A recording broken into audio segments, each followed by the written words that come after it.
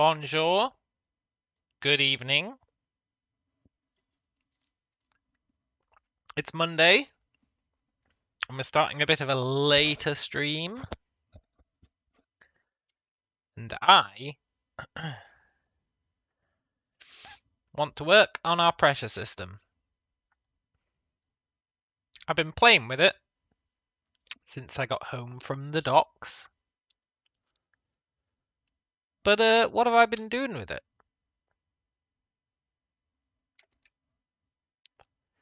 I have been trying to solve the hole problem. The plugging of holes. And you know what? Check this out.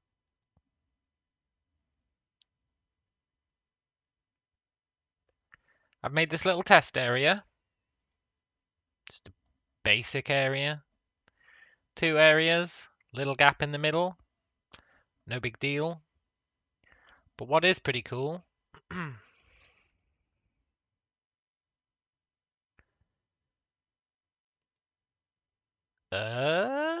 boom. He plugs the gap. Pretty cool, right? Pretty cool. Now I know the the beams of light go off into infinity. That force is sticking the player or the object to the wall. Now it's not ideal.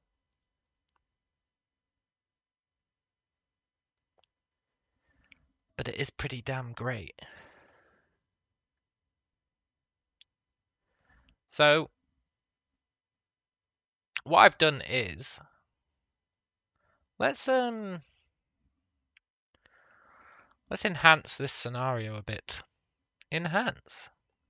Enhance. Enhance. Let's do the old switcheroo. Let's add some more walls. The walls don't actually matter per se, unless they're inside the area. But it's good to have visibility, right? Let's do a square.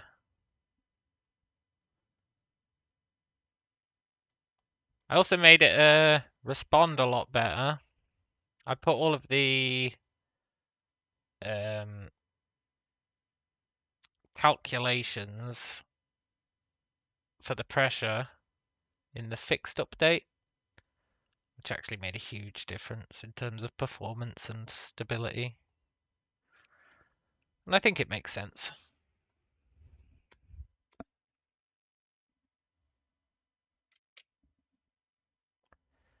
So, let's do a little test run. We need to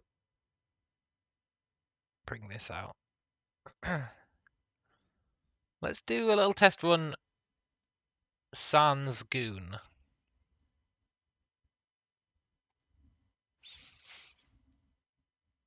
And let's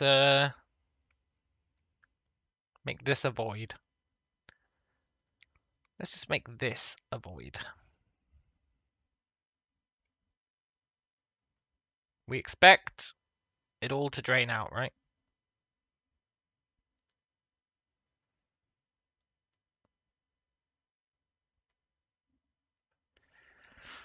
Seems reasonable.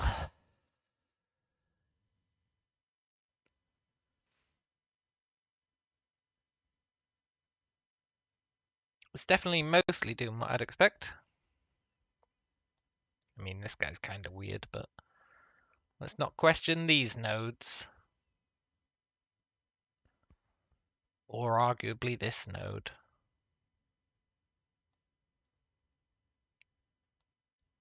It's interesting that it really gets bottlenecked by these gaps.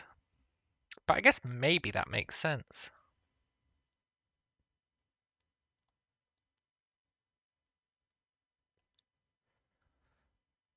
But it is working.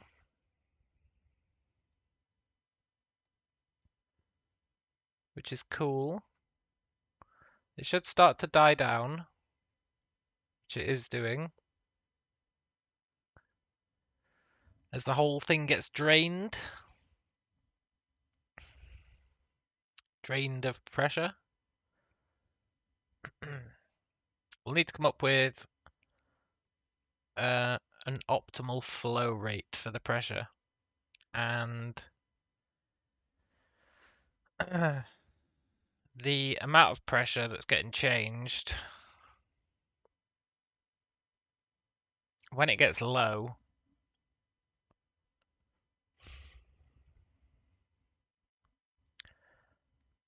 We might want to cap this at some point, right?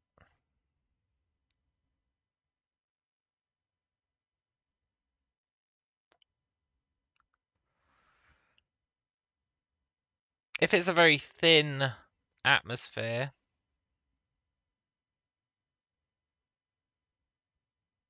it drains slower. Does that make sense?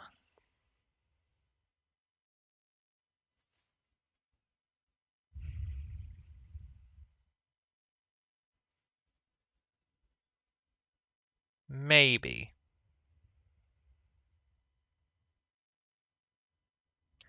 If it's a very thin atmosphere, it drains slower.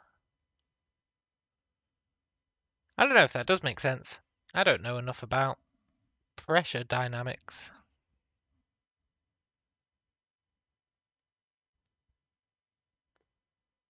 A large part of me thinks it doesn't make sense. Like here, right? Here's the perfect example.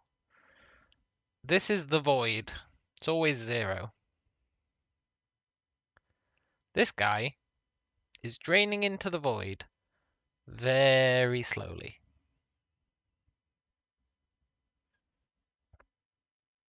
And the less he has, the slower he will drain into the void. But I feel like he's getting sucked into the void.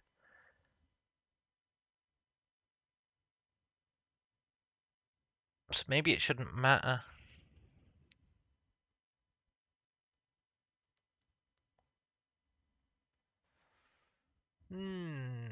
It's a tricky one. Anyway, that's cool. That's basically drained.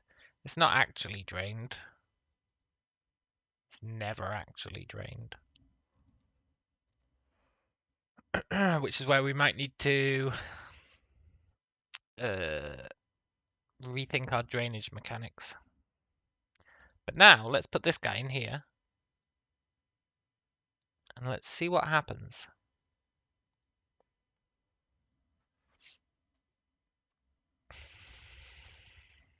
So we've only tried the basic scenario with 2 rooms. Let's try it with 4.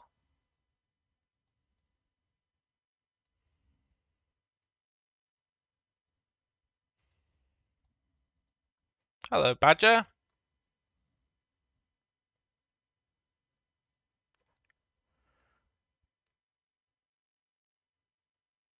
I'm going to be honest, I didn't...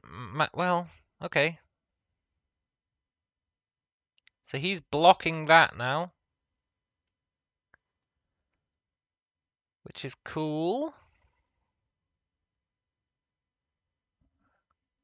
Sleeper Keeper 2 makes Sleeper Keeper 1 look like Child's Play. It really does. So that all got rerouted out of the non-blocked exit. Pretty cool, right?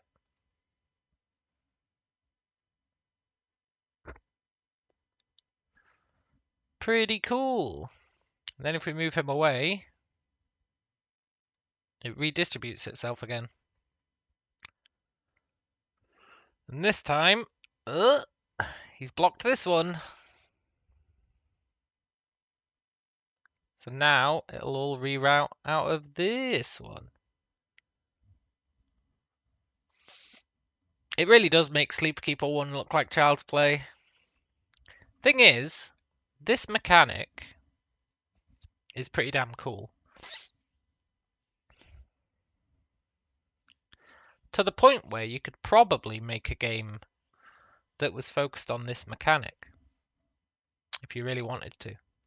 Like a simpler game. Like, I don't know what the game would be, but it'd be something about managing pressure levels. However, this is cool. I don't like... It doesn't seem to make sense to my monkey brain that these are draining slowly when they're almost empty. Which means I think pressure change should...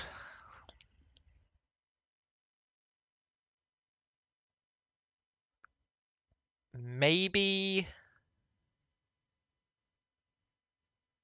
be a constant flow rate instead of being based on the difference between the two nodes.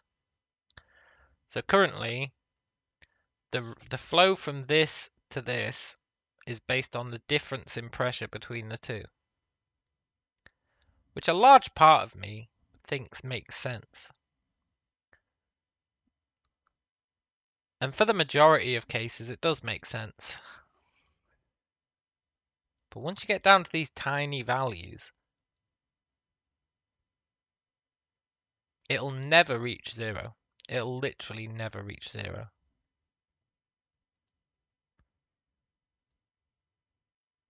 Like, I think if this node is next to a void, which it is, this is a void.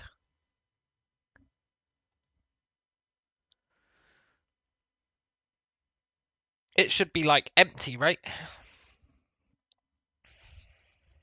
But maybe it shouldn't. I don't know anything about pressure dynamics. So maybe it shouldn't. Maybe it should slowly trickle out the last remaining pressure. But I feel like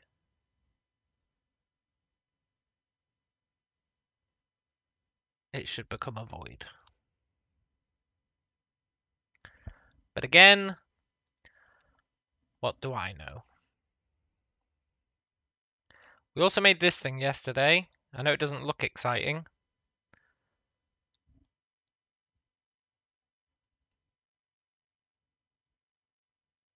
But we can put it like there.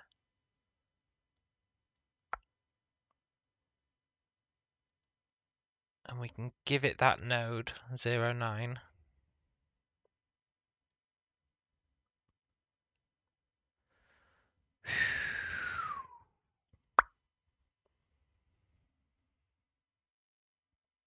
And it'll start repressurizing the area.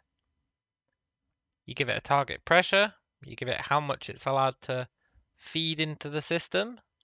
And look, because it's feeding stuff in, it's unblocked this guy. Pretty cool, right? Now it's pushing him away, which might be excessive. That'd have to really be throwing out the pressure for it to push him that far. And then I don't really know what's happening here, I'm going to be honest.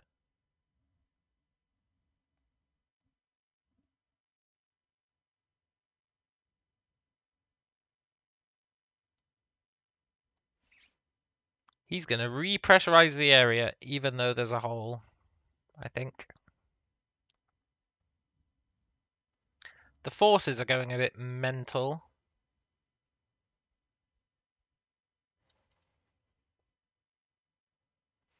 I might want to...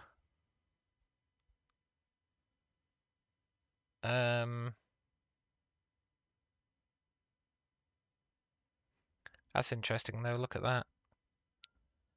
Because he's in these areas, they never gain pressure.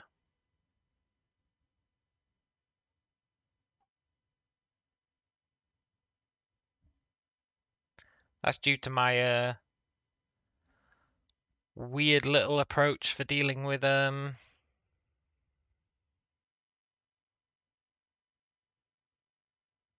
atmosphere loss. The suckage. Which I'm not 100% happy with. it looks very effective when you do this. My blocking mechanic looks very effective in this scenario. It looks uber effective.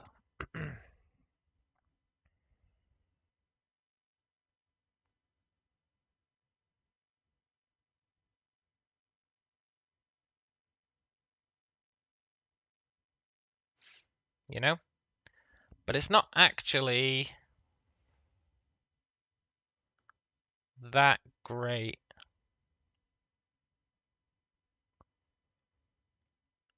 Because all I'm really doing is saying this guy can never be given pressure anymore. He's not allowed to be given pressure. Which means these guys go fine. And if this guy can't be given pressure, then that means this guy can't be given pressure through this tunnel.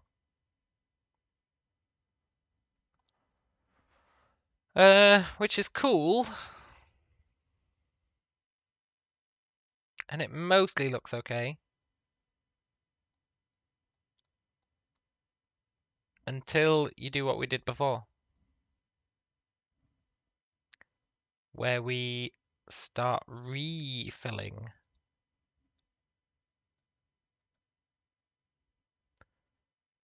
When we start refilling with pressure.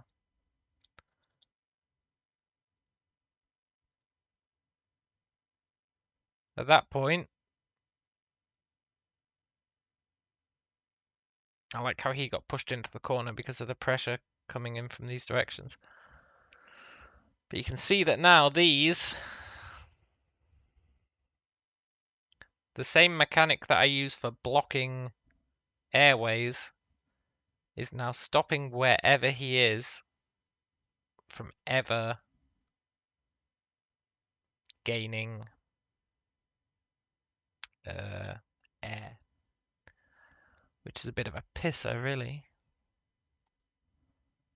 Let's turn on his pathfinding.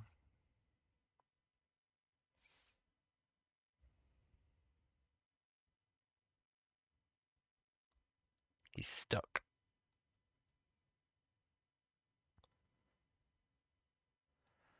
So,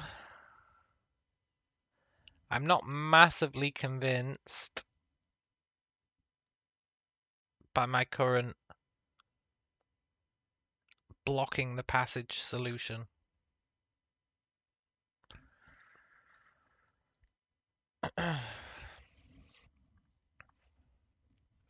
It's fine as long as you never put air back into the system. But as soon as you do, the flaws really start to build up.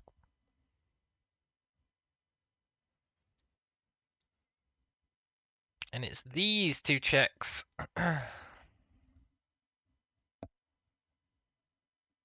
that fix that issue, but then cause their own issues.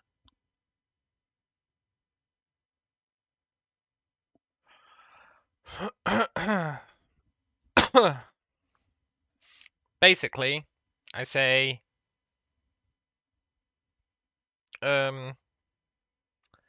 if this node has someone occupying it, and it's going to take pressure from someone else, it's not allowed. So it's never allowed to take pressure from someone else if someone is occupying it.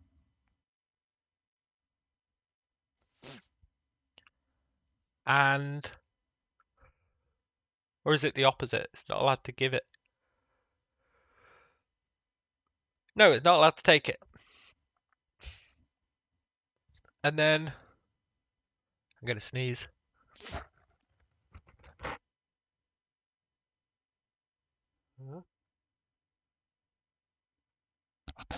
False alarm. And then, if another node has this node where the object is, as a neighbor, it says, oh, my neighbor's got a body. I'm not allowed to give it any pressure.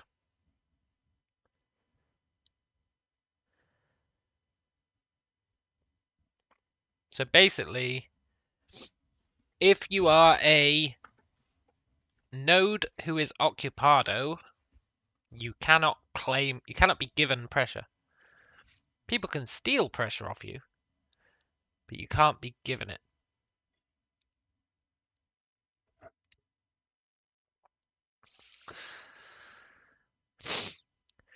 Which sort of works, as you saw. It sort of works. And then to get the getting sucked in effect, I say, even though you're not allowed to take any pressure, and you're not allowed to give any pressure, still apply the force. So still apply the pressure change force that you would have done if you were transferring pressure.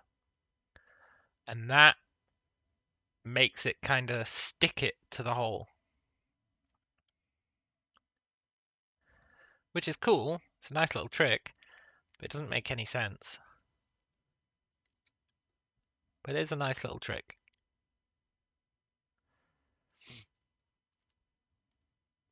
However, the whole doesn't make any sense thing means I don't think it's a valid solution. I'd quite like my solutions to make sense. But they also need to be computationally efficient. At least to an extent.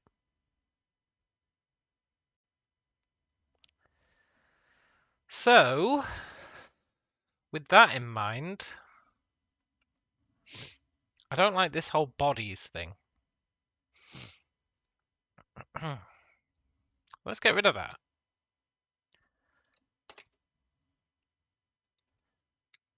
And what if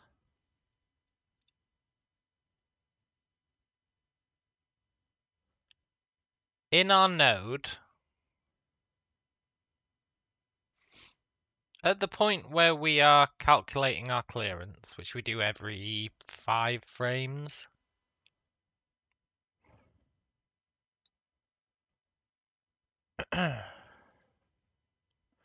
what if we also had another function? This class is getting way too big, but what if we also have another function called update blockage? And what this will do is calculate how much of the node is blocked.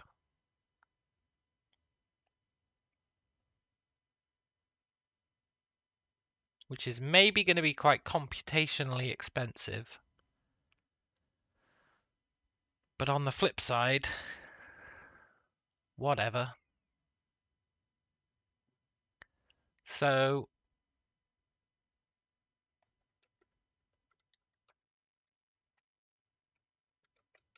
for that, we'll have it be a value between 0 and 1. And we can say for each body that is touching us, we want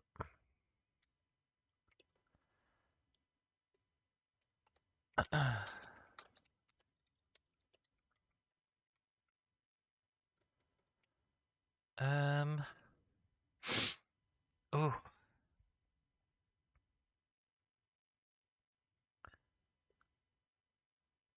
do I? Am I not getting a reference to the collider? No.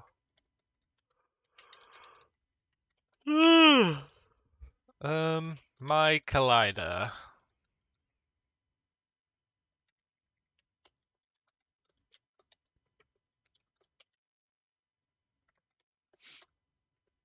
sure. Let's get our collider. And then we can say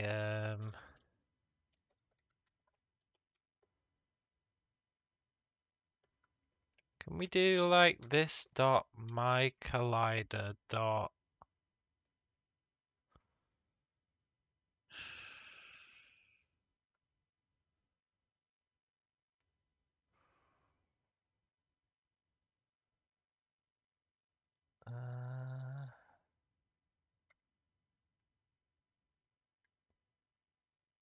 bounds. It's annoying that we can't just say, can I have the how much you cover each other? But that's fine.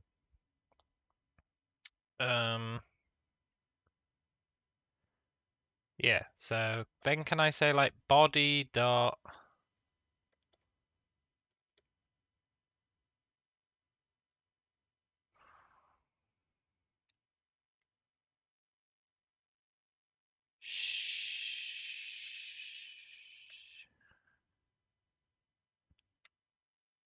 no, not really.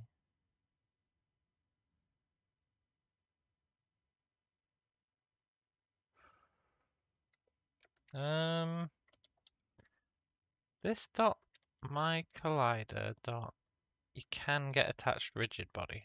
Okay. So we're actually going to change this to be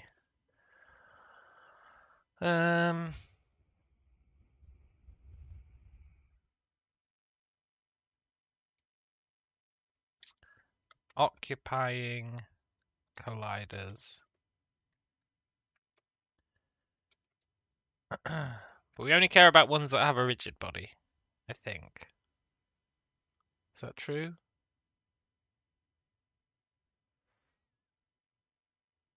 No, it's sort of true.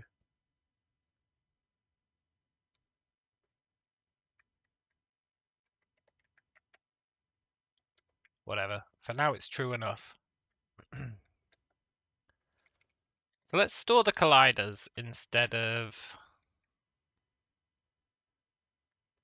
the rigid bodies.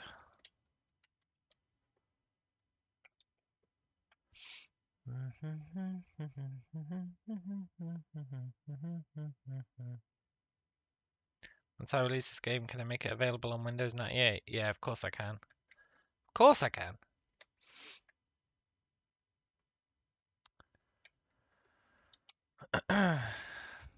So now we can say there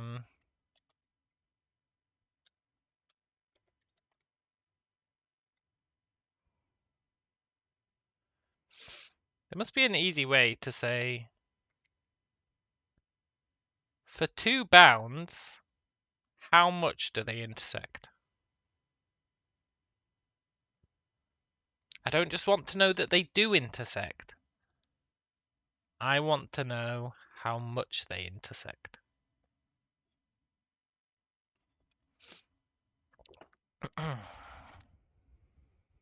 Which is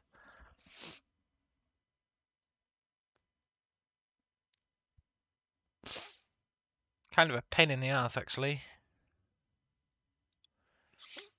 Should we ask the old ChatGPT?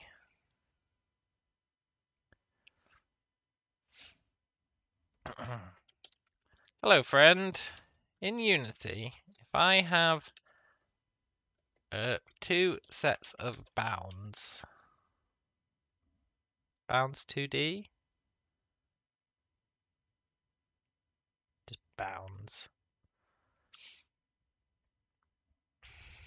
that I am using in a 2D game, and I want to know how much bounds B overlaps bound A in a percentage. What's the best way to do that? Because that's what I want.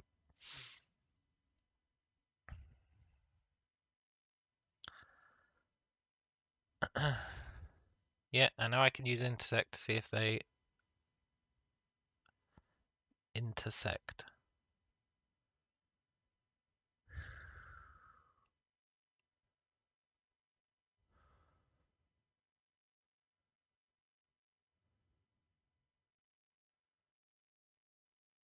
What's he doing? Oh, he's just creating two example ones, right?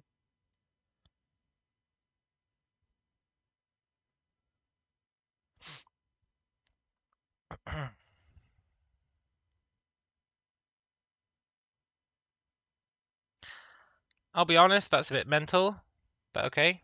Yoink.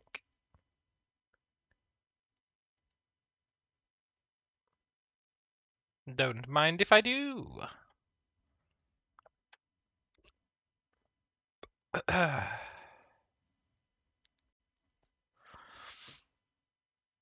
um.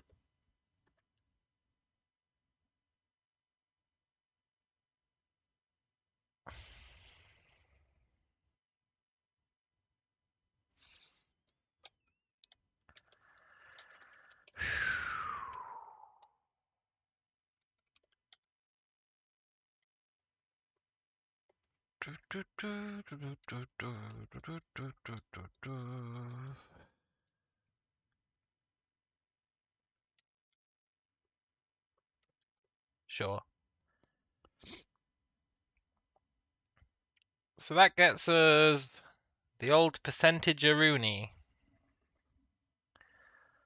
which is fine for a single collider. Now we could overthink this, or we could just say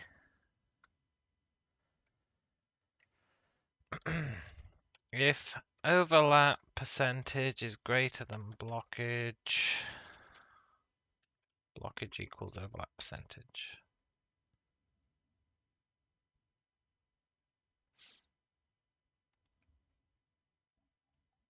Cool. Theoretically, so let's do a public float blockage.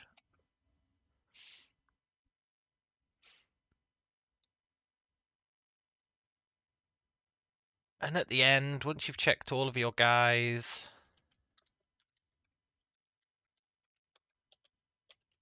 sure. And I need to update these to be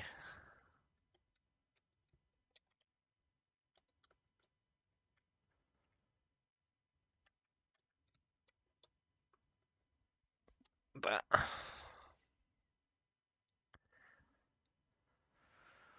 Whew. So I probably need to call that function actually, don't I?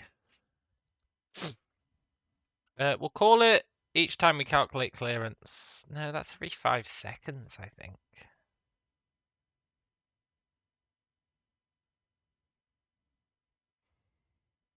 No, it's not every 5 seconds. I'm talking nonsense. At the same time we do that, let's update our blockage, just for now.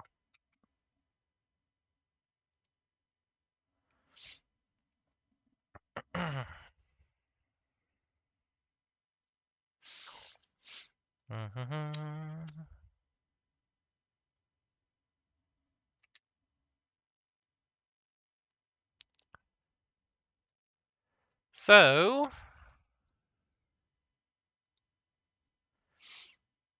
his blockage is 41%. I mean, I don't particularly think he looks 41% blocked, but who am I to judge?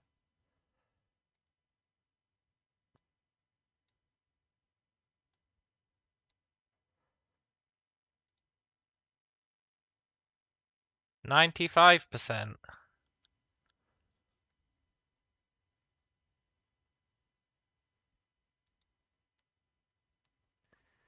28%.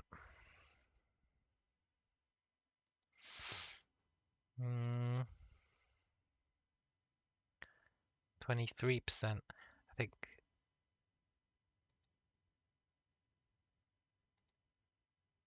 Maybe they're accurate?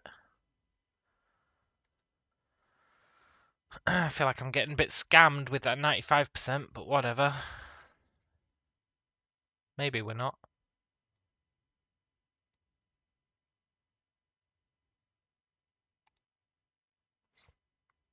Okay, cool. It's good enough.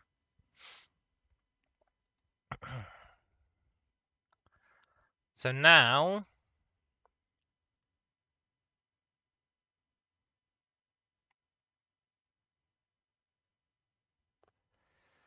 we can somewhat comfortably, at this point, be aware of how blocked we are. To an extent. I guess the next question is, does that help us?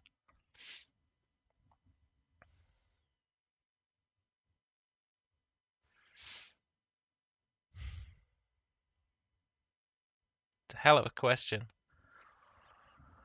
It's a nice little stat to know, but does it actually help us?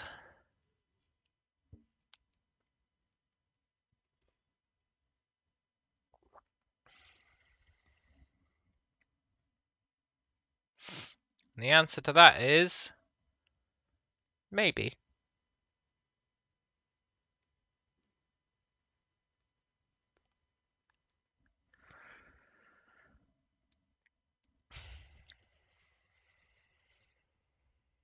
So I guess we can say, just as a test,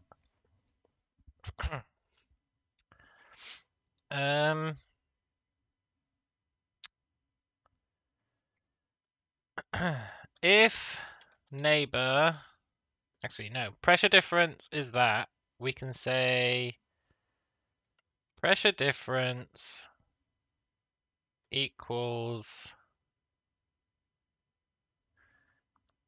I sure wish blockage was between 0 and 1.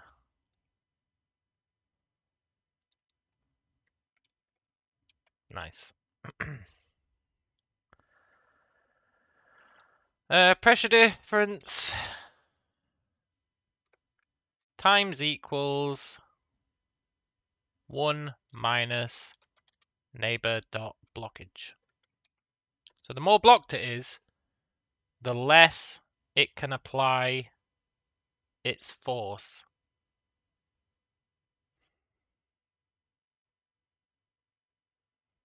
That's vaguely reasonable. Let's see what that does. I mean, it's not massively reasonable.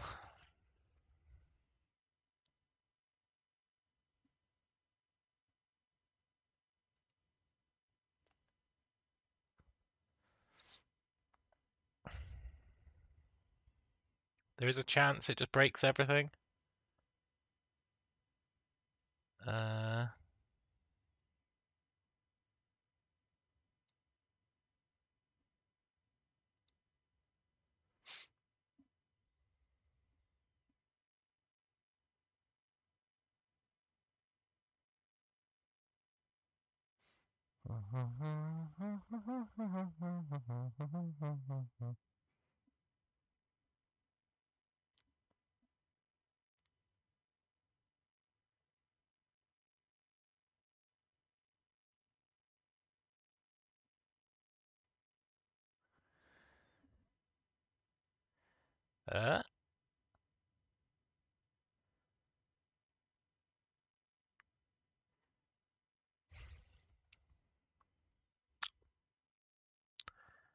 Look, I'll be honest, that's not particularly what I wanted to happen.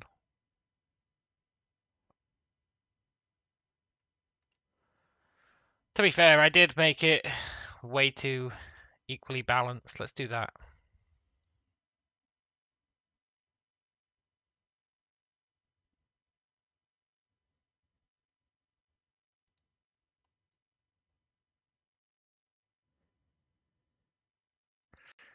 Now, I don't expect this to be a solution, but I do want to see what it does.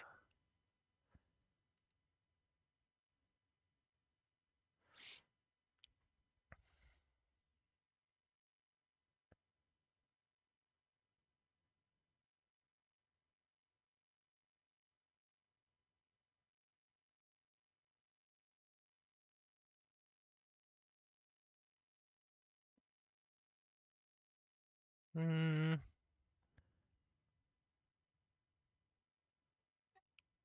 Not really a solution, is it? I guess it's quite hard to tell. But I feel like it isn't, otherwise this line wouldn't be so mad.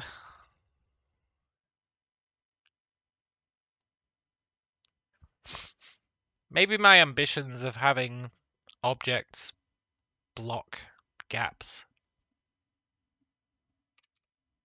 is too large an ambition. I wonder if he can at least block the void.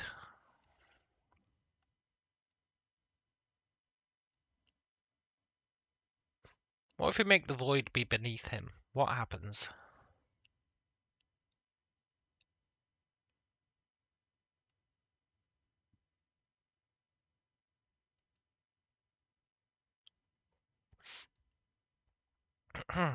He does indeed block it.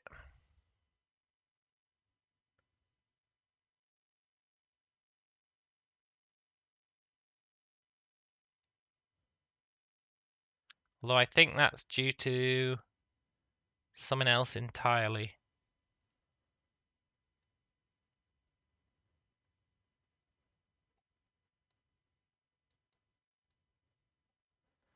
Yeah, didn't I put that other feature in?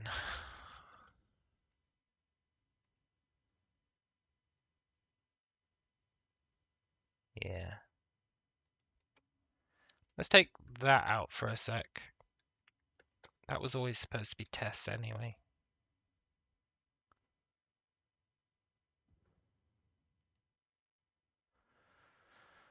Whoo.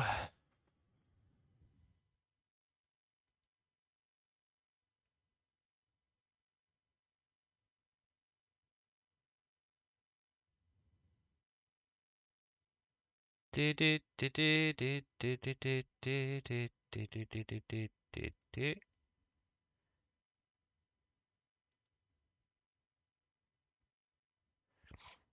Hmm. They're still draining, but much slower. Much slower. So I think that is working in terms of blocking the ground. He's not 100% blocking that, so some stuff is seeping through.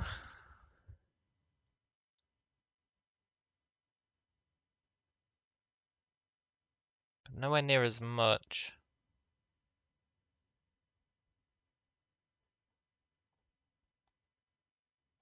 Which is vaguely cool.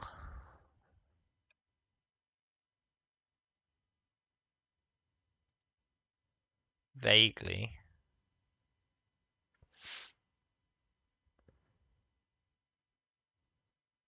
He's got that 97% blockage going on. What if we make it one that he can 100% block?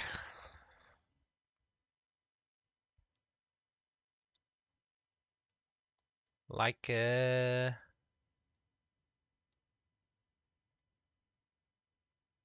we do one of those. 100% blocked.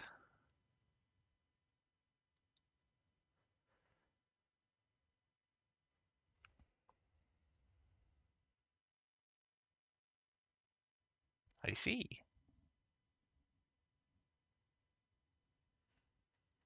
Well played.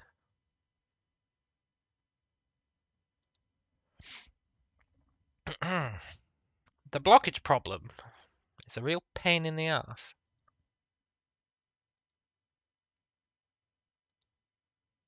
I'm going to stash everything there.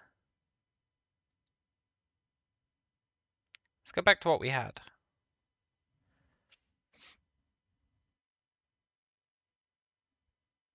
Except, we are going to make this a fixed update.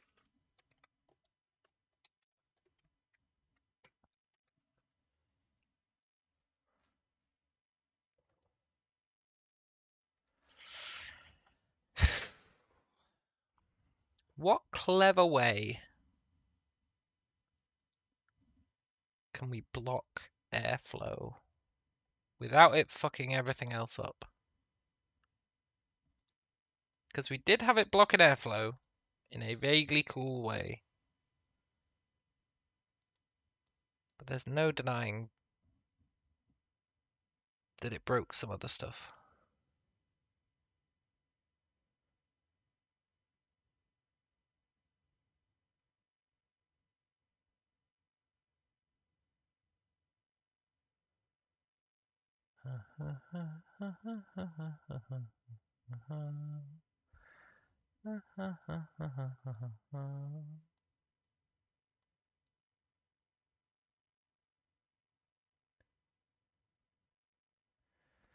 Take your time, little medbot.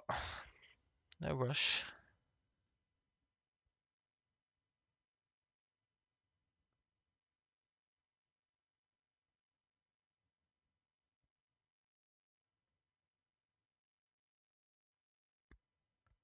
It's interesting how much the little gaps limit pressure loss.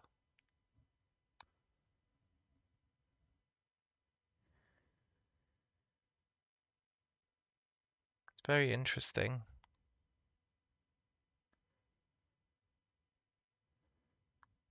It's also interesting how these guys have still got such mad vectors.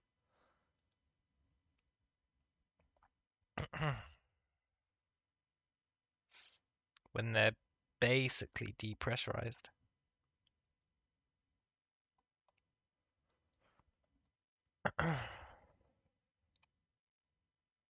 It's pretty uncouth.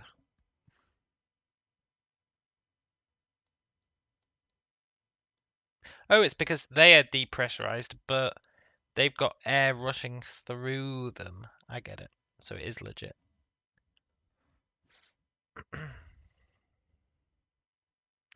They've got air rushing through them from all the other nodes.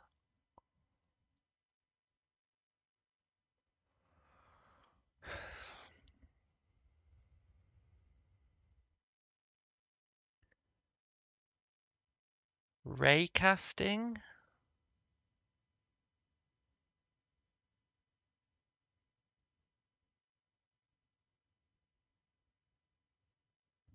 Raycasting.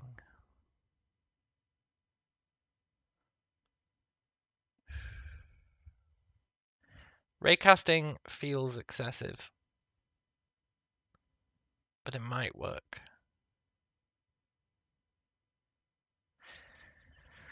Maybe I'm thinking about it too literally.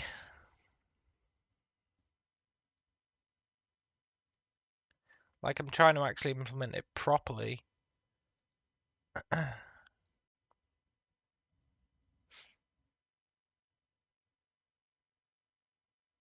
Maybe what we really want is... Well, let's try a few things without using the frickin'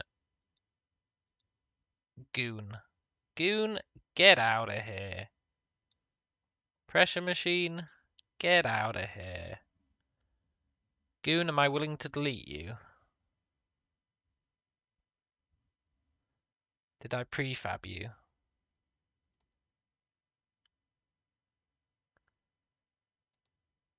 I did prefab the goon. Sorry, goon. You're dead. You're dead to me.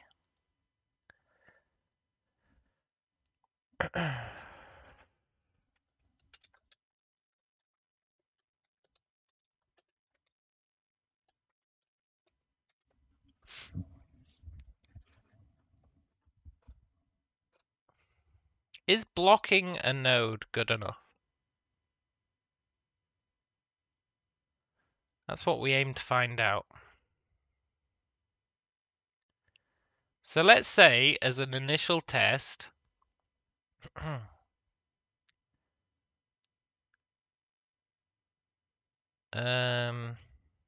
if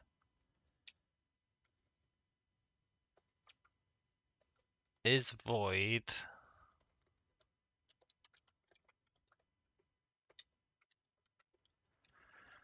If you're a void, your color is black. Because you're space. If you're blocked, your color is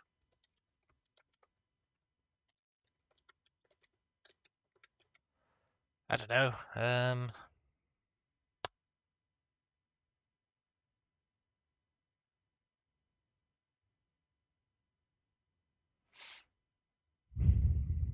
Magenta.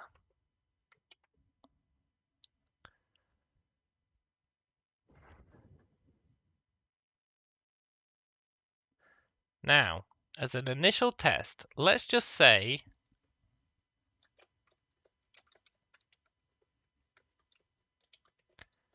if you're blocked, don't do anything.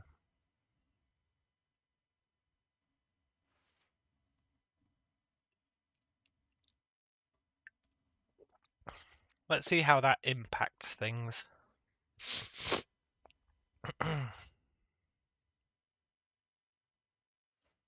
You are blocked, and yet for some reason you're not magenta.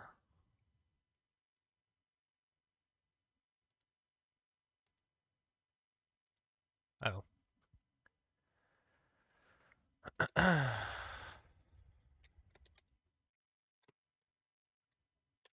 Sure.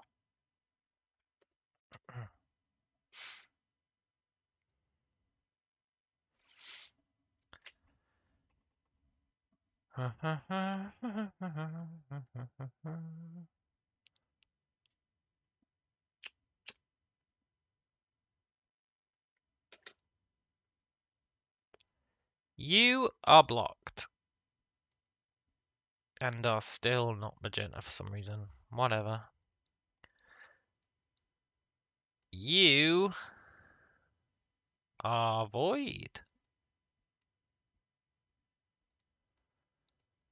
What happens over here?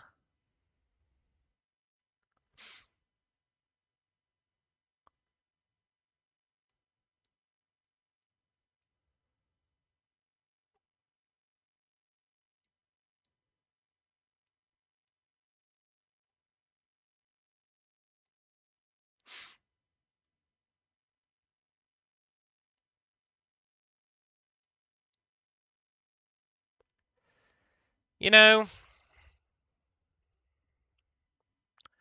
in a lot of ways,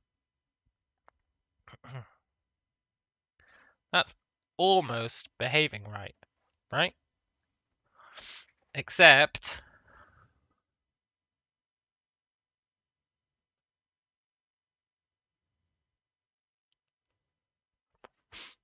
that he's keeping his pressure.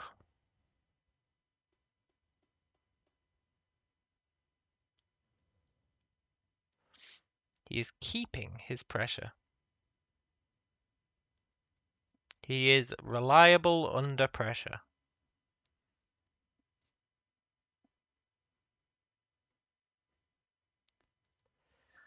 Which is not cool, really.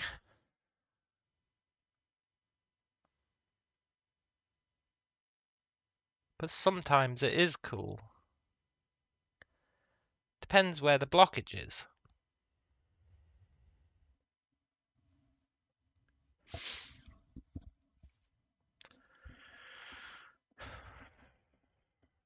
No, but even then he would lose some. Like, if his blockage was here, this is where I was saying raycasting earlier. Raycasting?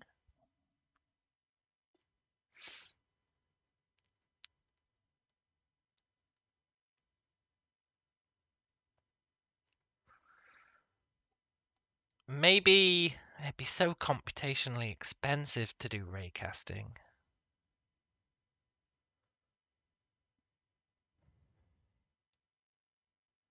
But you could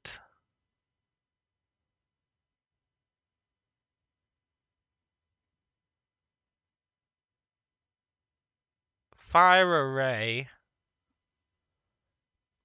at the nodes you're thinking about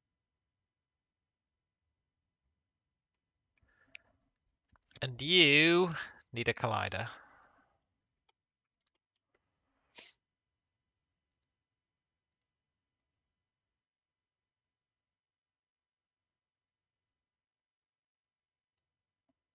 See what happens.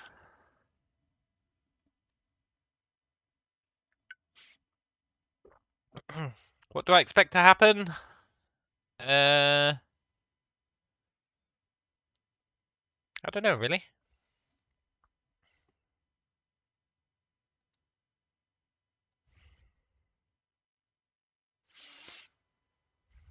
I should have probably done it there. Or there. Tell you what I didn't expect to happen. I didn't expect him to be feeding that guy.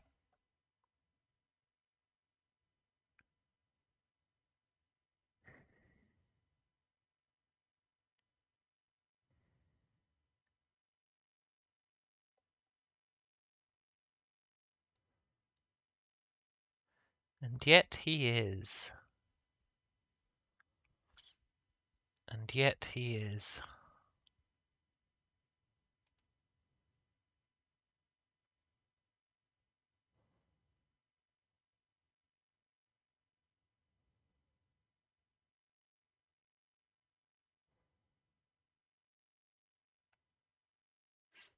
But why?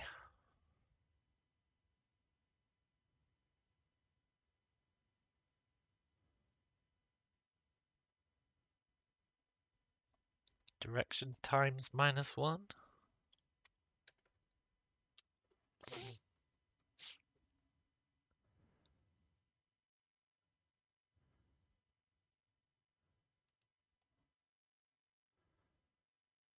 Does not equal null?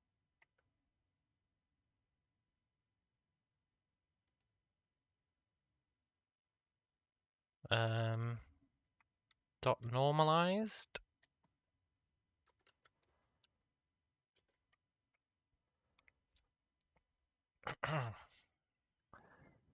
I'm just making shit up now.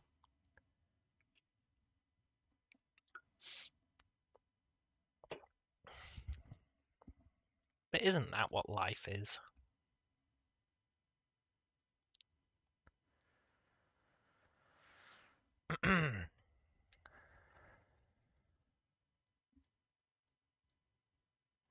Well, I've successfully made it so that nobody transfers stuff anywhere.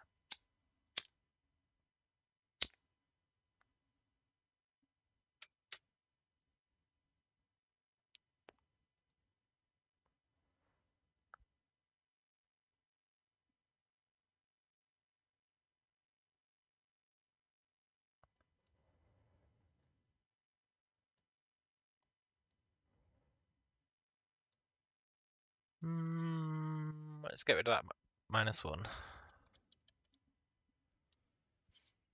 If we do a raycast and we hit something, continue. But ignore the node layer.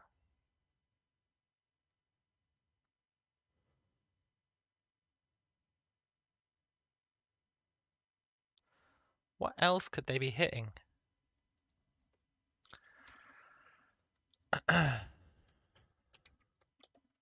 Ignore the area layer. Ignore the debug layer.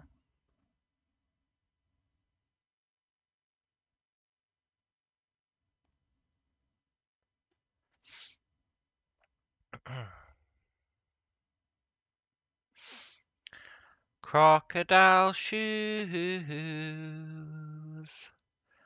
Crocodile shoes. Doo-dee-doo-dee-doo.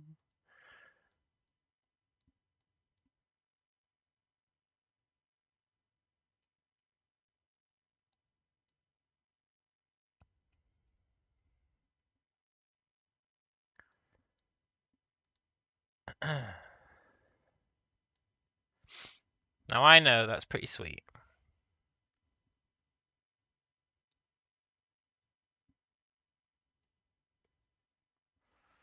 Believe me, I know that. It's perfect for airlocks, eh?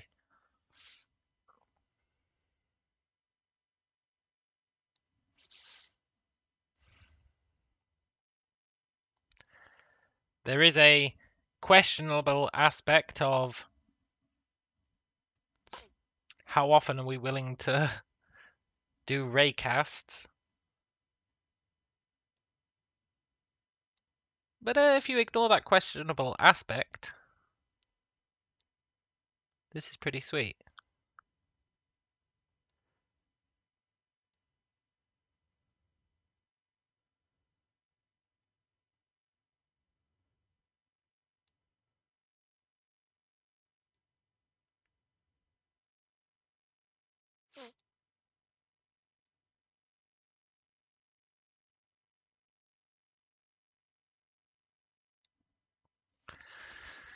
It's not perfect.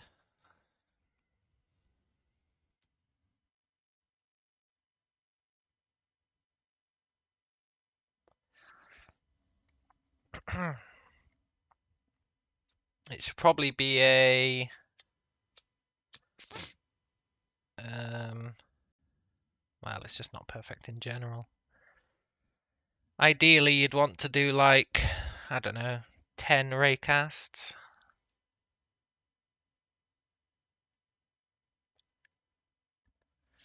But that's even more excessive.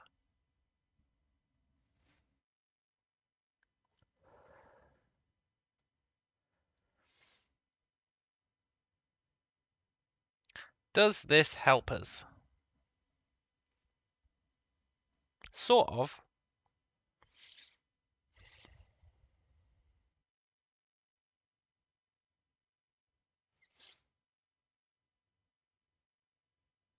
Sort of.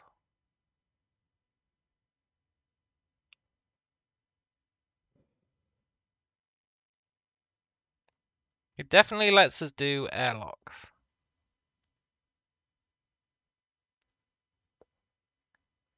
I don't think it helps us with the problem I was trying to solve.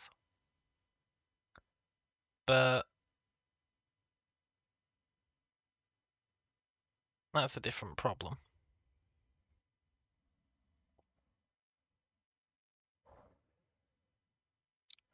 We've gone from thinking about on the node to passageways between nodes, which is an important distinction, I think.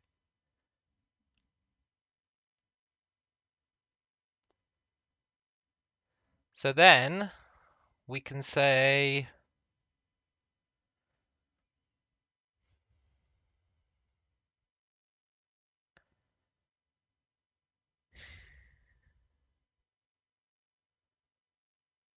something.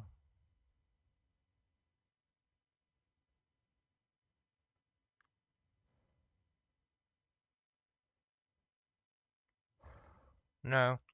I might have to give up on my hope and dream of having like the robot block the gap. I think having static things like this do it is fine.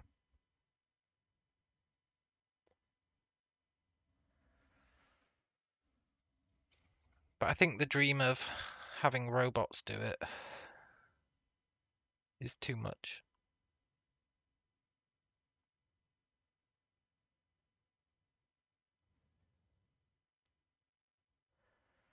We can have it so that robots can block holes in the floor.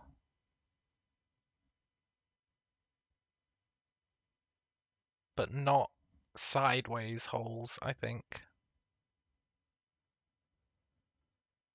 It'd be too brutal.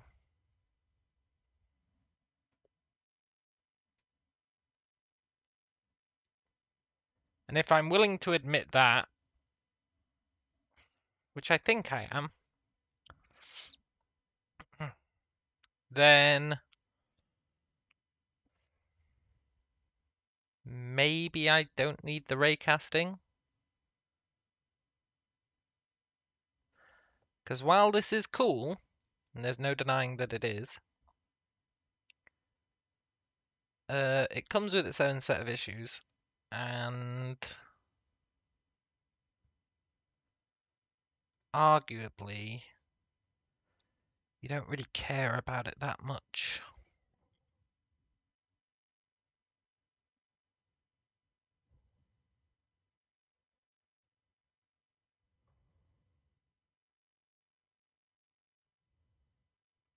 Maybe we should do doors next.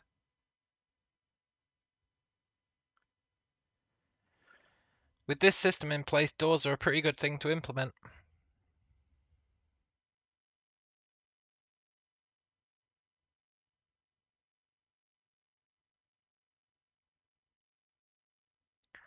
Yeah. Let's do doors.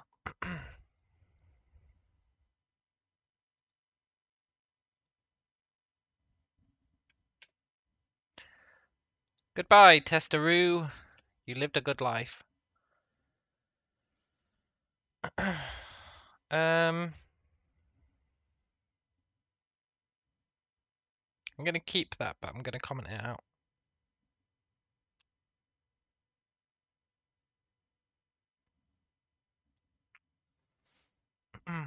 Icarus says, but Callum, games have been making games with NPCs that block you all the time. It must be as easy as programming Hello World. I know you're joking, but I'm still going to correct you. We're not trying to make NPCs that block you. We're trying to make games that block the airflow, which is a far more complicated problem. Blocking the airflow is a whole different beast. Most games don't even have airflow.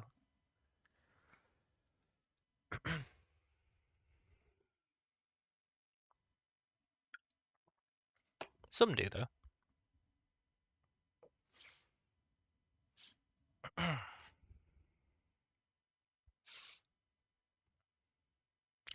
Doors. If we're doing doors, we should make some sort of an executive decision on the size of doorways.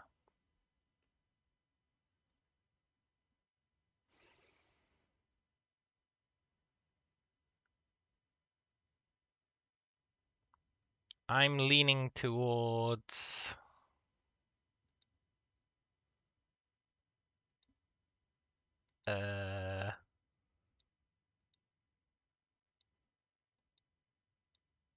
3.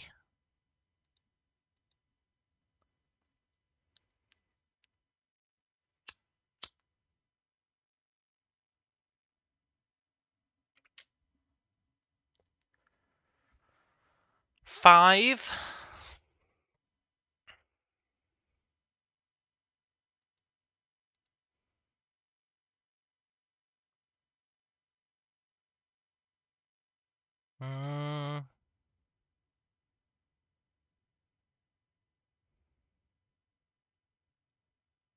6.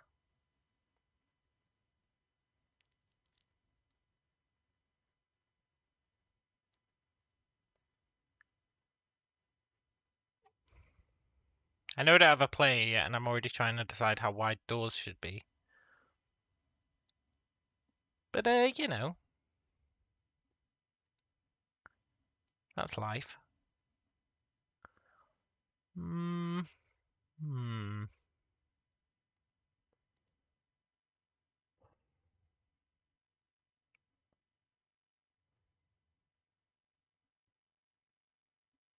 2.5.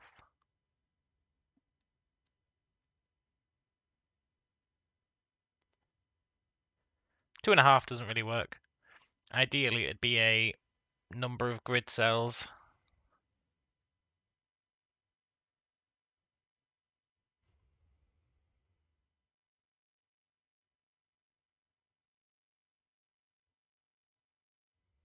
An equal number, rather. Not just a number. Yeah, no, a number. The door could be 3 wide.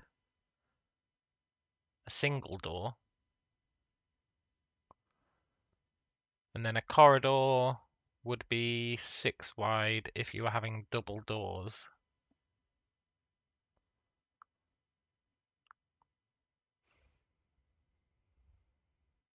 Which is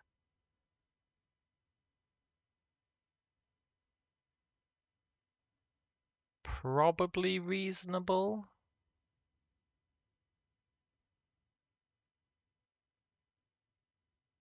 Let's go with that. So we're going to make a door that is 3 wide, which means it's 96 pixels of door.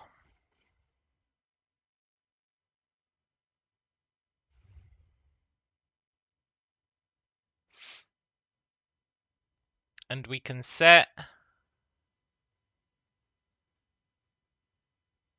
the... I don't know what we'll do with the door pressure when there's a door on it.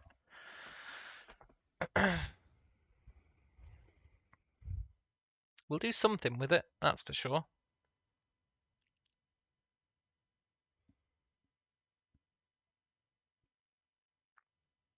Because we can set it to blocked.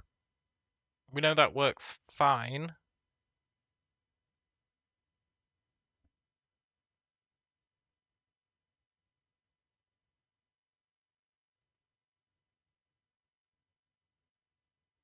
Yeah, we know that works fine. You can set it to blocked.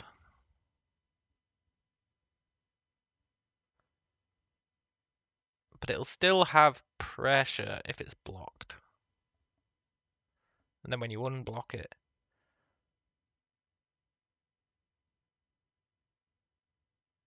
let's worry about that later.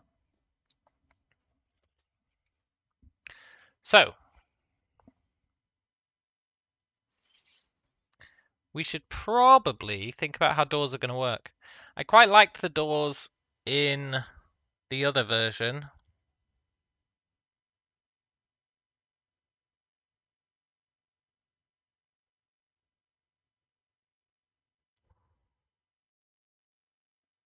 By that I mean the physical aspect of them. Like you can pull them open and stuff. Quite like that.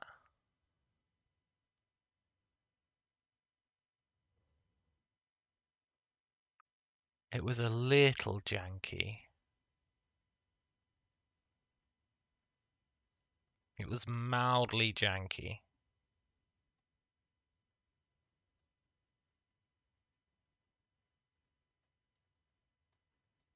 It was quite cool conceptually.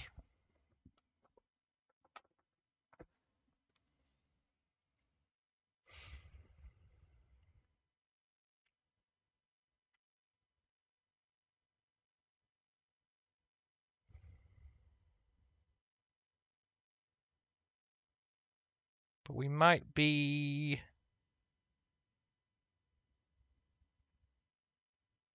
going too crazy with it. For now, let's make a basic door. If we want to make it draggable later, we can.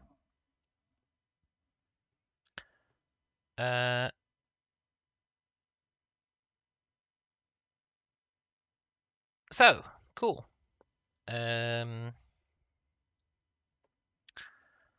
Door. We're doing it. We're creating stuff.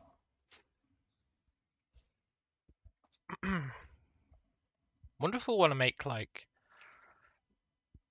no, let's not even think about it. So, a door. What does a door have? Well, as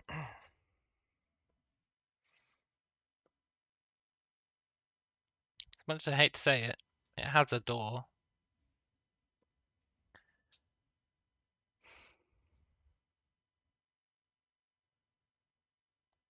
What did I call that in the other one? Door panel. Yeah. It has a panel. Which I guess is the physical representation of said door.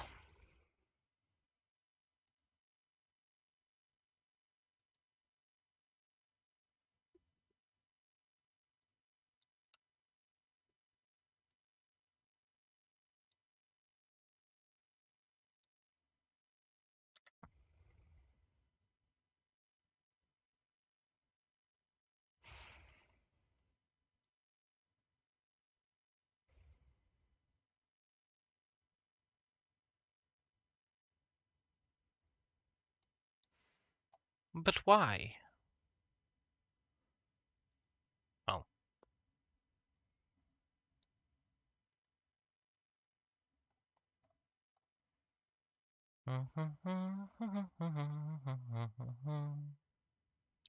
The old physical representation of a door, majig. Perfect. Couldn't be a better door if I wanted it to be.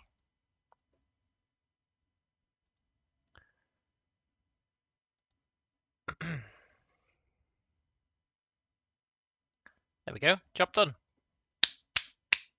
Simple.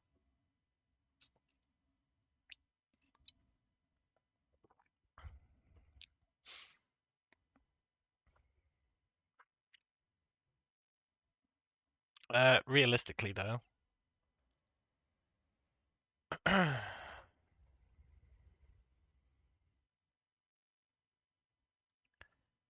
we want it to be able to slide in, slide out. Door goes in, door goes out. You can't explain that.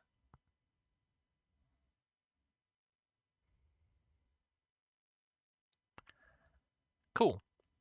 So the door, as well as having a panel, we also want it to have I called it the holster, which is technically true. I don't know if there's a better word for it.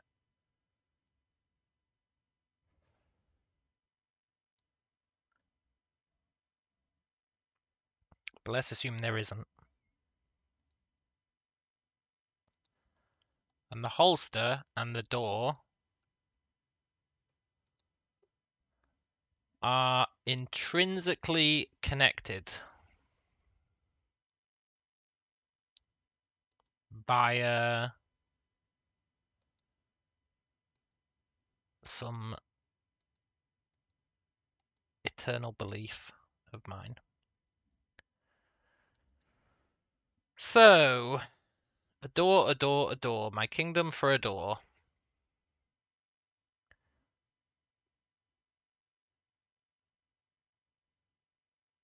Well,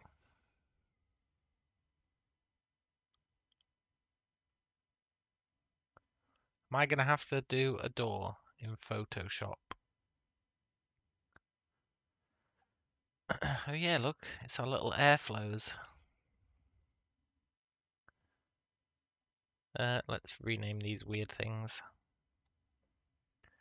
Airflow. Doesn't look very good, but actually doesn't look terrible when it's actually in game and alphaed and stuff.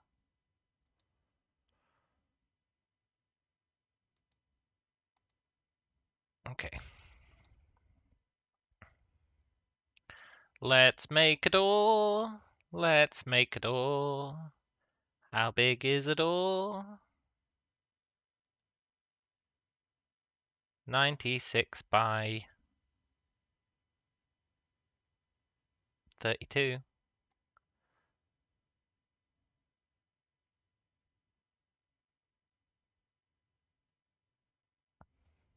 The perfect door.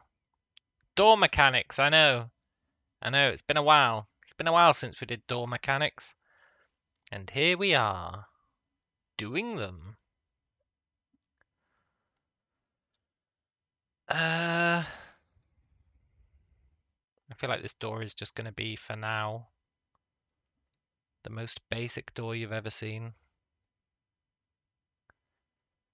We can add some nuance to it in the future. But Callum, why don't you use the line tool? All you're doing is drawing a line. Yeah, I know. I know.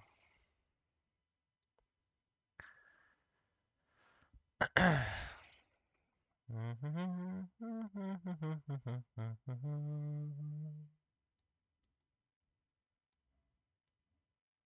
don't believe in no line tool.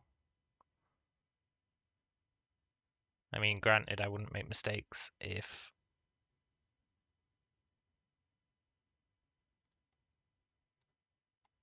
I did.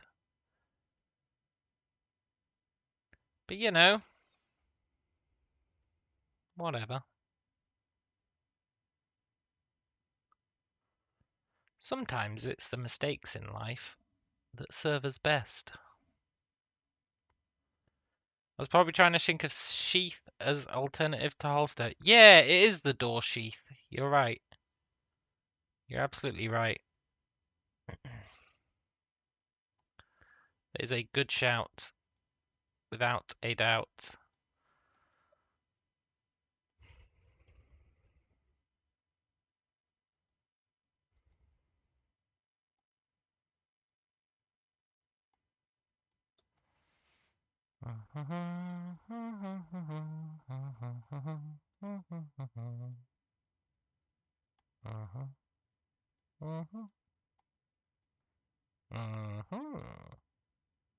The perfect door, which I've put in the same layer as the airflow.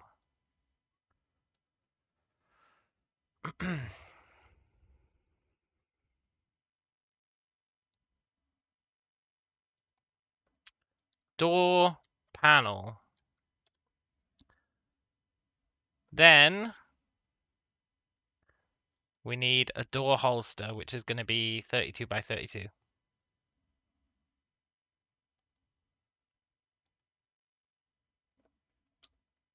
I mean, a door sheath.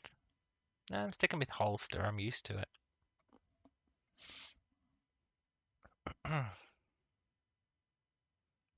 We could spice it up a bit on this one, but we're not going to. Do do do do do do do do do do do do. I don't know. I've got crocodile shoes stuck in my head.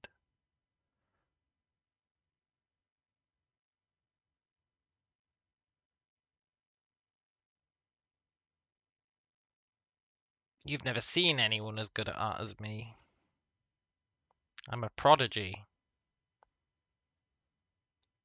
A prodigy!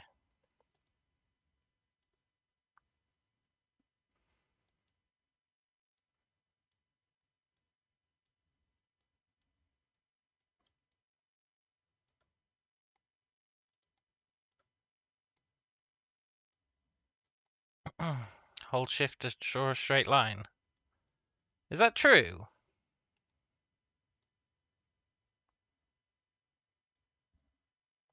Oh my god, it turns out Icarus was the prodigy all along. Oh, it even works for deletions.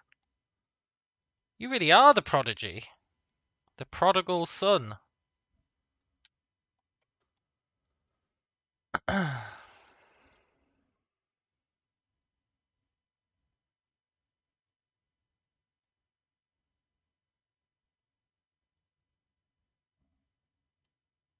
Photoshop since version 2.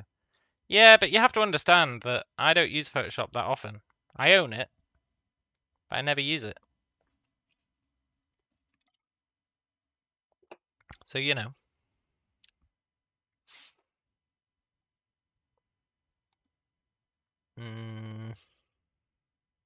Environment.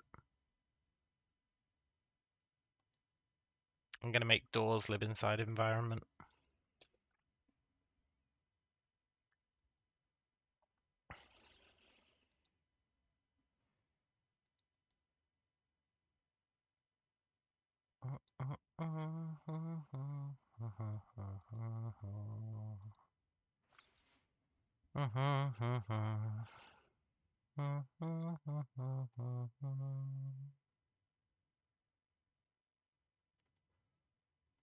Oh, I missed my button. I'm getting my button.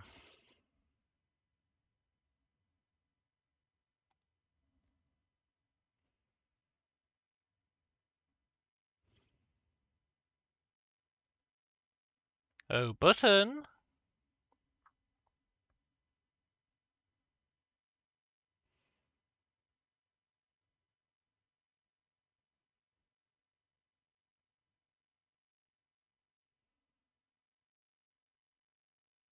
Where are you, button?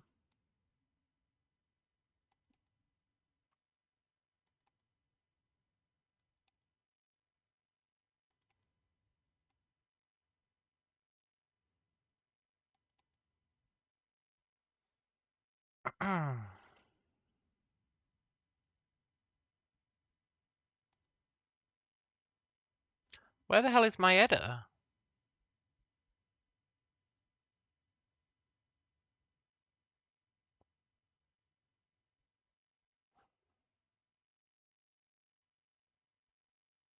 I must have put it somewhere totally random.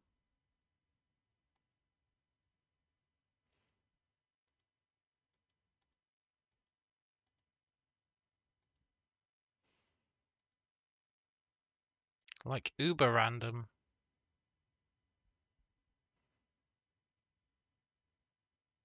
I don't know where I would have put it.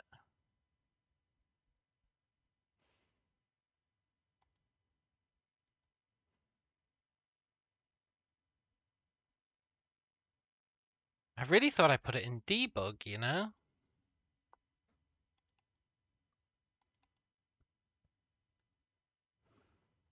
Alongside pixel perfect position. There's no denying, I don't see it.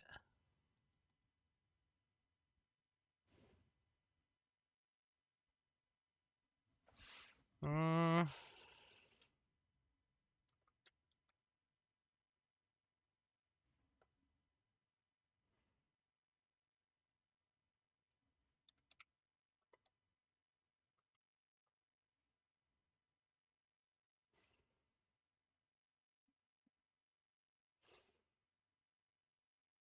Where are you?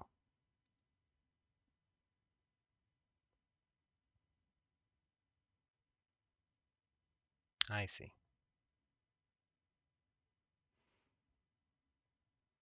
Yoink.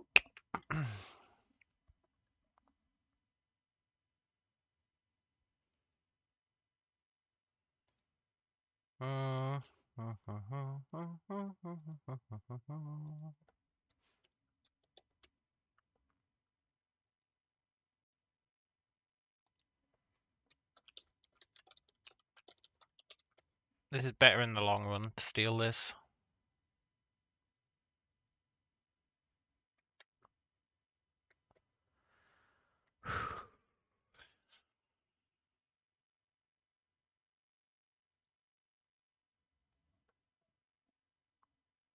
I hate having to set all these values for everything.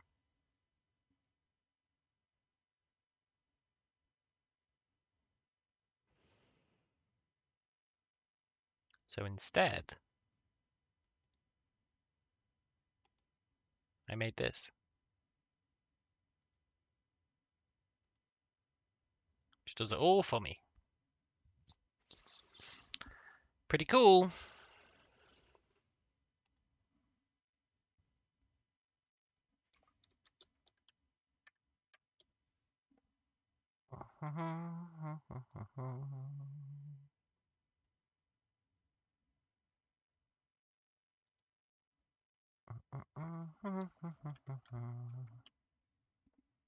Ah, door mechanics. It really has been a while.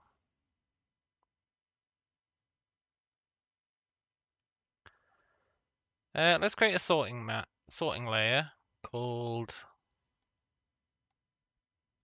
doors, which will live above the walls.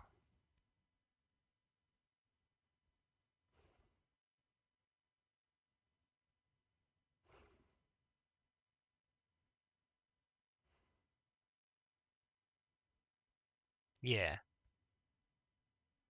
Sure, why not?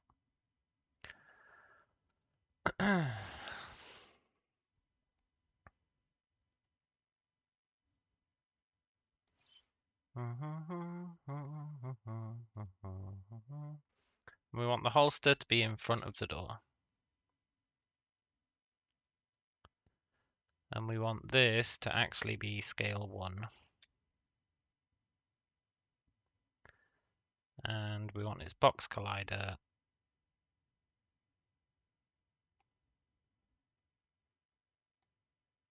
to actually cover it.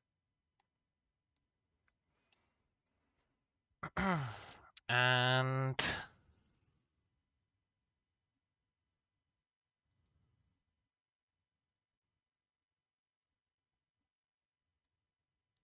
oh, it's fake gap. Okay, cool.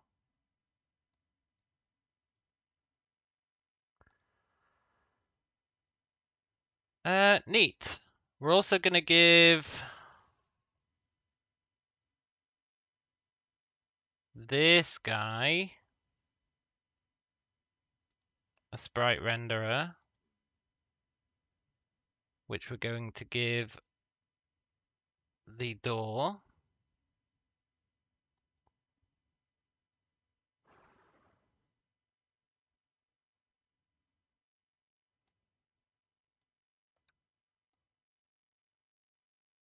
Because I'm loco.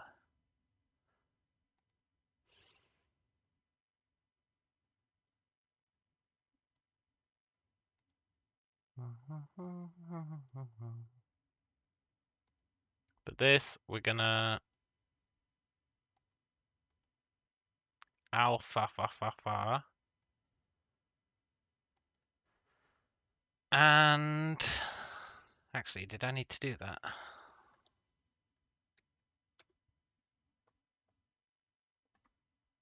Maybe not.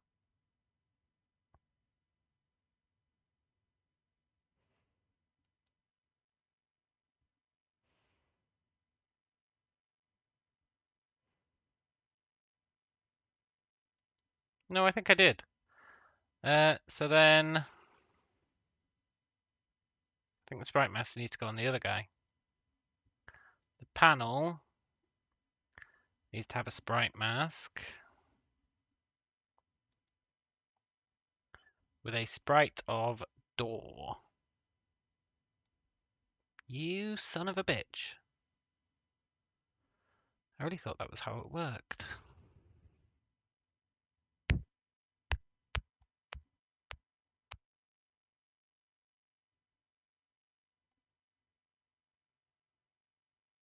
I can't remember how sprite masks work. I don't think you just select a sprite, do you? Maybe you do. No, you don't. Because we want this guy, when we move him over here, to not be visible, right?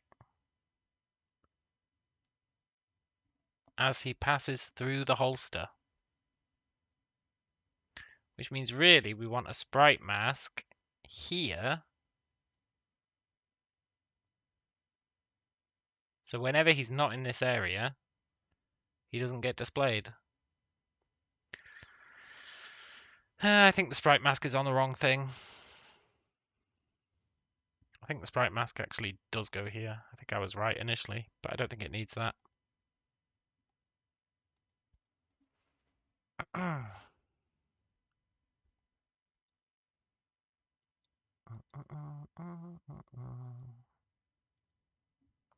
And then panel, mask interaction, visible inside mask. Eh? Eh? Eh? Huh? Huh. I know that's not that impressive, but you got to give me the small victories.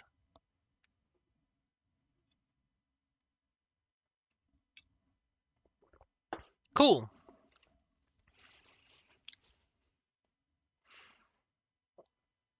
So now,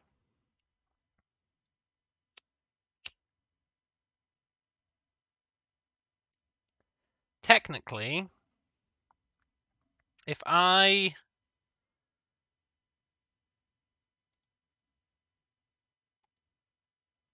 turn back on this stuff,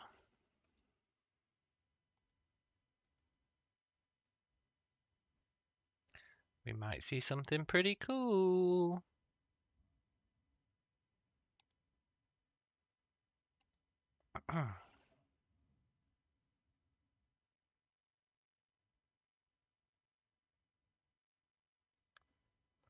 Let's make this guy be a void. Good. And then we can open the door. See how the air is all not going through the airlock? But if we open it... Oh! And then we close it. Oh!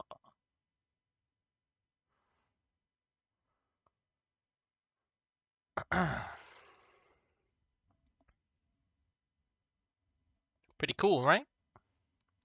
It sure is cool, Callum. Yeah, I know.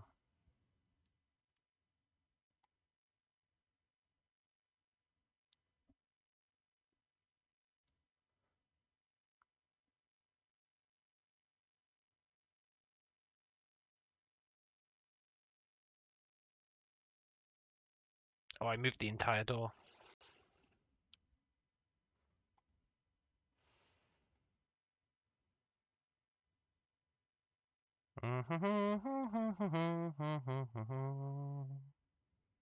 Cool.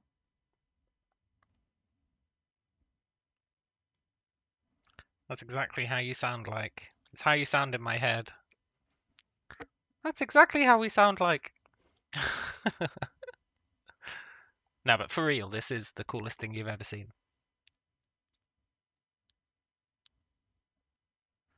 Don't even try to deny it.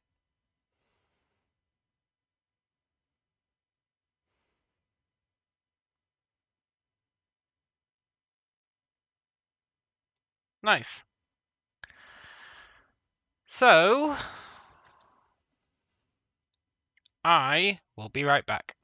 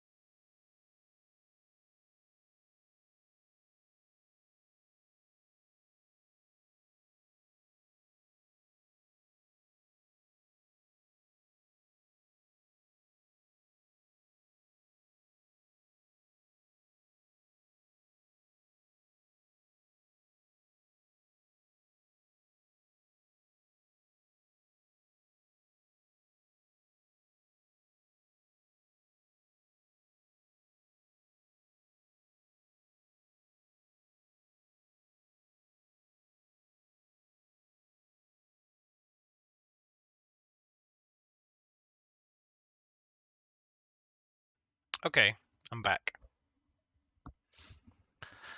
So, there is the door dilemma. The old door dilemma.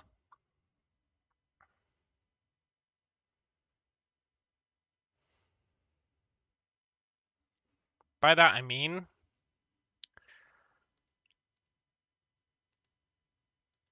let's restart this.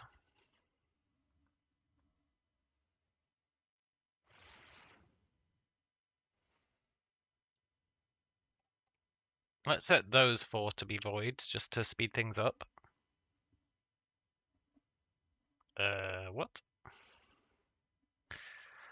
Oh, sod off, global light. What?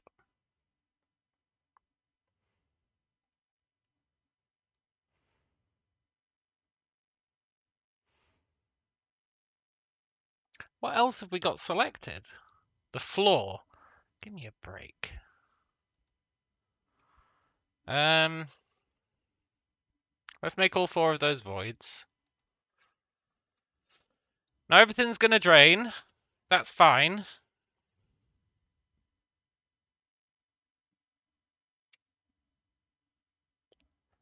But the door dilemma is a real problem.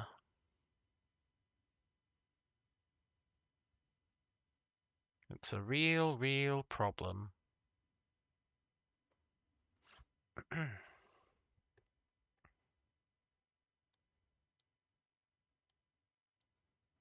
Firstly, I'm frankly amazed that he's pointing that way.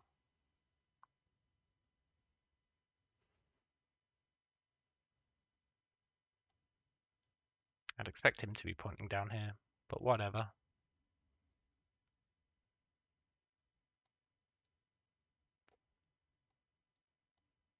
I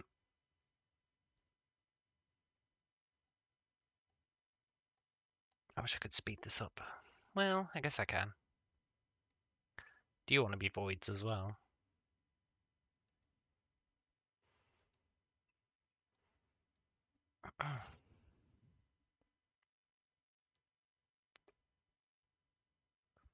And do you want to be voids?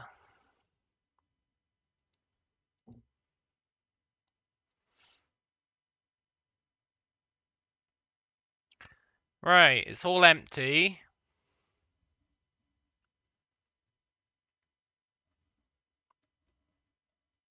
But look, even though the whole thing has become depressurized, although it hasn't really, which is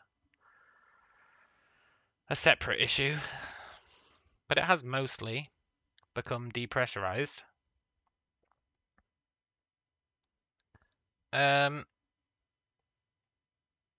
You see how the door has still got pressure sealed within itself?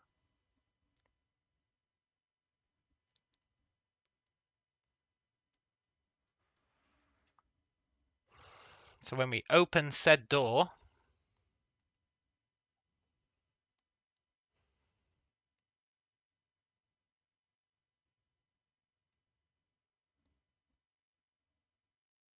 that means if you were stood here and you opened this door and there was no pressure anywhere,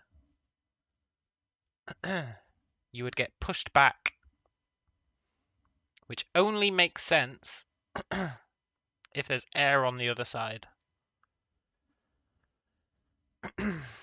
So, what we could do is, when a door closes over a node, at that point, it could distribute its pressure to everyone outside. Just share it equally, just dump the whole lot.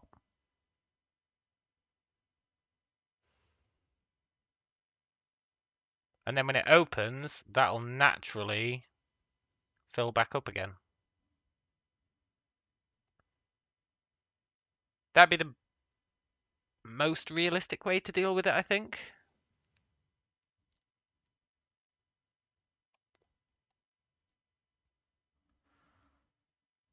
Which means we need to start...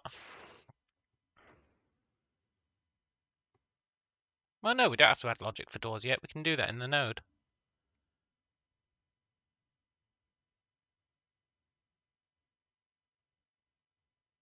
Kind of.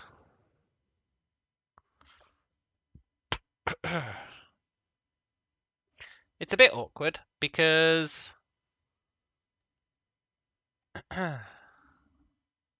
you probably want the node to start being considered open,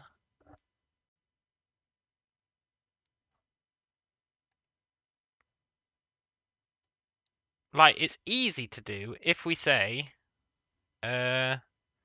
this node will not do anything until it's fully uncovered.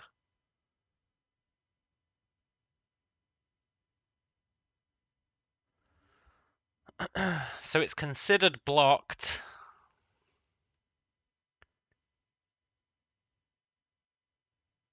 until it's fully open.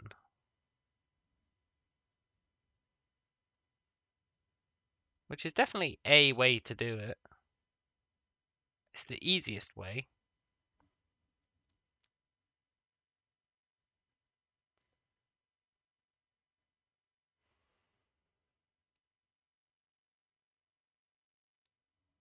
So let's do that first.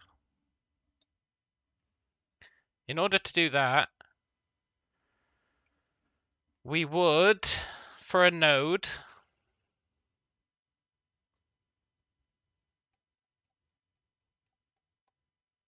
when a collider hits it, we say if collision is a door,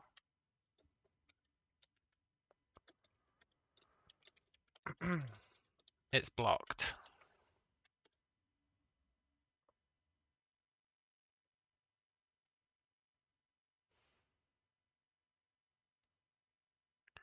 And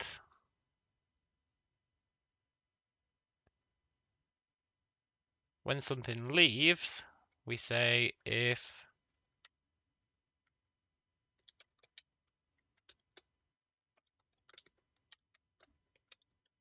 it's a door, he's unblocked. That's a very naive implementation.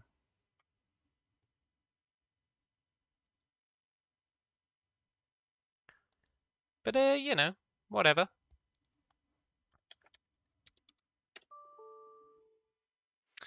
Can I add a link to doors? There's already a off.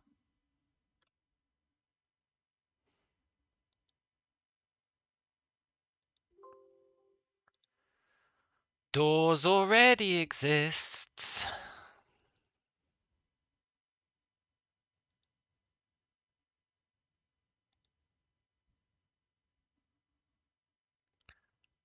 Look, I'll be honest, I don't really want these in here.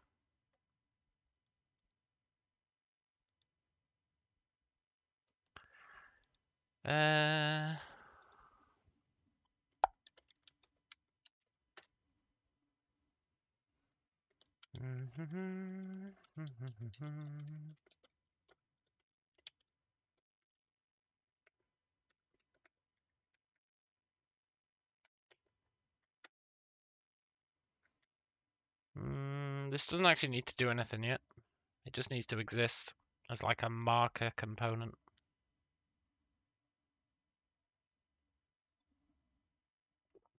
Why did you just shrink?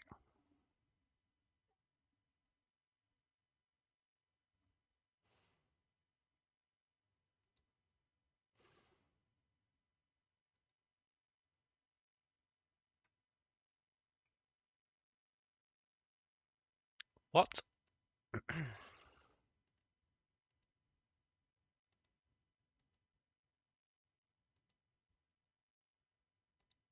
Whatever. Cool. So then, that should really be panel, not door.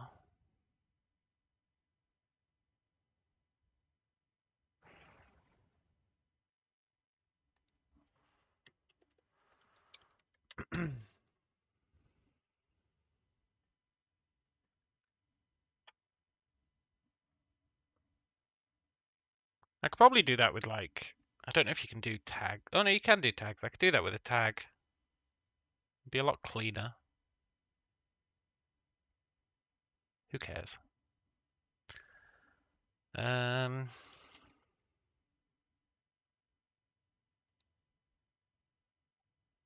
Yeah. Let's turn off the raycasting.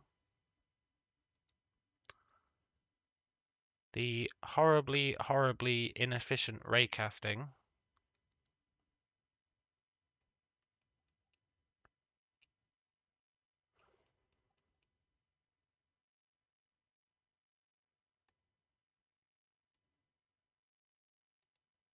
Mhm.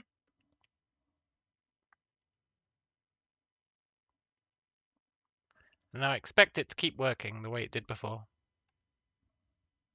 Mostly.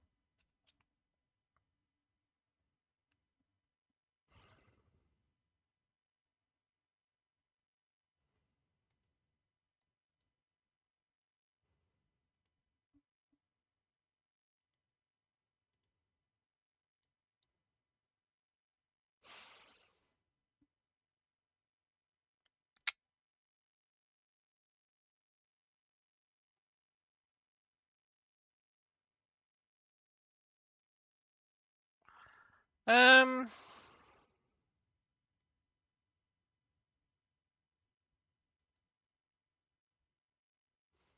Well, look, I did expect it to keep.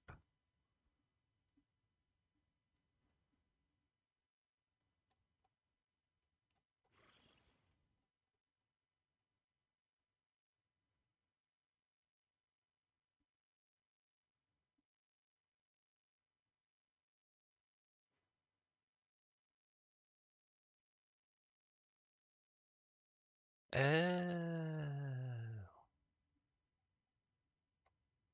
Right. Makes a lot of sense.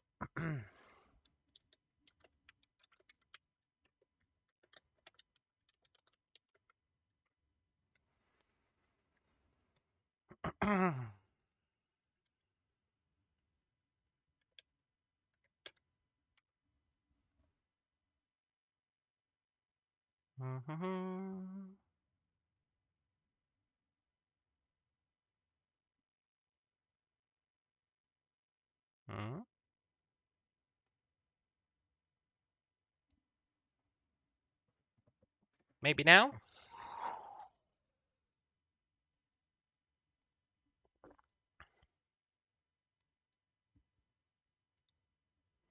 Shouldn't say maybe. I should have confidence.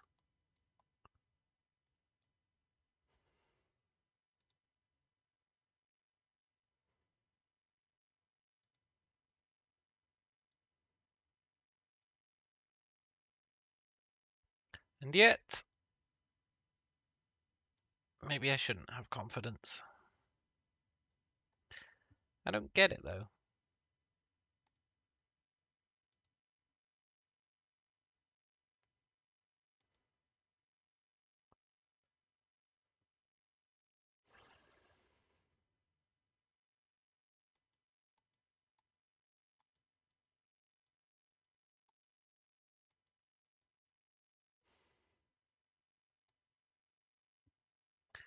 Is it because...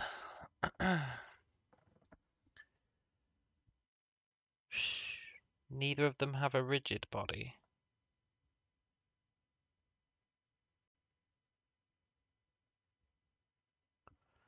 It sure is. Okay.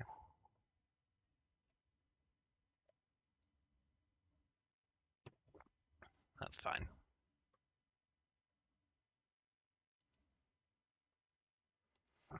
I kind of wanted to give this guy a rigid body anyway, so who cares?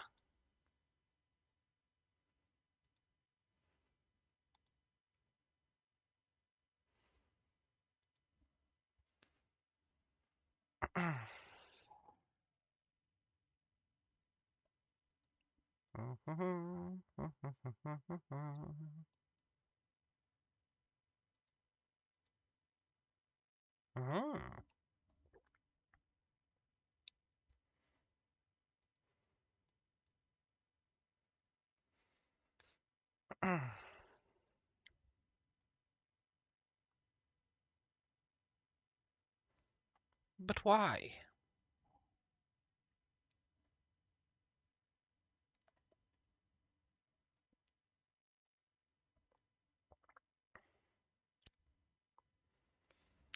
Okay, you win this round.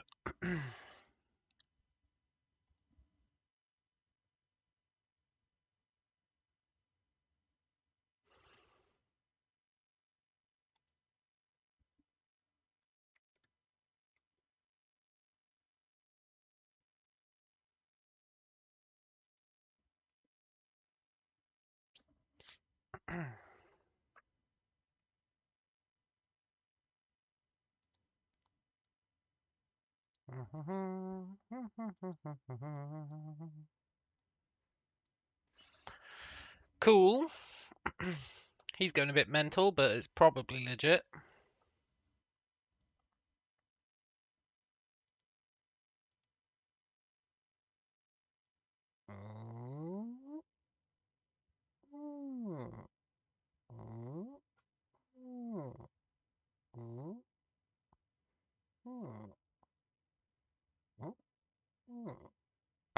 There's the problem, look. He's considered closed. This is why I considered this approach mildly janky.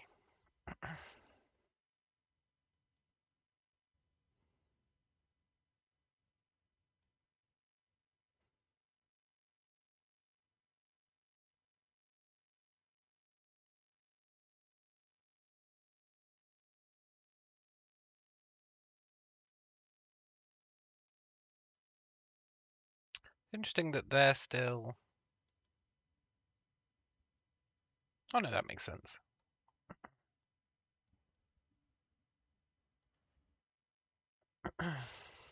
Yeah, this approach is mildly janky.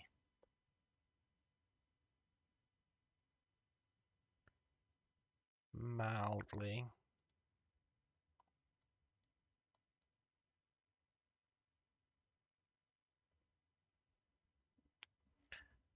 We would need...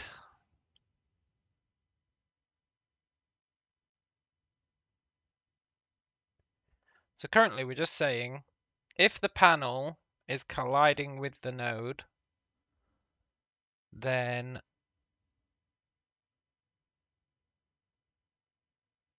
the node is blocked.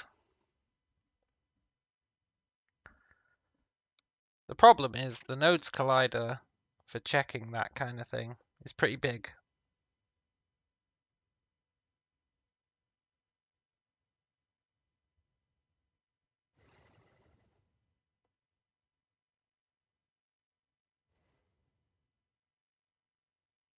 We could shrink it.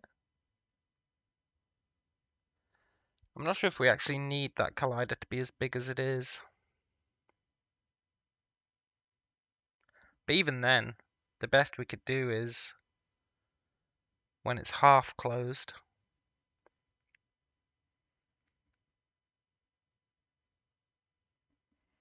Which is not massively ideal.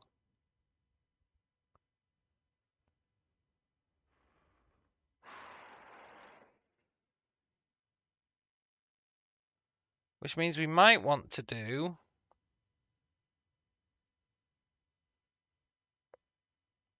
Remember that thing I was doing earlier?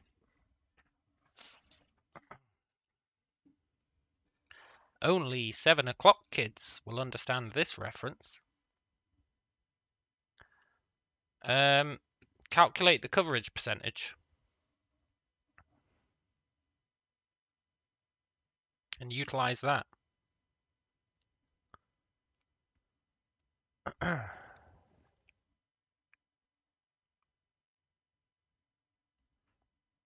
I put that stuff in a stash, I think.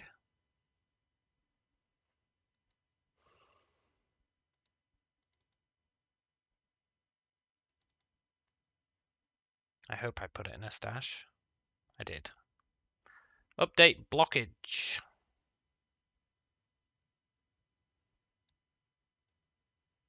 So if I steal this, yoink. Can I really steal my own code? Yeah, because I asked ChatGPT to write it.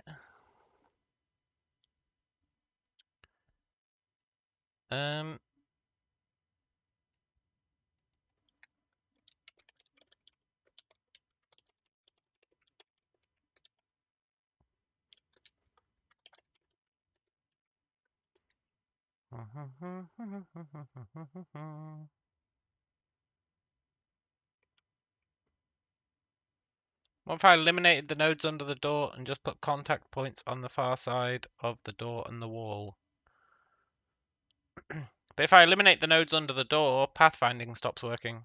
Pathfinding uses those nodes.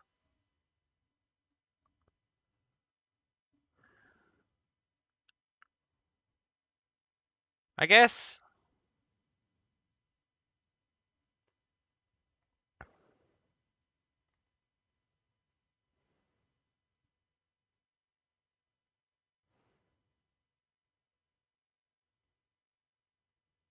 arguably we don't need those nodes for pathfinding.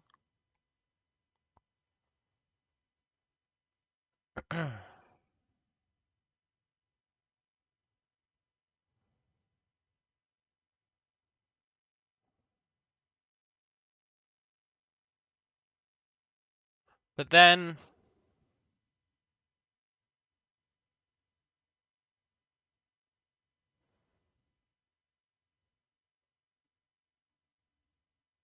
I'm back to raycasting.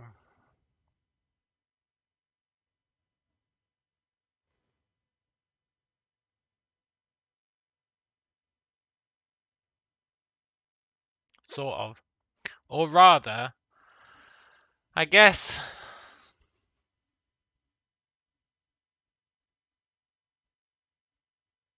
I don't massively want it to be tied to it. Like, I'm already not happy with this solution because the node has to know about doors, which is not ideal. But doors are a fairly static thing, so I'm justifying it in that regard.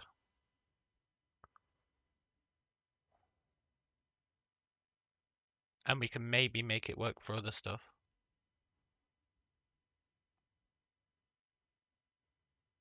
But I'm not massively happy with it. But anyway. Thing is about the air flowing no matter how open the door is.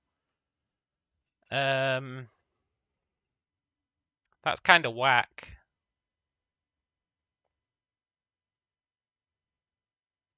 I think that's my beef with that approach.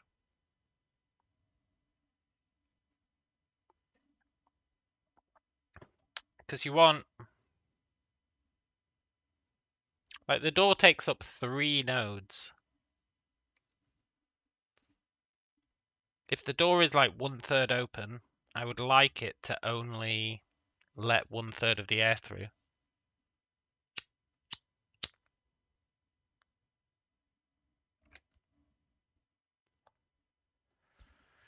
Which I think we can do.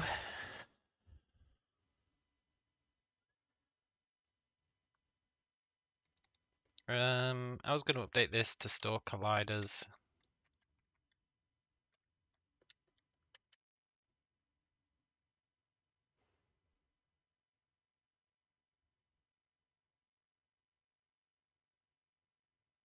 No, I wasn't, because you have to have a rigid body to trigger this anyway.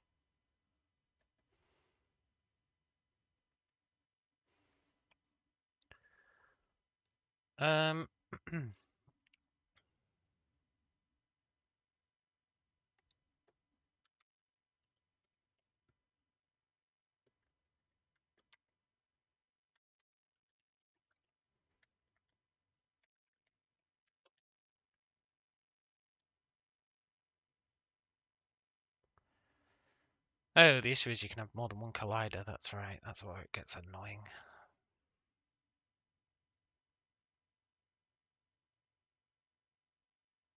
Yeah, I'm going to update it to colliders.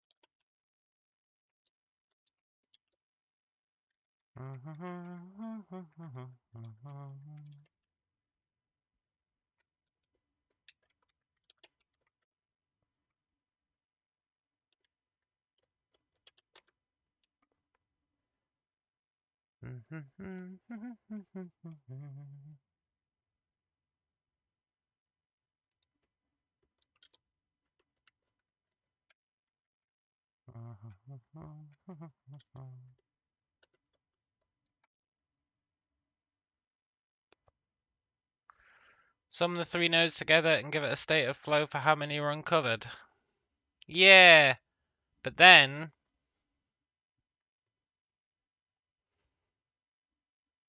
Yeah, you could do that.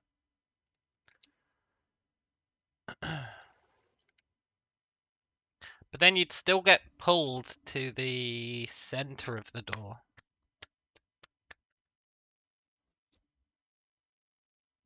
Which isn't ideal.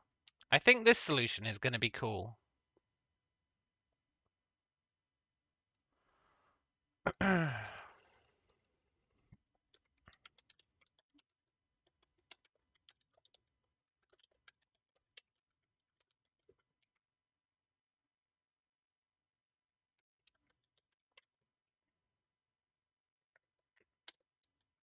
I think.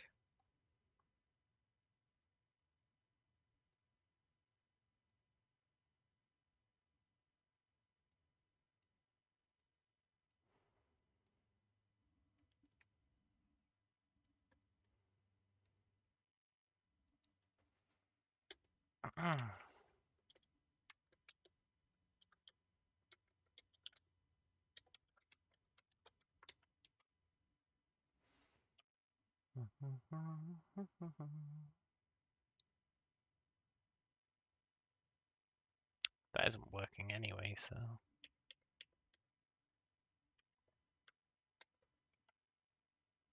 And that isn't working either.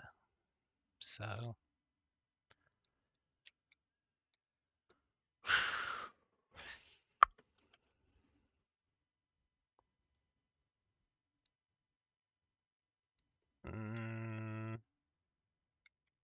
Don't need that anymore. Don't need that anymore. Might want to bring that back. This is going to be horribly inefficient. Like, horribly inefficient. In fact, I will definitely want to make this nicer. But, you know. Whatever. Let's see how that works. I think you may be pleasantly surprised. Or it won't work. One of those two things will happen.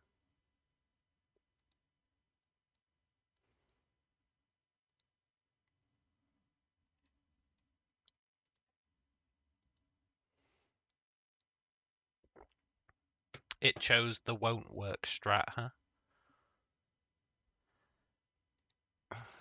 You know, in a lot of ways that makes sense.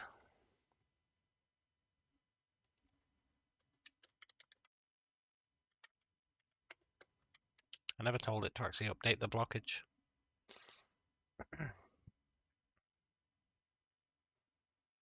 This current approach is highly suboptimal. But earlier we were firing out 8 raycasts per node. So, you know. We're one step better than we were. Oh, I'm not setting Collider.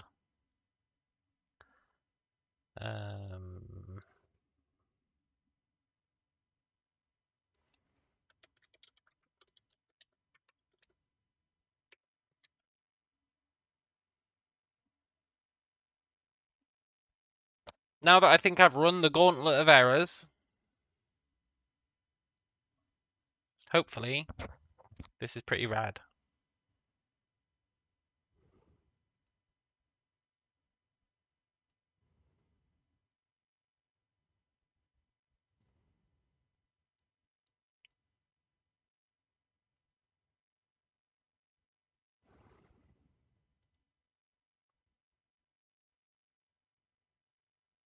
I'll be honest, I was expecting you to be more than... Why is your Collider so big?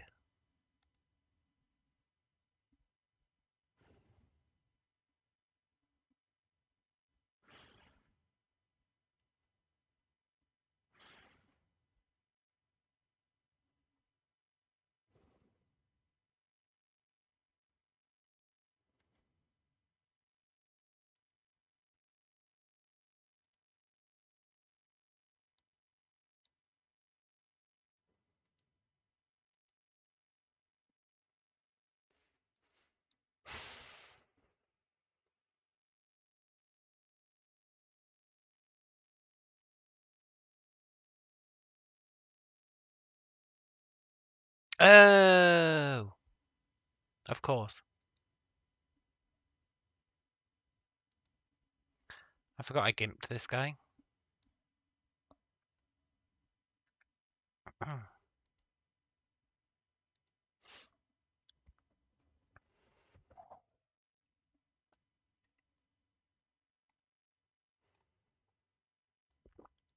I want to believe.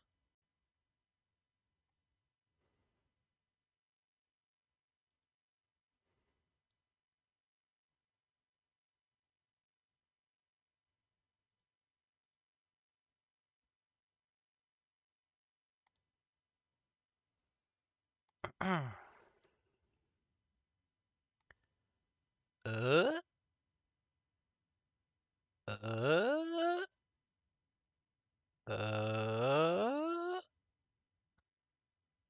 uh, uh,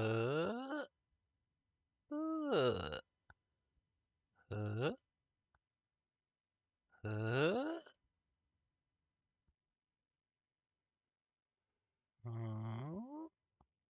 hmm.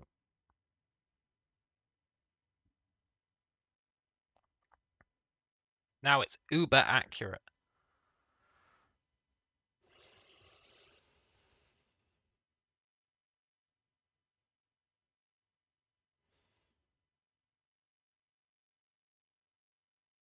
But it might also be massively intensive.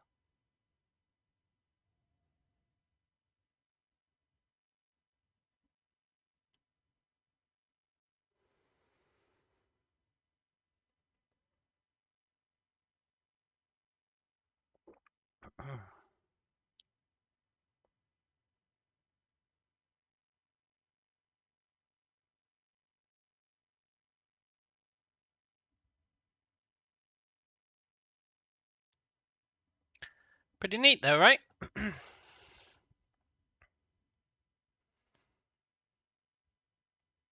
Now even if you open it the slightest amount,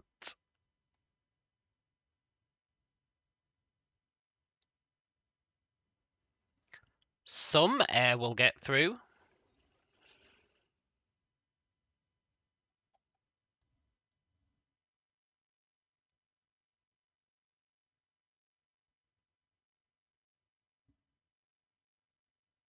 And that is why I'm so great.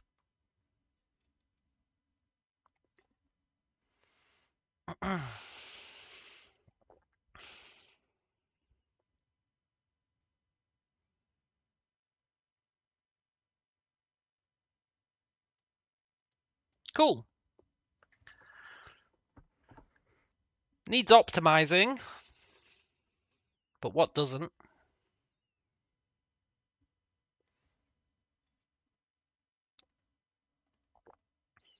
Then, that's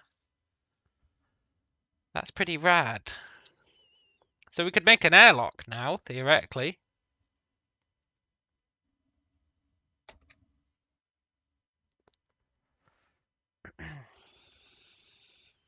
We could totally make an airlock. Let's make an airlock just for shits and giggles.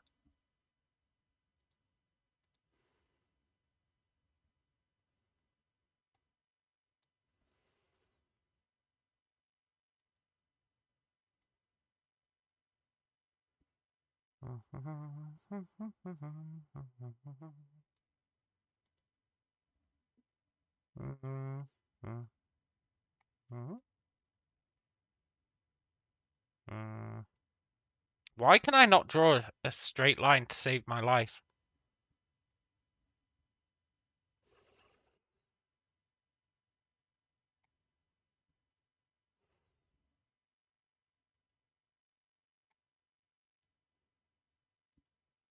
Let's prefab the door.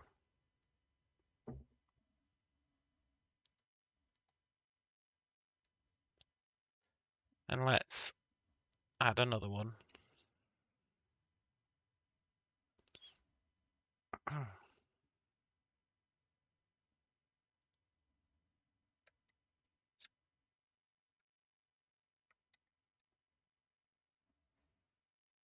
So there's our airlock.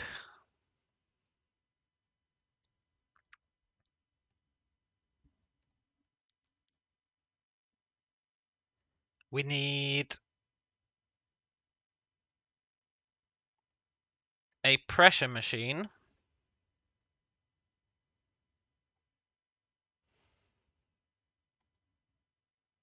Where did I put the pressure machine?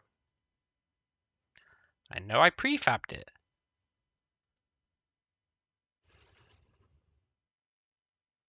I think I prefabbed it.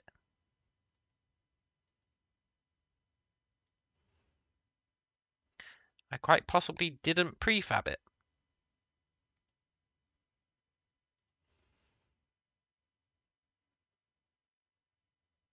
I really thought I did prefab it, you know.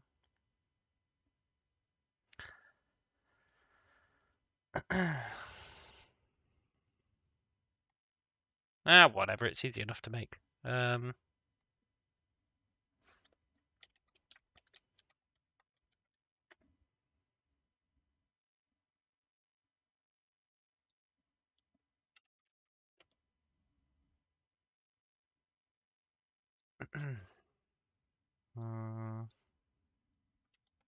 give it a sprite renderer. It doesn't need one, but let's just give it that.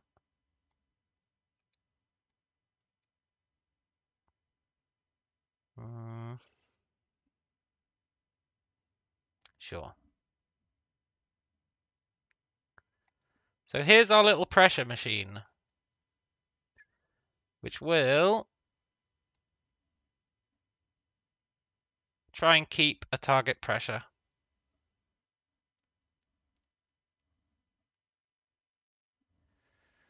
Which is pretty cool.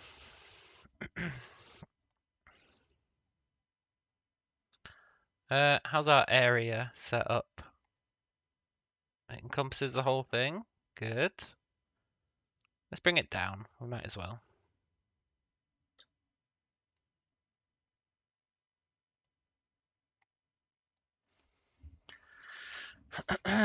Nice. So we run this bad boy.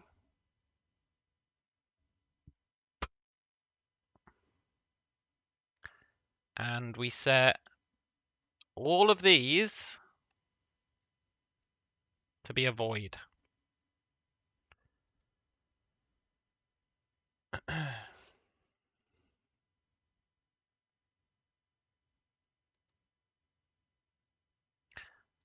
I'll be honest, I'm not sure why they're not all red.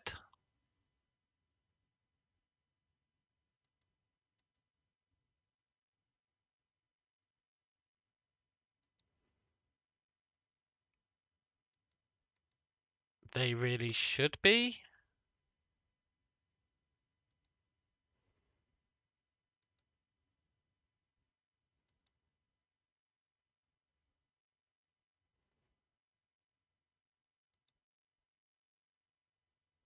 Why are you guys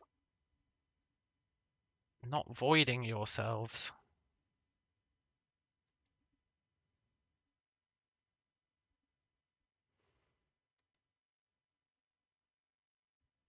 How are you filling up?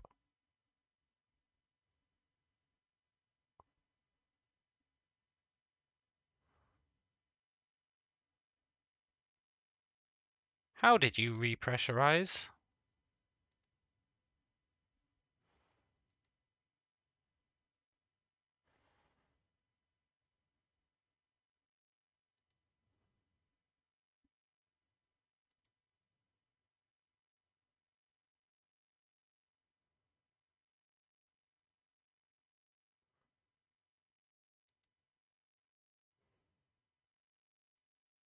Why is he not draining?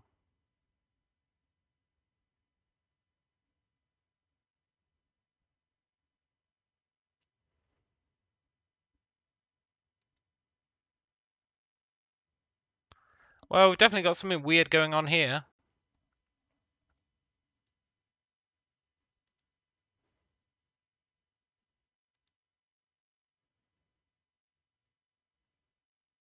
I guess voids.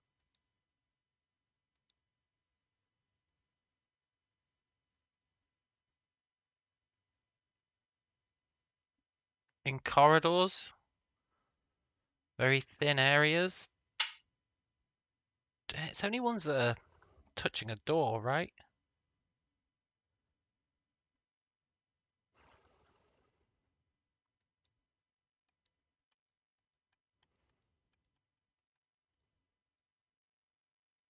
Ones that are touching a door don't seem to care about their void status.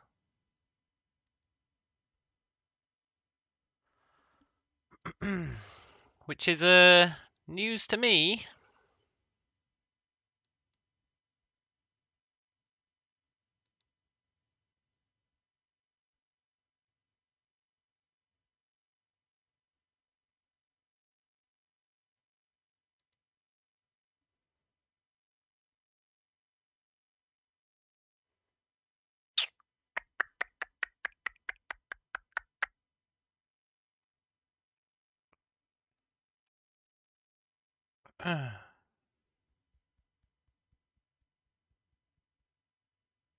But why?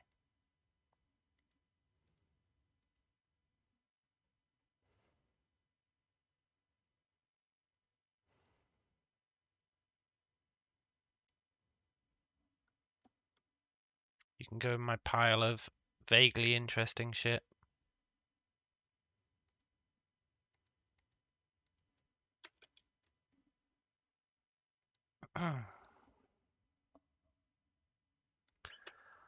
um,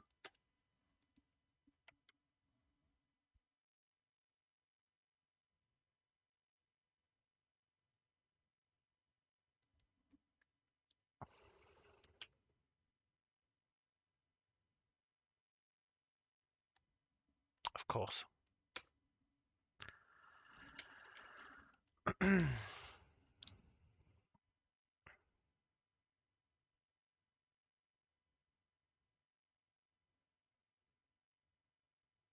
I think there's still something weird going on, but that's good enough for now.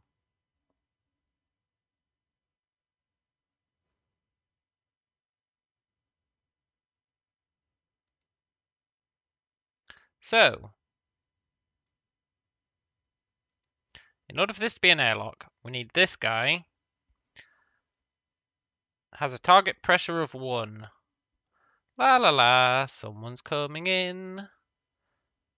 I'm gonna go into the airlock, I think. Do do do do do. Dum dee dum dee dum dee dum dee dum. I'm in. Airlock closes.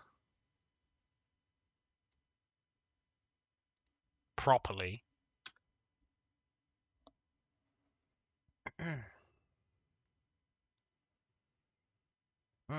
Now, technically, in an airlock, you would want to what? Once someone's in there, you would lower the pressure to 0. But let's turn that into a void. Good. In an airlock, you would want to lower the pressure in here to 0, right?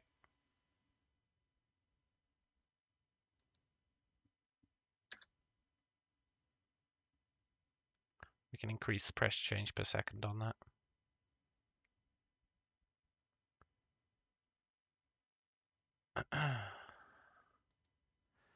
Now, there is an issue with this airlock. Number 1, it takes forever. Number 2, whoever goes into it is going to get sucked towards the thing that's depressurizing it. But if we had 3 of them on either side, it should all cancel out.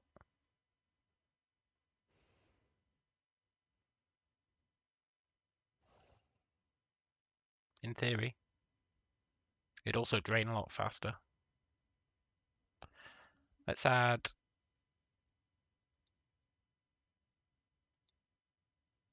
some more of these guys.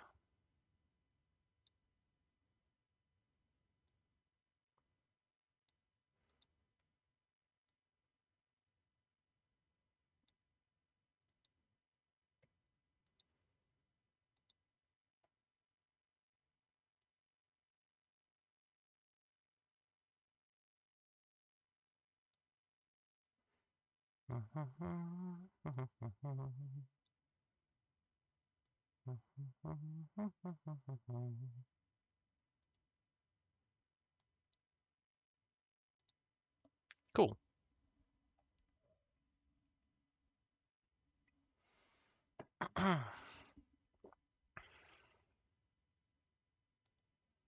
So, set these to be a void.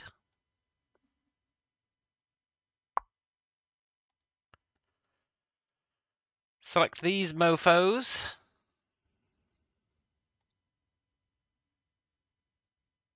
Set their target pressure to 0.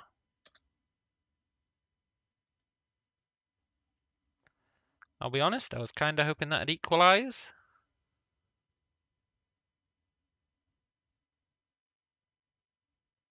But I guess it makes sense that it wouldn't. Let's increase their pressure. Depressuring rate. 0.1 is brutal.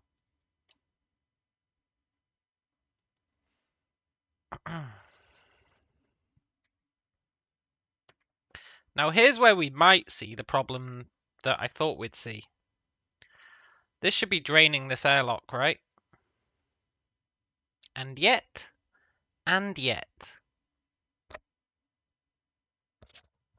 if you're perceptive, you will notice it's not actually draining, is it?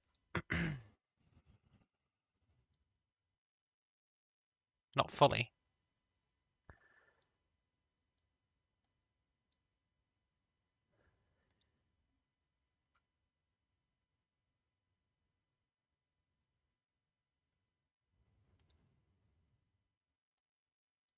Well, I guess it is, but very slowly. Which perhaps brings us back to that age-old problem I had. Oh look, it's normalized. It's not even going down anymore. But there is still force being applied. I think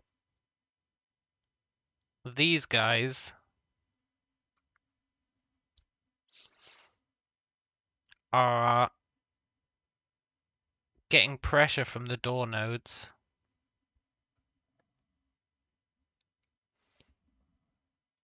without charging the door nodes for that pressure.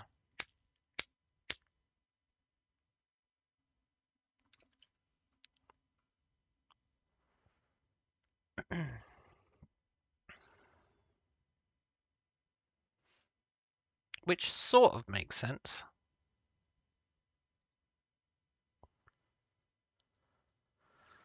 So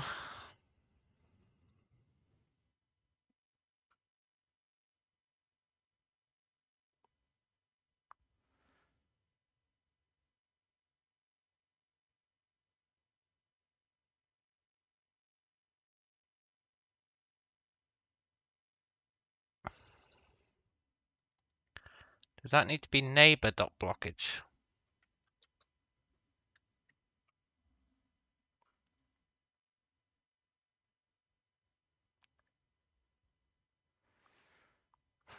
I think that might not be ideal.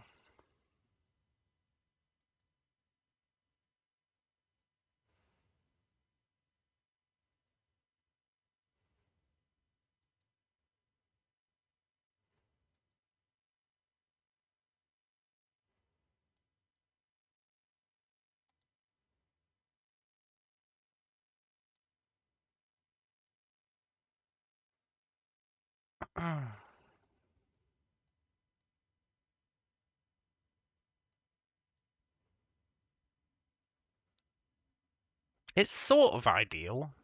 It drains the door's pressure.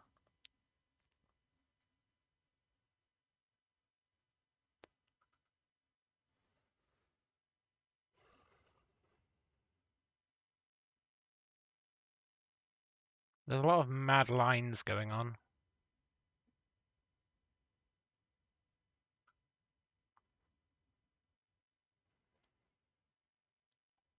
Like some guys getting really pulled. You'd be getting banged about in this airlock if you were actually in here. You'd be getting jammed up against this wall. Probably.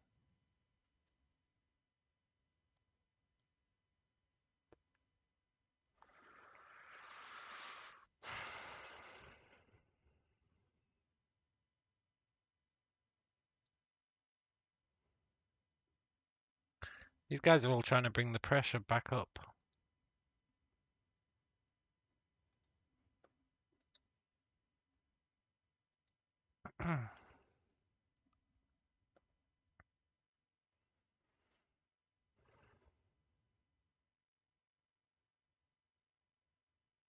So,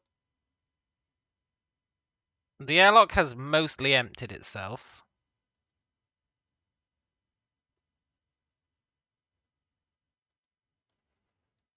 The doors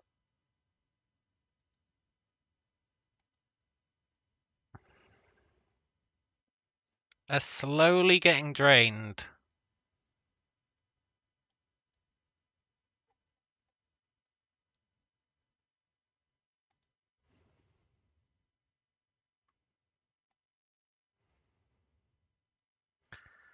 Which is weird, but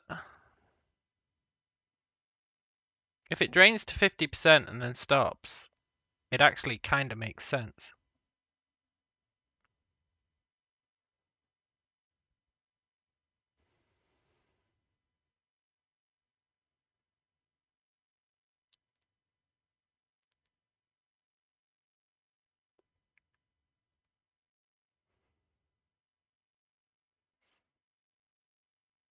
It's got 50% pressure. One side of it is unpressured. One side of it is pressured.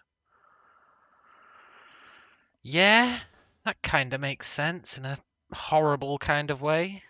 I still don't appreciate these massive forces that are getting applied.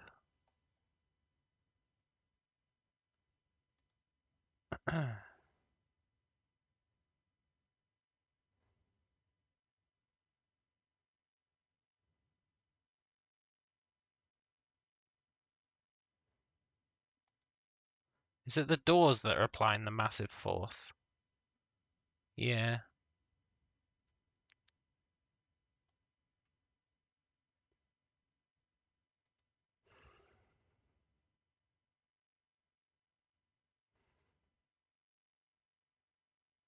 So the doors end up pushing at you from both sides. So it probably ends up actually normalizing out.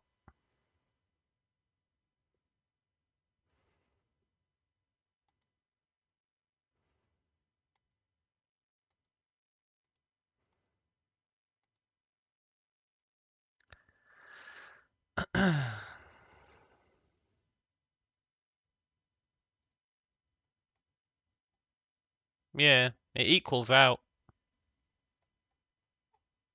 Which is fine, I suppose. It's a bit weird.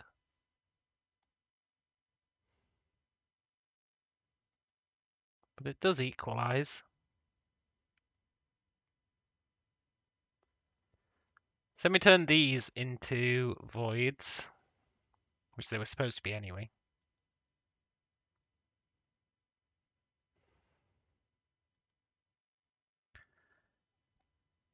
I think I expect him to get pushed now.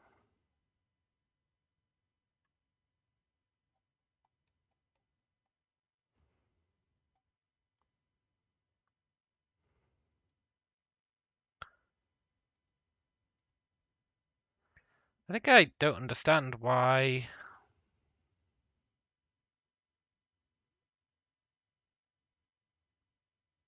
these guys have got such a massive force vector.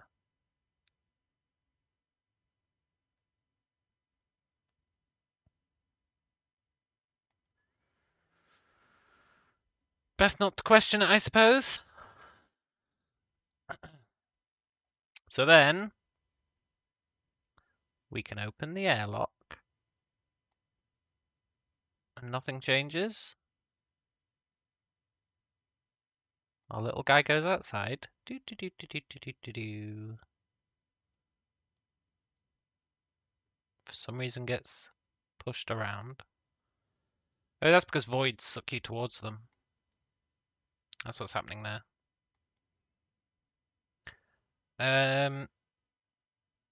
He goes off on a journey into space.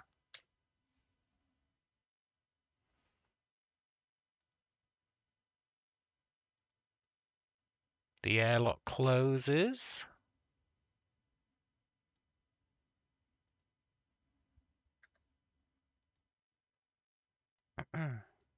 Some other guy comes along. I want to go out of the airlock. Okay, if you must.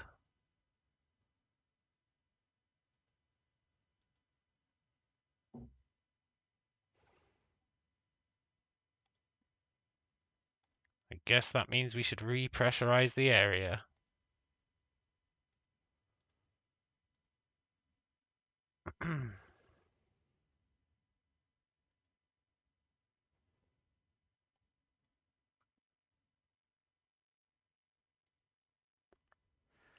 It's much better at repressurizing than it is at depressurizing, eh?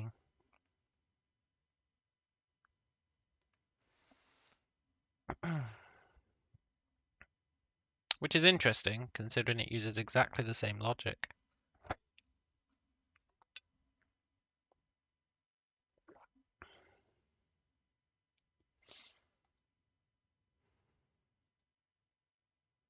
These guys never actually reach max pressure, which is...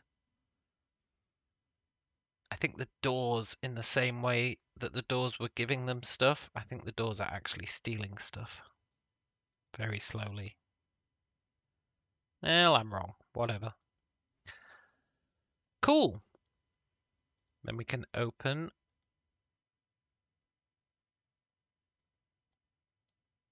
our little goon. La la la la la, I want to go outside.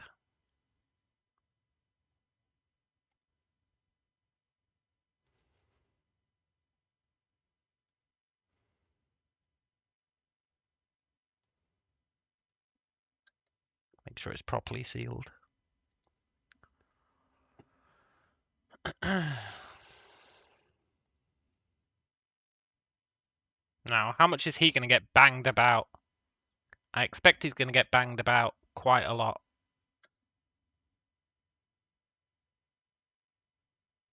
Yeah. Tell you what, they were pretty good at emptying it this time.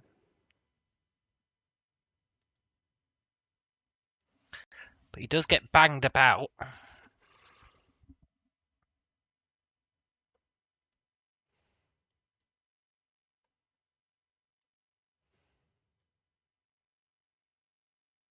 But whatever. It's still pretty cool. Uh-oh. Someone's opening up the airlock door. Oh! The ship is gonna die.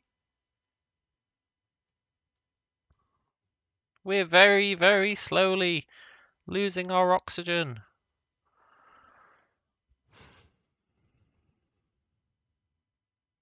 That's fine though. That's just tweaking of the pressure flow rates.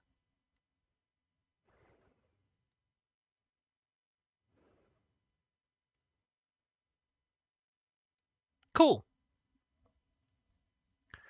So I think I'm happy with the door. Icarus says, this is like watching the Space 1999 reruns that have been streaming online all month. Bad things happen in space all the time. Yeah, they sure do.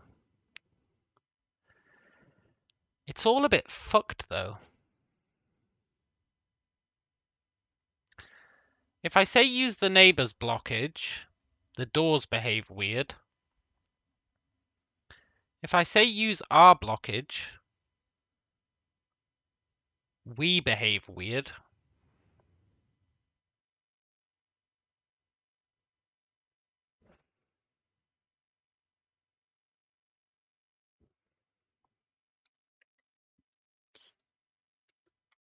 If pressure difference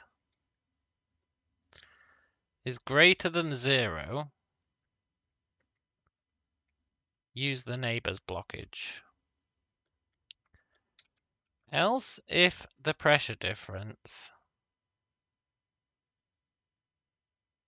is less than 0,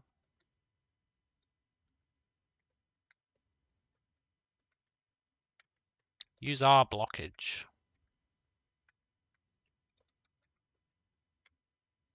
Otherwise, don't do shit.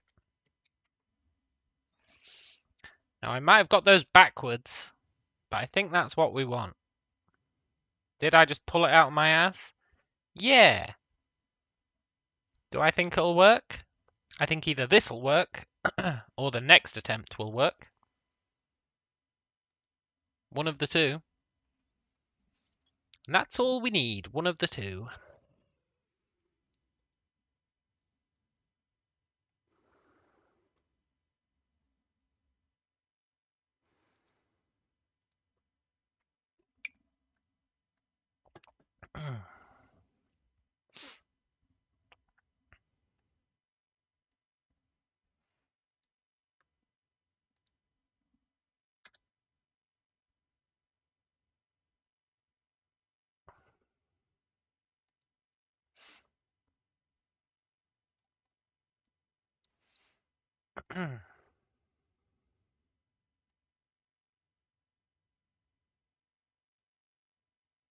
Still need to deal with that problem. But that's fine. I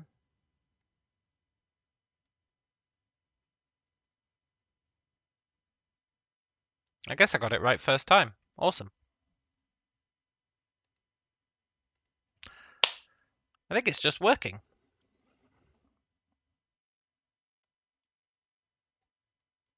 That's pretty neat.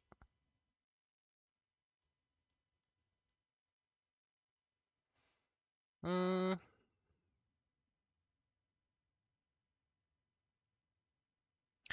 know what issue I want to solve? And it might be a pain in the ass. The issue where it never actually reaches 0. And it never actually reaches 1.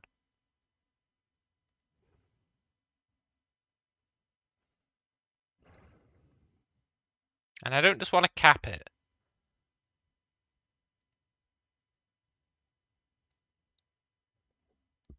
But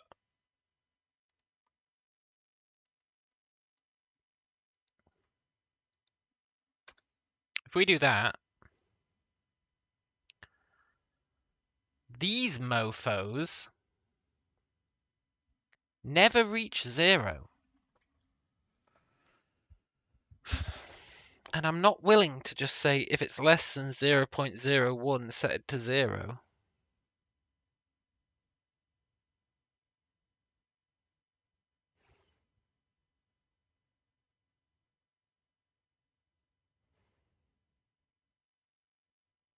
I mean, I say I'm not.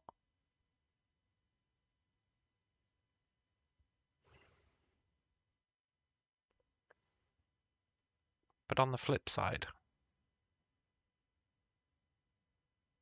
maybe I am.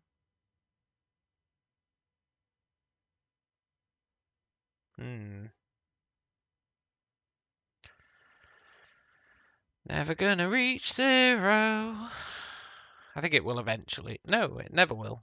It'll slow down.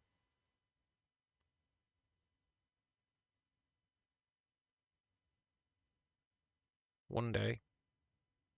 Yeah, it stops before it reaches 0. It's exceptionally close to 0. But it just ain't 0. Maybe that's fine.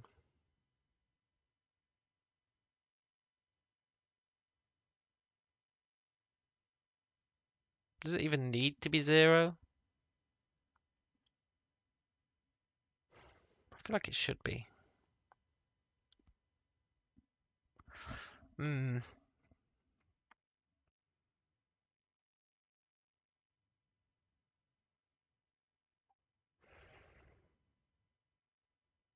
But it leans into a higher problem. So I'm gonna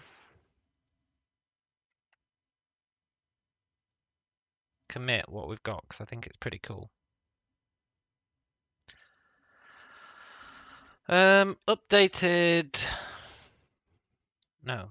Added basic door and updated nodes to allow proportionate amounts of air through based on how open the door is.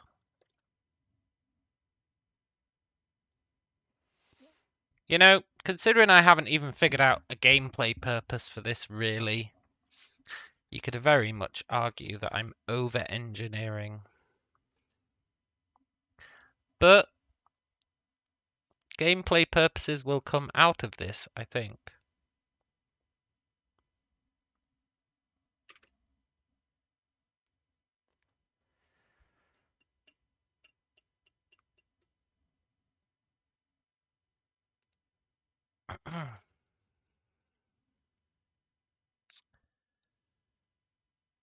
At some point, we need to make a player. However, now that I've committed that, I want to start dicking about with the code. I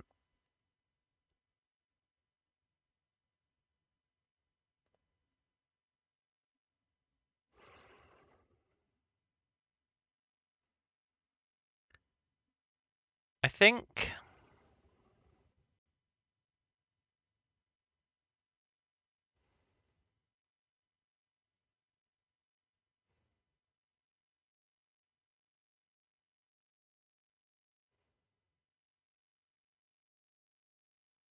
I want to try something.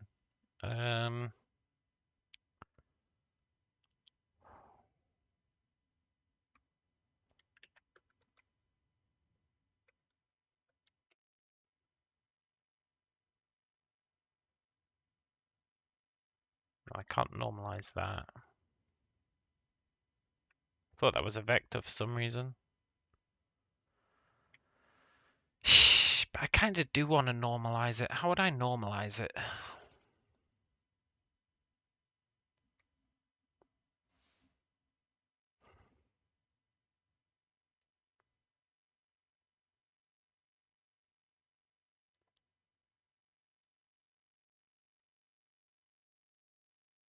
I would divide it by the larger of the two.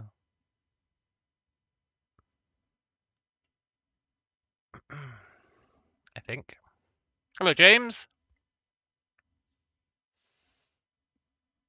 James says, quick question. As you for each over neighbor, are you going to go negative halfway through the neighbor list? And if so, that less than 0 statement looks odd. No, we don't go negative halfway through the list. We go through each neighbor and we work out the difference. If the difference is positive, it means we're going to take some pressure from our neighbor. We're going to steal some pressure from our neighbor. If the pressure difference is negative, we're going to give some pressure to our neighbor.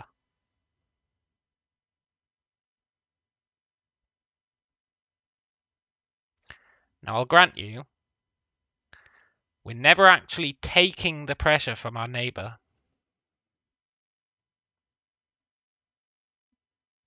That's something that's never actually happening. And we're never actually giving them the pressure.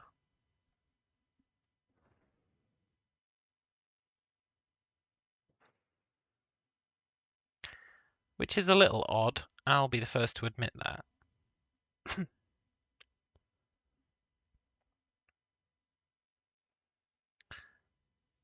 Is it because my air's abstracted? In a real system, you'd suck a volume of air out to a container to hit the pressure you want, then cork it. It's...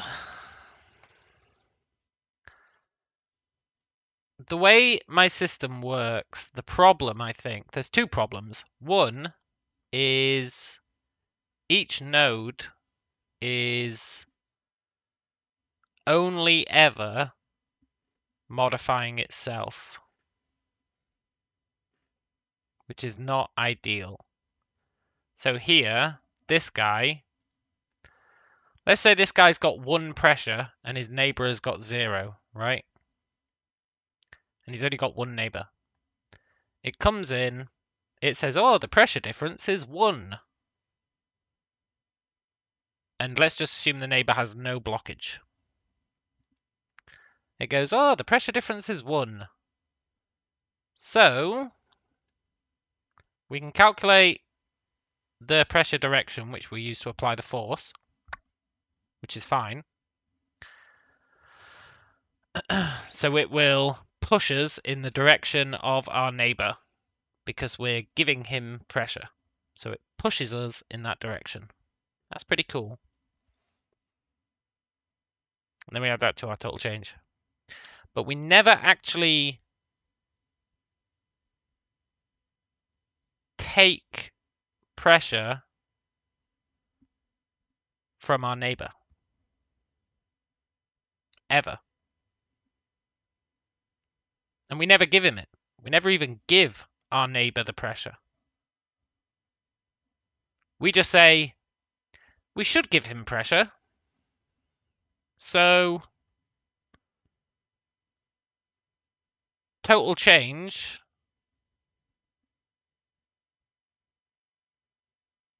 will be -1, although it's times pressure change per second, so it'll be capped. But we'll be giving him, I don't know, an amount of pressure. So we take that pressure off ourselves, right? Here. We take it off ourselves, but we never actually give it to him.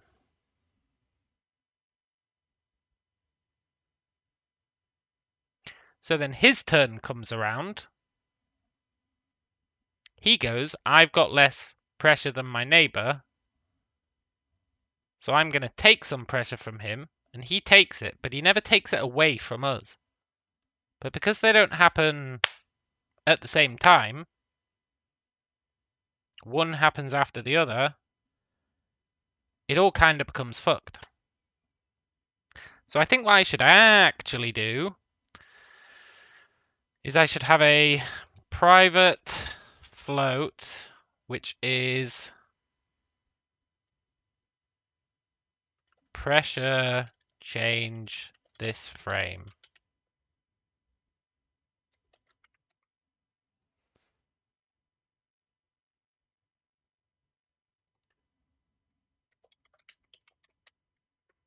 And we should store how much we're going to change our pressure by. Or rather,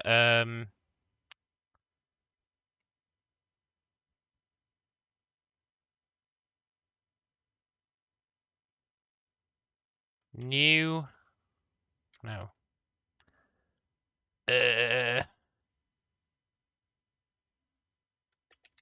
Pressure to set. Whatever, I'll come up with a good name for it.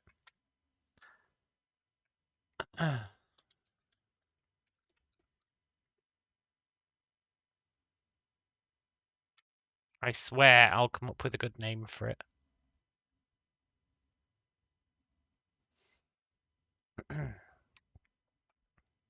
James says, 4x4 pressure cells, 16 threads, and the pressure array is protected by a mutex. Overkill much? Look. This is overkill. But look at it this way. It's pretty cool. And it's interesting to program. So who cares if it's overkill? It's massively inefficient. Massively. So anyway, then we can have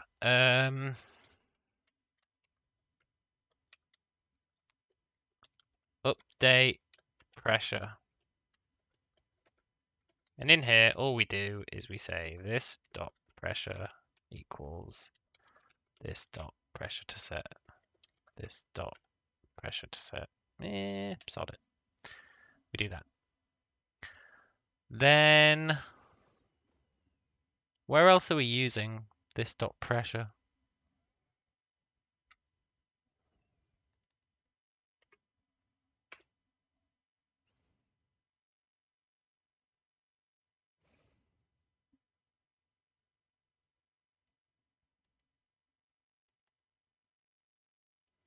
Hmm. Hmm. Hmm.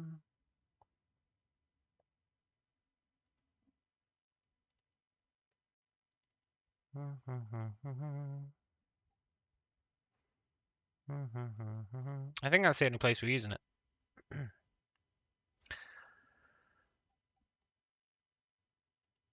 Yeah, that needs to be public. And we're not gonna do this ourselves.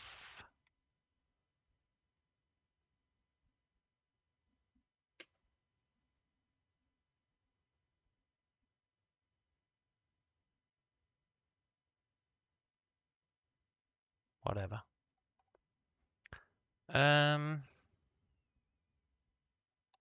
This class is doing way too much. But whatever.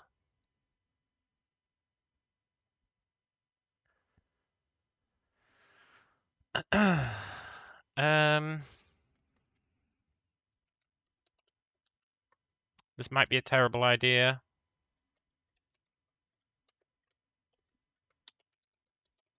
Might not be though. We might be able to parallelize it.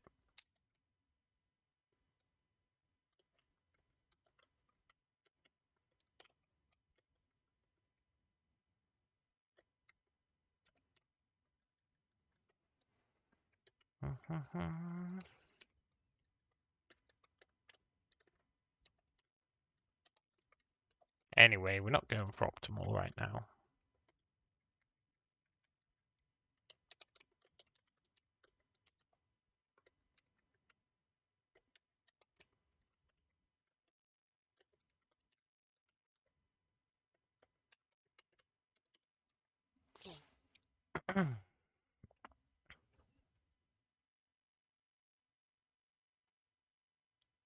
I hate that.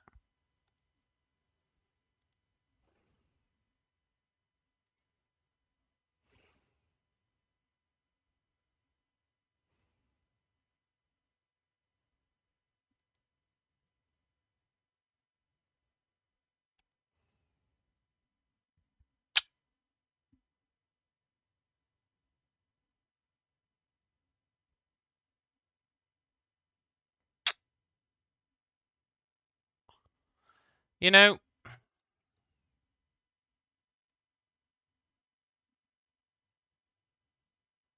I give my character a mass value and say it will only move with so much force from air movement, that would solve the door having some pressure. Yeah, I think I'm going to make the door... Well, yeah, exactly. The character will have mass, and I think I'm going to make it so that the applied pressure from air movement is only going to apply over a certain amount. Just in general. So we're not even going to create the force from the air movement unless it's over a certain amount.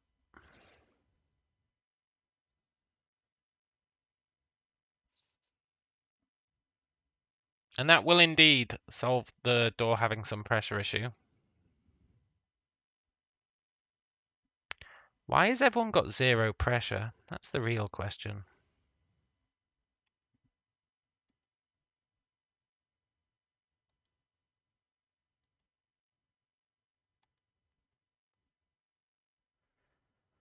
Probably because I'm defaulting it.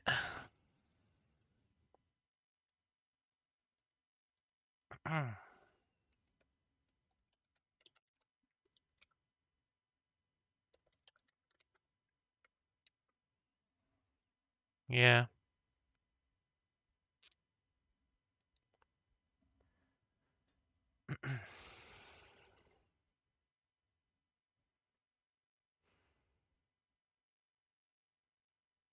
Okay.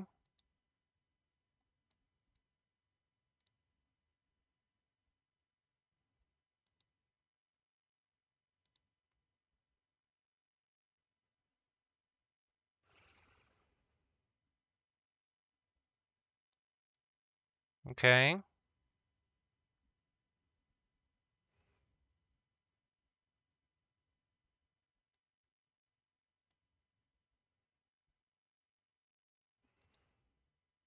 They're all voids.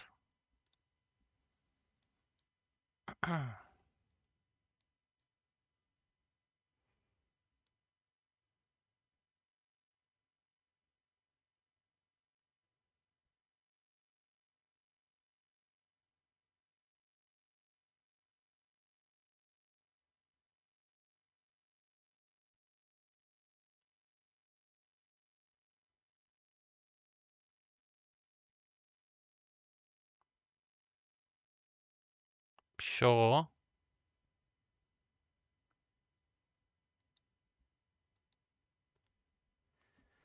We still have the it's probably never going to hit 0 problem.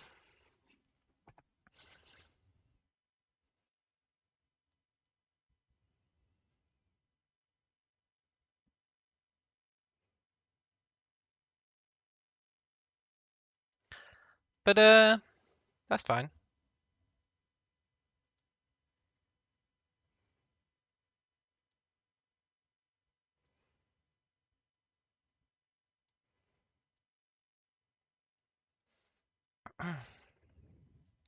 The door air problem is a separate issue.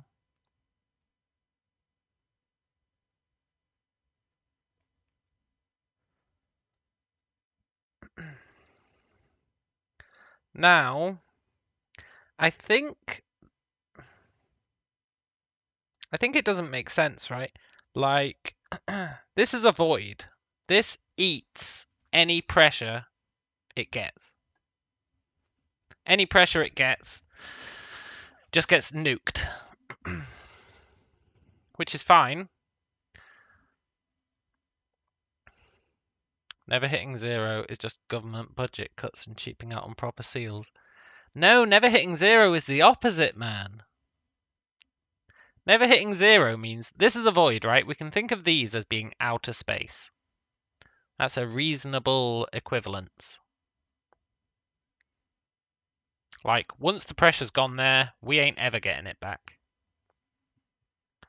And it sucks pressure out from any nodes next to it. Now, what I think that means, logically in my head, is that these guys having a tiny bit of pressure is kind of mental. But I think the tiny bit of pressure they've got is actually the airflow from these guys. These guys have got one last bit of pressure. They're really holding on to their last pressure. So it's getting passed through these guys, and it's the airflow that we're seeing. So even though it looks like, yeah, he does have a tiny bit of pressure, that's because these guys' pressure is still moving forwards. I think if I increased the pressure change per second,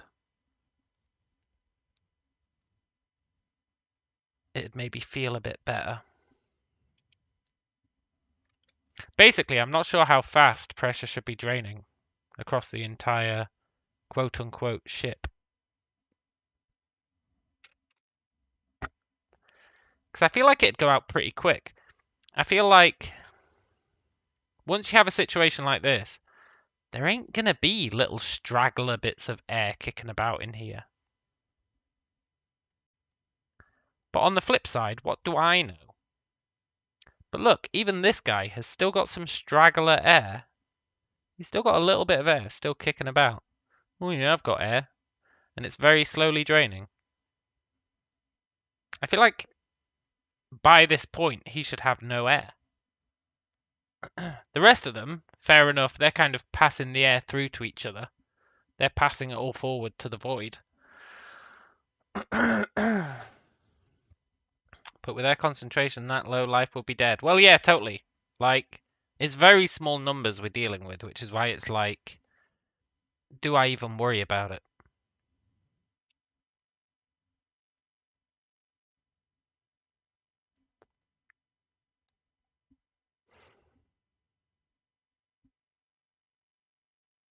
But the reason that happens, right, The thing is, this pressure will never hit 0. Because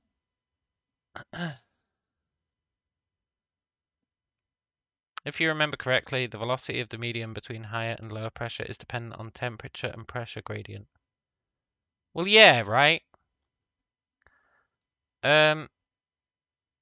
So this is draining into these guys because it's very slowly, because they've not got much more than him.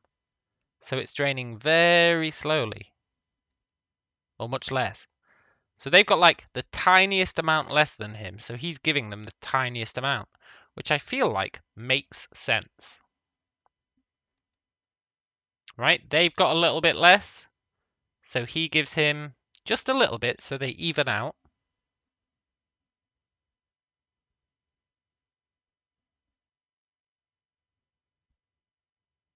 But each time that difference becomes less and less, which means it never actually hits 0.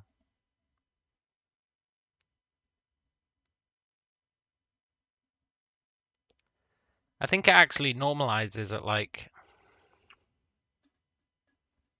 0e negative 48 or something.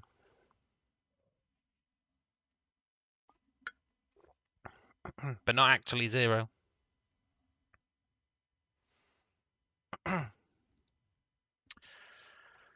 Which is annoying. And I could just say if it drops below a certain amount, just set it to 0. But that doesn't feel right either.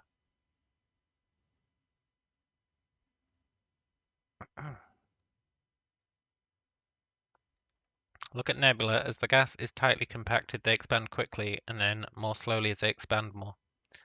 Yeah, which is what's happening. It's just... That's just residual oxygen trapped in your crying blanket fibers. Yeah, totally. That's what it is. The door still has oxygen. We do need to fix that issue. Well, not oxygen, but it has pressure. When we open the door more, its pressure goes out.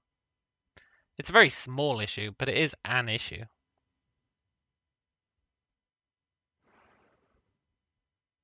But I think we fix that by... well,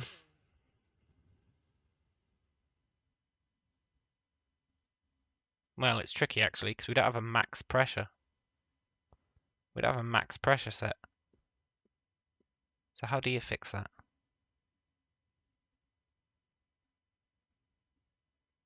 I guess if the door is 50% through a node, you want to push 50% of its pressure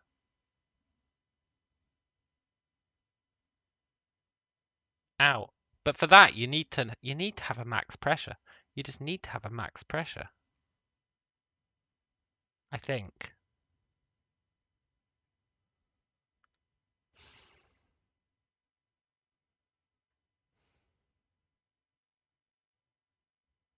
Or you need to... No, even a max pressure doesn't help. You need to...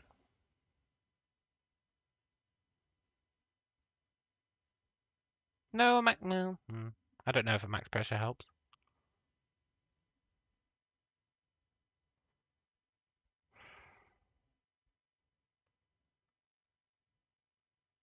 I think in an ideal world, as the door closes, it would transfer all of its pressure to the surrounding nodes. And when it opens, it would just refill naturally from the surrounding nodes. In an ideal world. Alternatively, when a door closes, you just kill its pressure, but that's not a good idea, I think.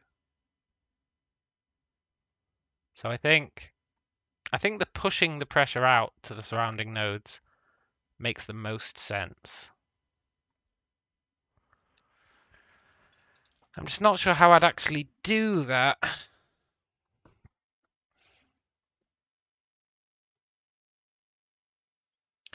As the door occludes less of a room node by opening, the door participates with the other neighbor nodes by the percent that is not occluded. Yeah, that's what we do at the moment. That's what we do at the moment, and it works really well.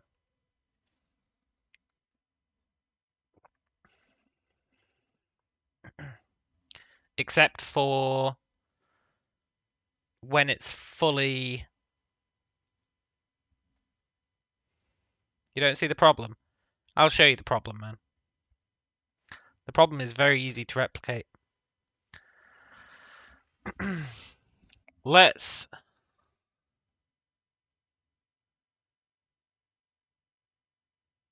I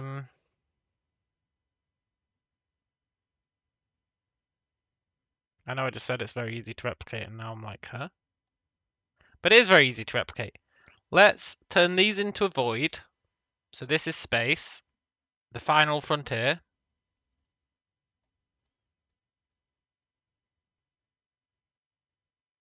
And let's make the pressure machines drain all the pressure from this room.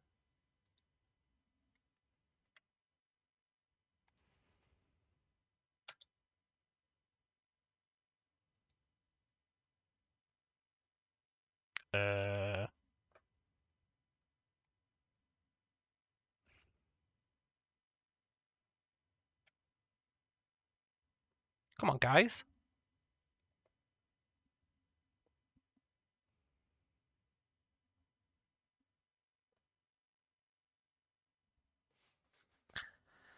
Why aren't they draining the pressure?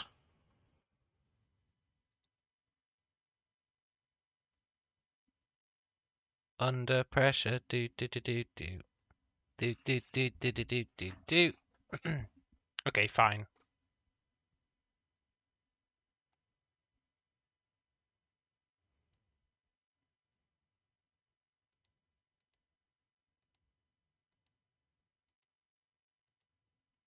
You guys are all voids.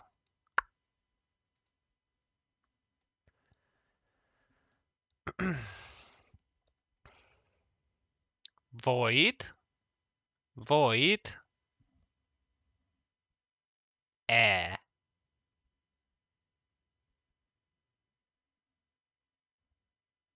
So both sides of the door have got voids.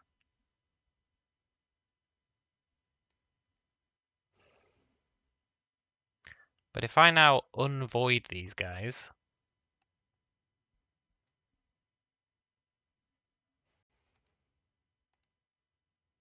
Pressure machine, don't fill them up again.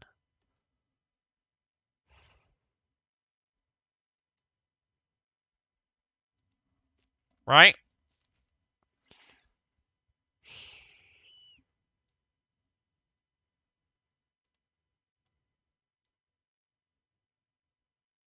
Also, I know why the pressure machines aren't working. Void, void, uber void.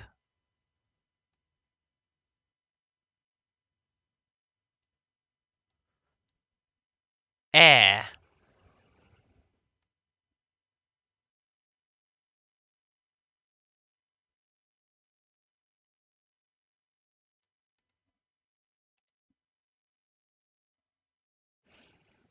That's the problem. You can store air inside a closed door.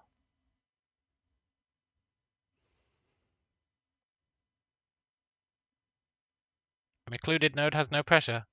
I did think that, but then you could drain the atmosphere on the ship by open and closing the door, which also doesn't make sense.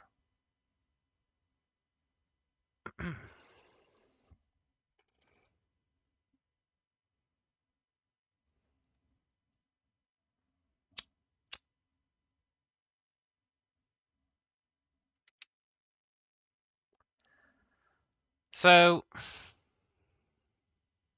the cleanest solution is to transfer the pressure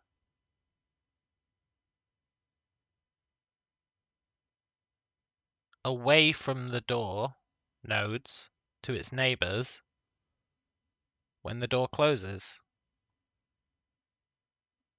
That's the cleanest solution.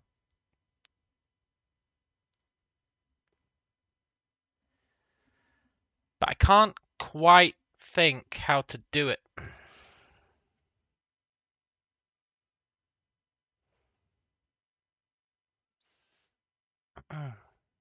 Opening the door isn't a problem. Opening the door is fine.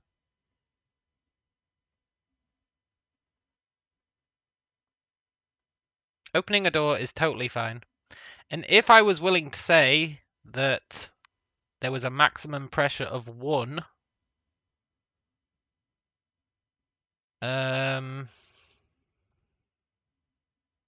closing the door would probably be fine as well.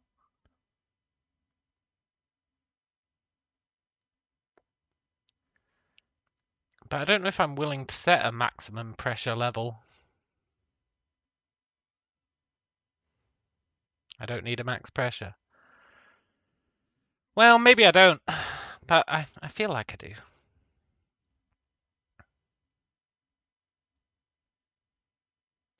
Opening a door just works by default, right? Opening a door works fine. Like if I reset everything,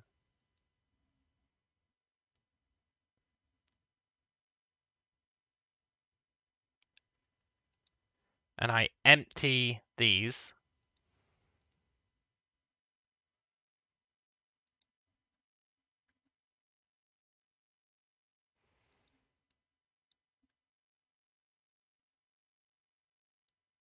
they somehow fill up again.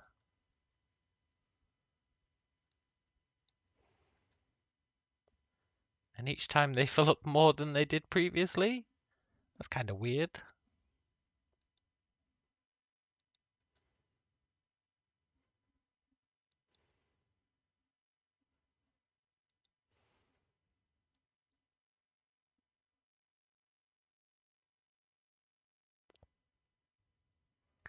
As the door opens, the occlusion goes from 0 to 1. Yeah. So the available volume goes from 0 to 1. Yeah.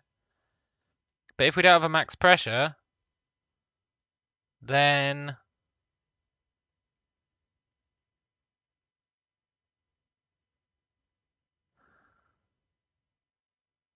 the volume of air is the percent not occluded.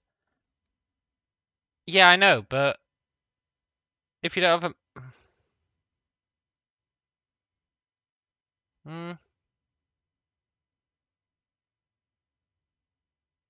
I'm not actually taking volume into account at the moment.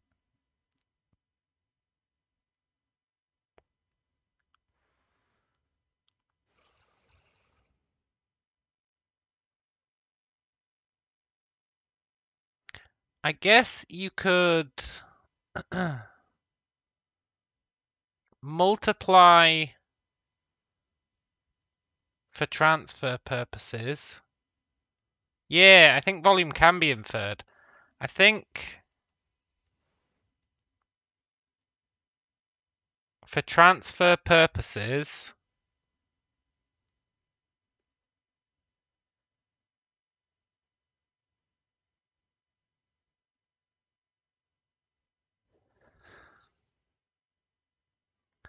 I need to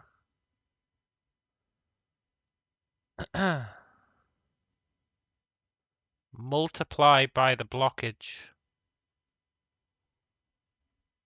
Multiply by the blockage.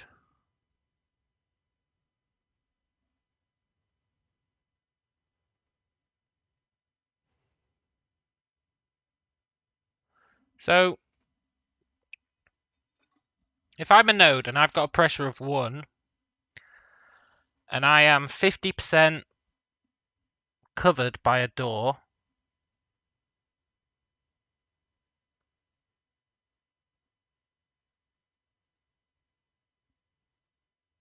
then if I set my assumed pressure to be double, everyone else is going to steal it.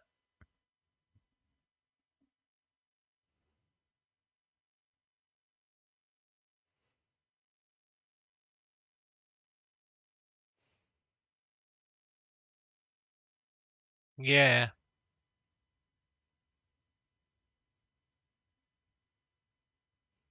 But they're going to steal double what I have. Well, they're not, but...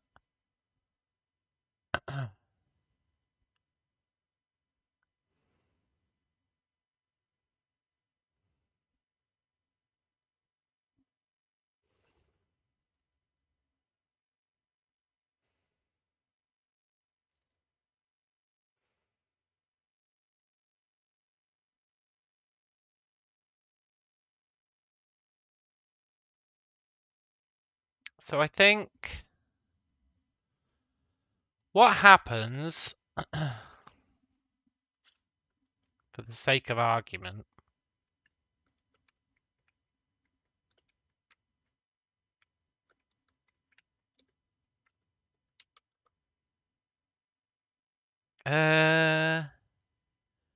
if it's fully closed,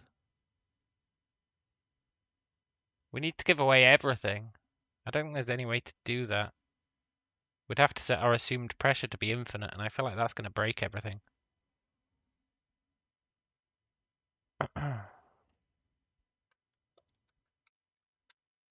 That's the opposite of what we want.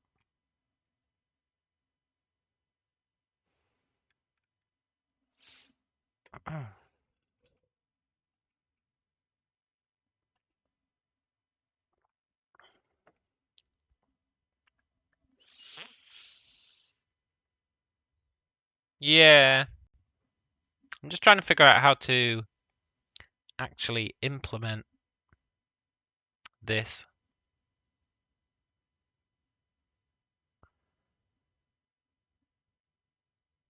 If blockage is 100%, hang on.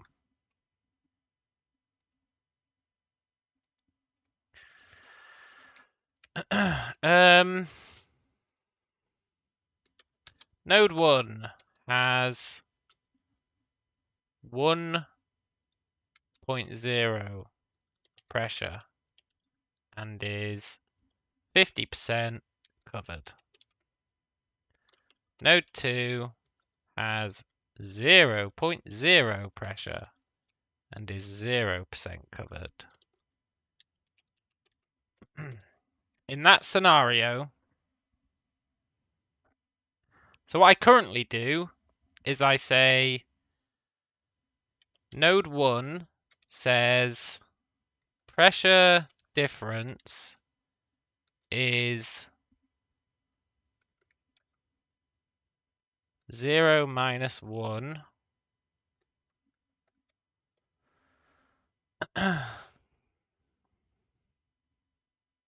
So it will normalize at, or target, let's say target pressure is 0.5, right?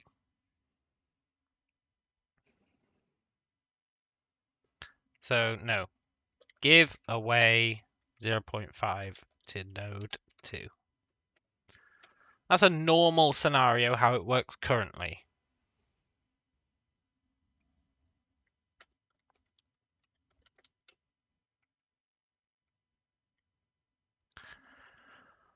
What we really want is it's 50% covered, so the implied pressure is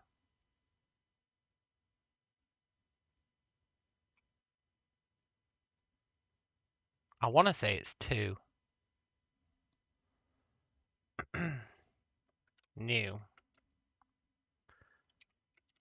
Pressure difference is 0 minus 2.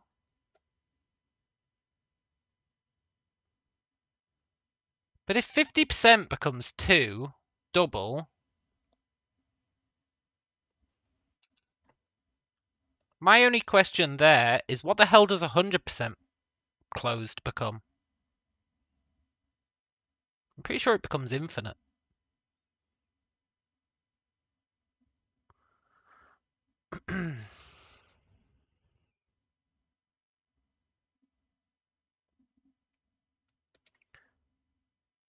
Give away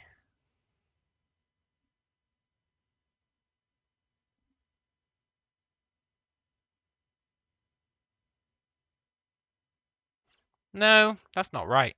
2 is not right.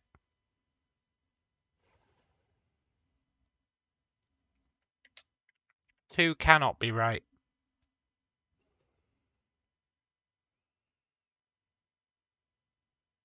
If we're half covered, then he needs to have 2/3 of it, right?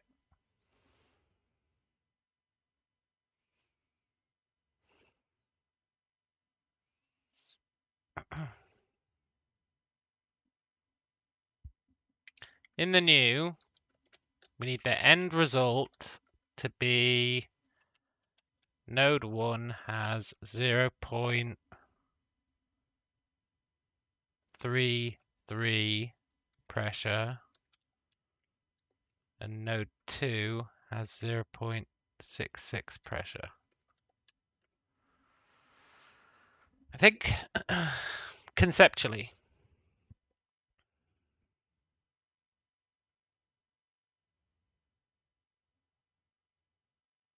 As in for it wouldn't be the end result,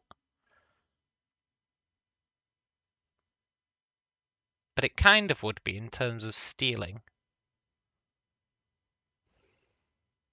In terms of stealing pressure.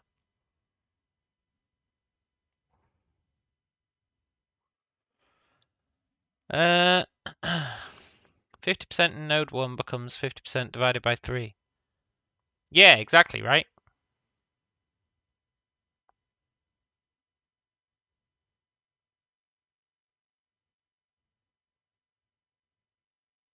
So I guess we need to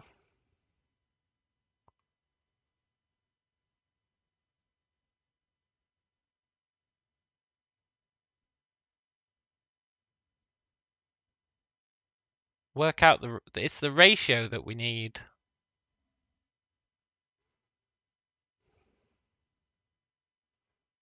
It's the ratio that we need. And then how does that ratio even help us though? Like ratio for 1 is 50 divided by 150. If instead of counting covered, we count uncovered.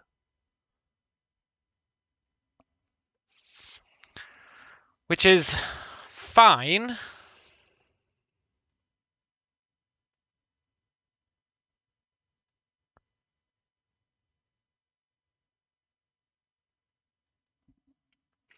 Sort of. And ratio for 2 is obviously 100 divided by 150. So that's cool. So I guess first thing we want to do is work out, this is from our perspective. We are node 1.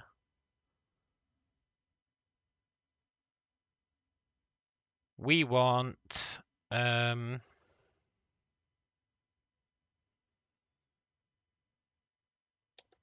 ratio equals this 1F minus this dot blockage. That gets us our quote-unquote volume divided by... Okay, let's get... I should probably just have volume as an actual property, but... my volume is that. Neighbor volume is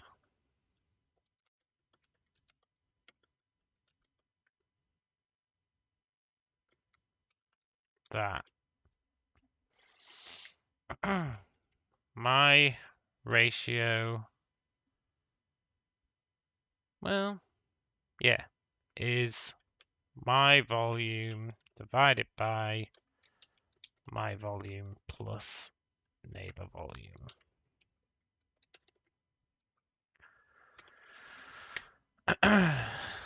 And just for good measure, neighbor ratio equals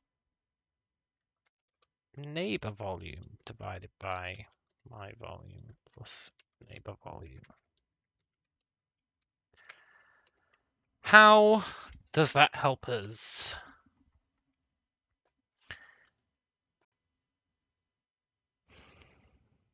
Do any of those help us? Do we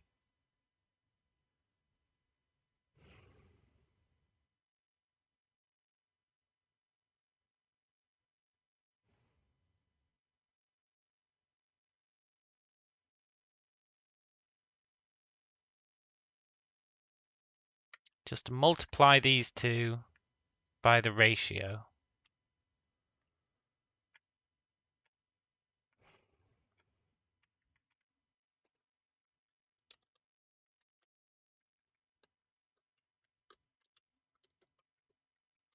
And then see what happens.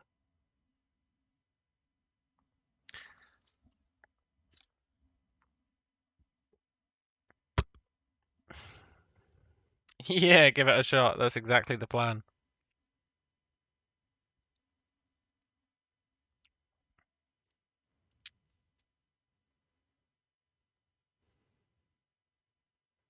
Well,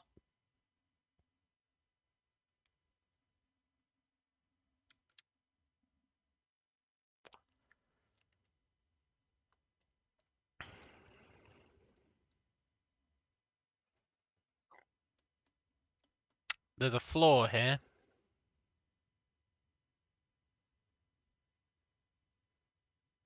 And that flaw is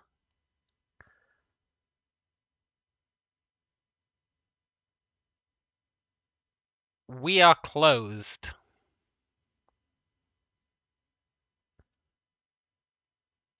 That means our volume is 0. Our ratio is 0. That means the pressure difference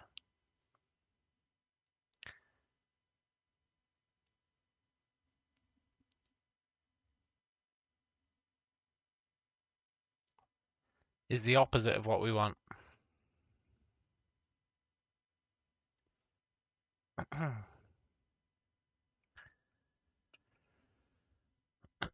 Which means I probably just want to do a 1 minus somewhere. Scotty would have just installed a rubber floor strip under the door so the nodes don't take or give air. Yeah. If neighbor blockage is 100, then return. No. I think we just do... If in doubt, do a 1F minus.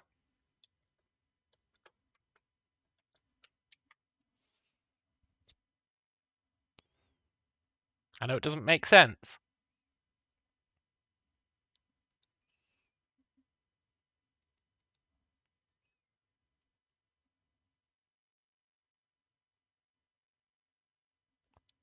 But life doesn't make sense.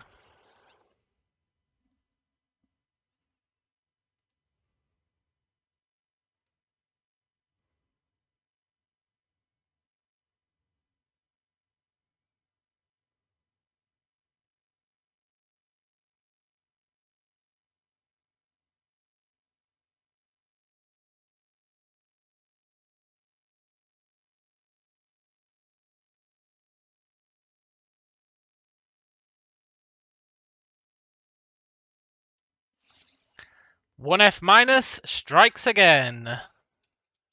The amount of problems I've solved in this by just doing 1F minus.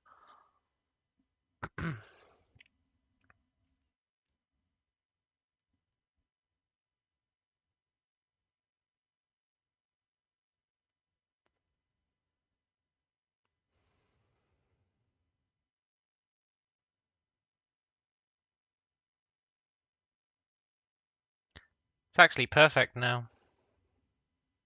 I mean, sure. Is anyone standing next to an opening door going to get sucked into it? Absolutely.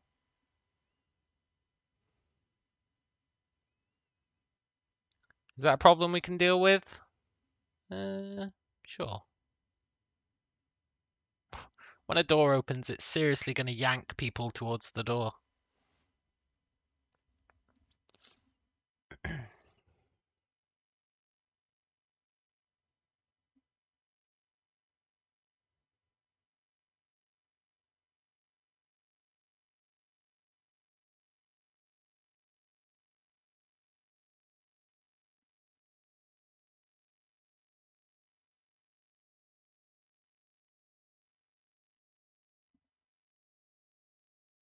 Open the door slowly enough, it doesn't yank people. Yeah. Or look at that. Look how much it'll blow people away. Although, to be fair, let's get a test case. Goon, can you stand here? I'll be honest, I'm not massively sure why you're still getting pushed around.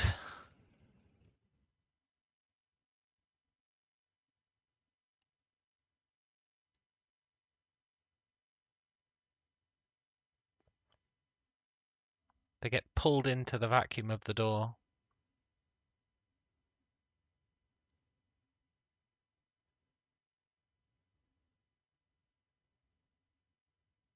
Honestly, for that though, I might just need to reduce the force that gets applied. Like, the force is pretty excessive at the moment. Could work the door really slowly.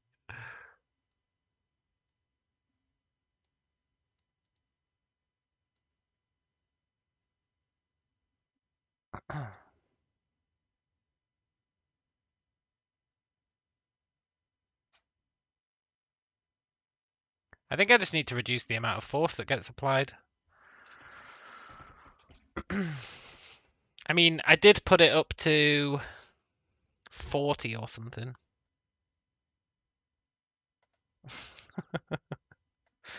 I'm not obsessed with doors. I'm not obsessed with doors, Icarus. They're just a very interesting use case.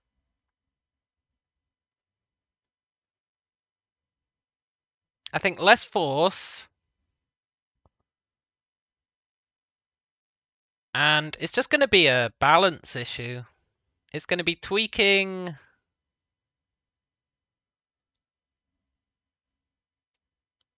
I feel like we've lost pressure somehow.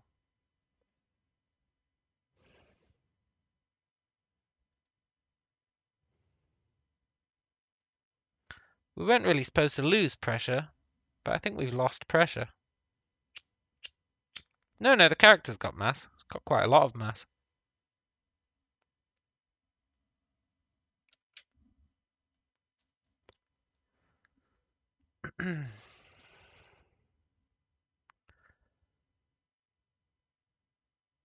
We've murdered a lot of pressure somehow.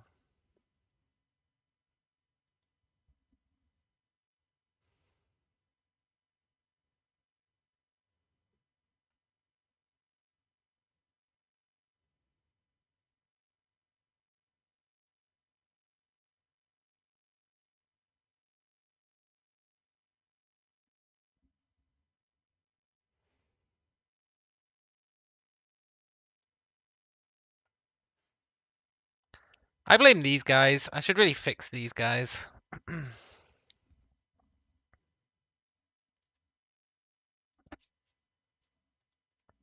The pressure machines.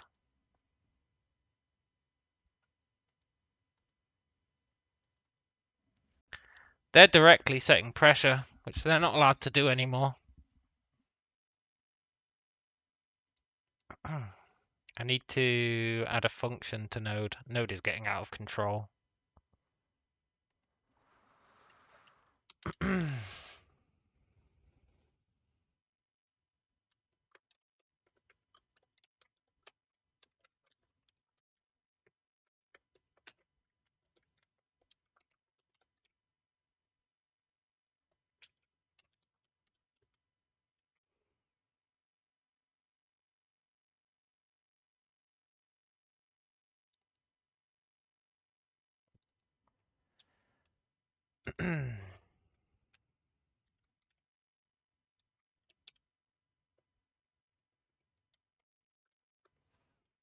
I'm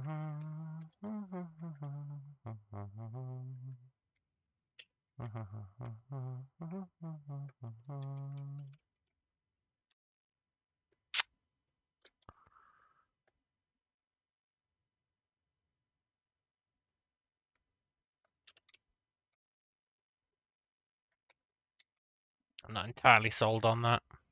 But I think it was the pressure machine that was eating the pressure.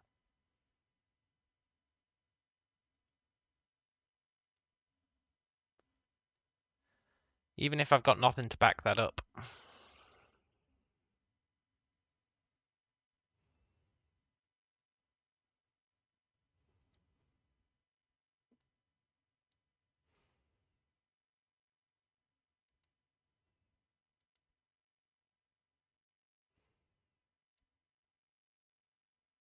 Let's just kill the pressure machines for now. What's interesting is these guys started with pressure, which means they should have given it away.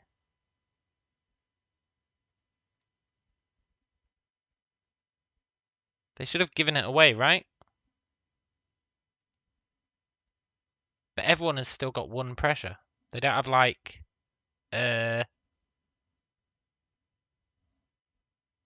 more than one pressure.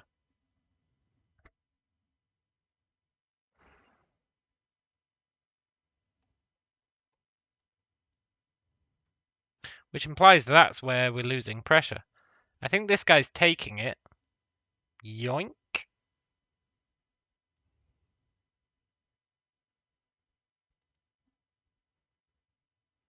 Now they've all got slightly less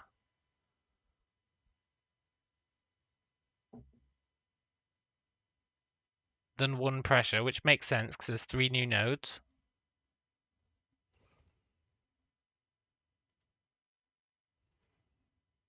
I think when we push this back in, pressure's going to drop in the rest of the ship.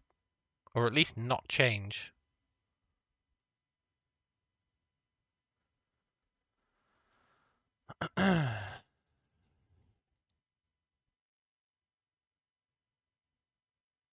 It should have gone back up to 1-ish.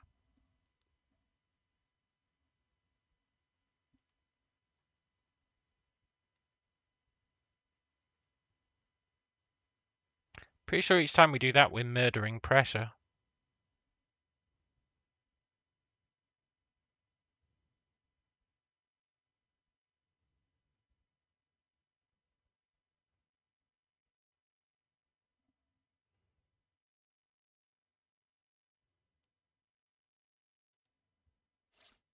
Yeah, we're murdering pressure each time we do it.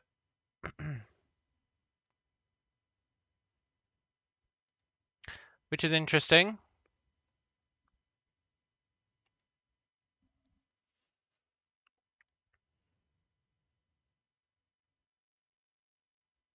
When I opened the door, the node's pressure kept dropping. Would it hit a minimum and equalize, or do I have a leak in the calc? Well, to be fair, that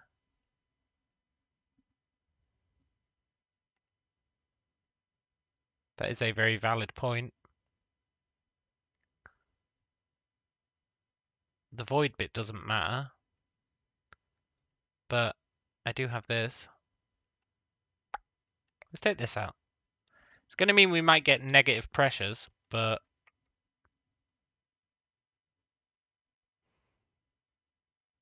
I think the main cause of negative pressures has vanished.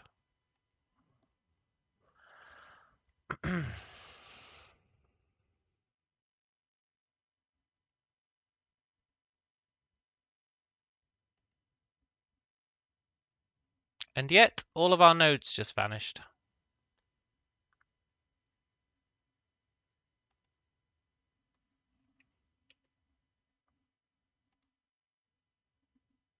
Their pressure is infinity.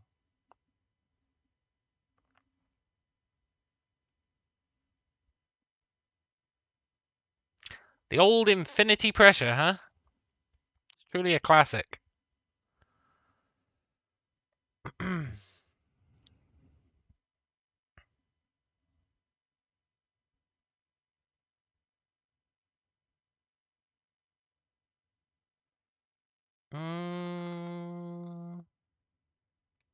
Let's simplify the use case.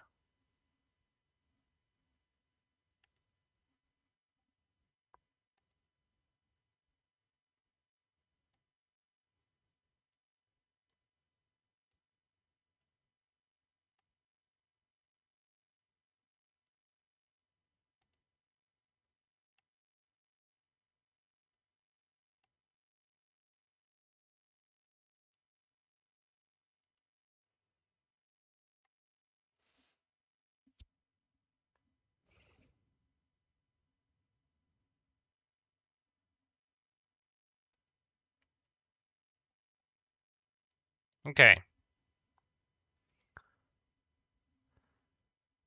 Node A, 1. Node B, 1.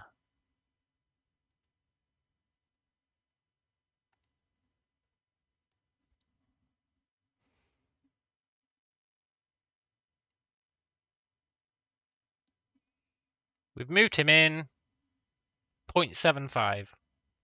So this guy's 25% blocked. He's lost about 15% of his pressure.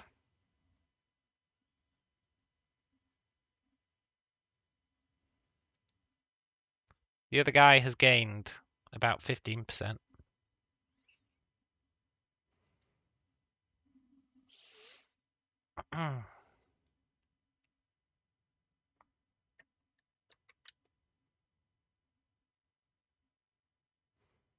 What happened to the Windows calculator, by the way?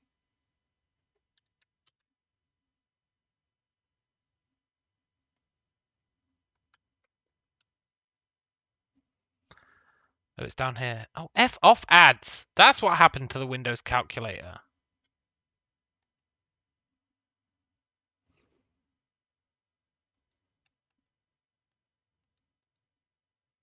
There's no escaping ads, even in Windows. Even when you've paid for it and you don't have the shitty version. There's no escaping ads.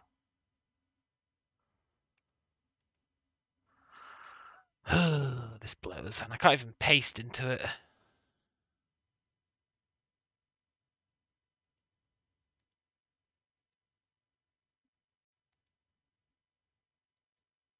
And as soon as I click away, it's gonna vanish.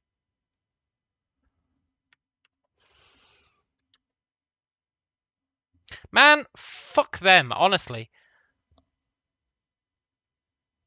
It used to open up itself. Then you didn't have to worry about this shit. Why would you make it worse? Why would you make it worse?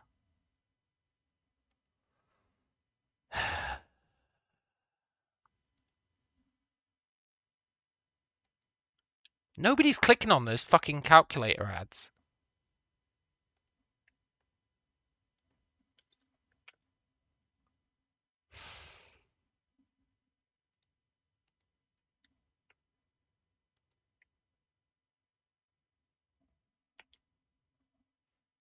Importantly, we've lost a very, very small amount due to float errors. You do the same search and click, and yours opens up the calculator app in Windows 11.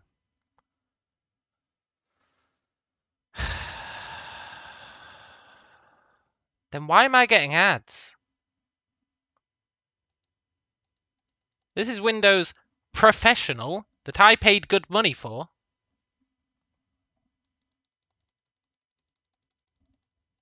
I must have something toggled in the start settings. Oh yeah, I strictly remember turning on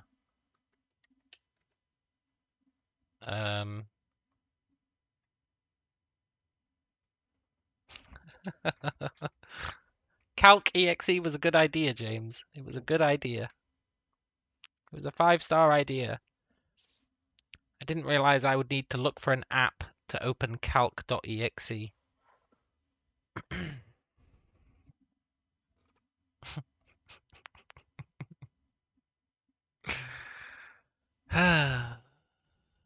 Yeah, Windows 10 Pro, that's what I've got. And it used to work. I know it did.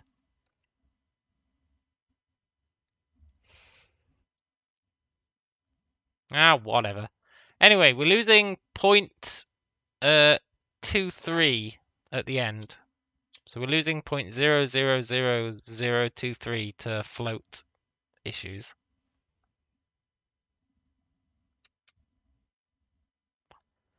I don't think that's the problem, though. I mean, it is a problem, but it's not one I'm going to lose any sleep over.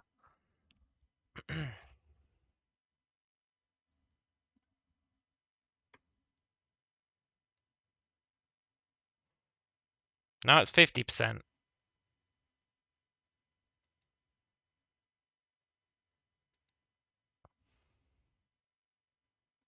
66.66.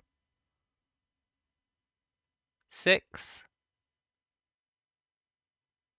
6. 7, 9, just to be awkward.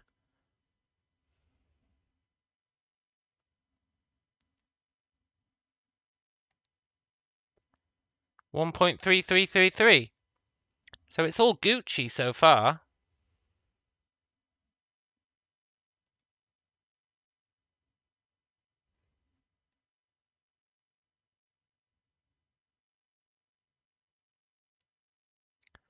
Now I've opened it back up. They should be about 1 each.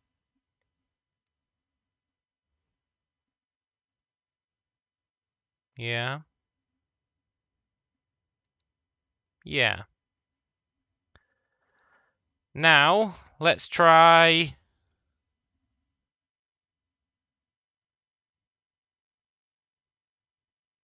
fully blocking it.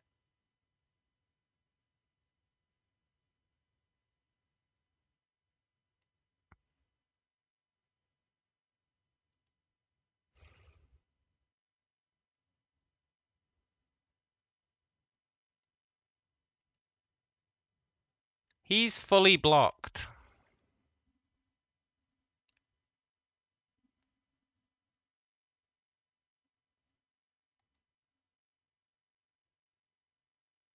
But he's not transferring his pressure.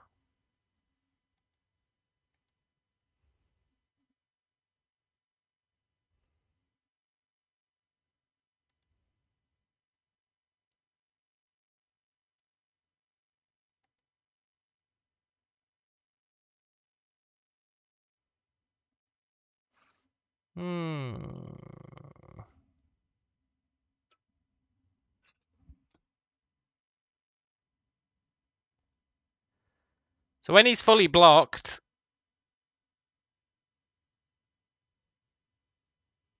no pressure is getting sent out.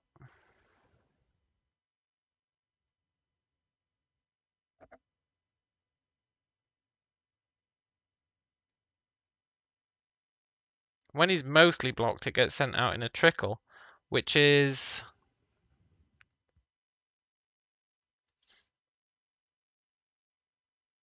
sort of what I expect.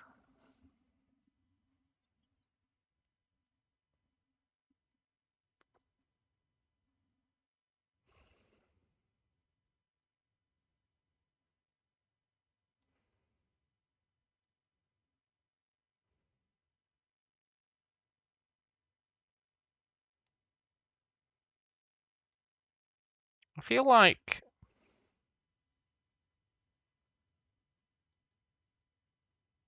it's basically working. Apart from the float rounding errors.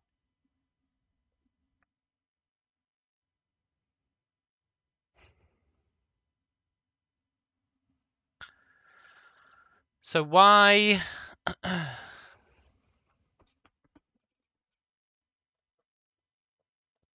isn't it working with multiple?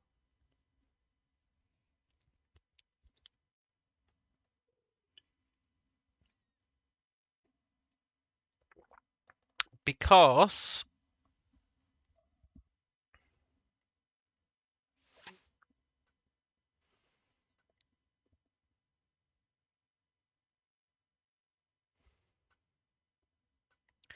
it's not working with multiple because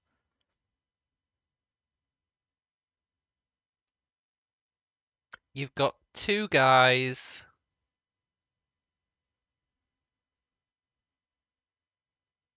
both stealing from the node.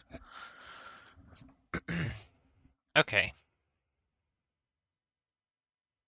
So let's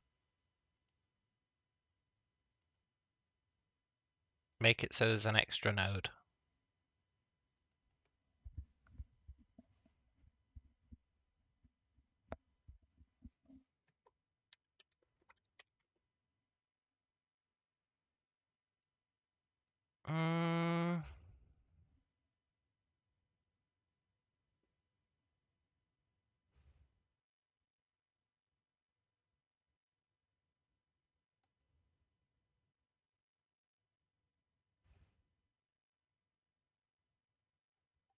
I'm trying to find this mythical place where you turned off ads.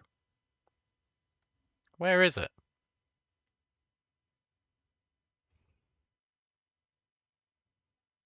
It's really pissing me off.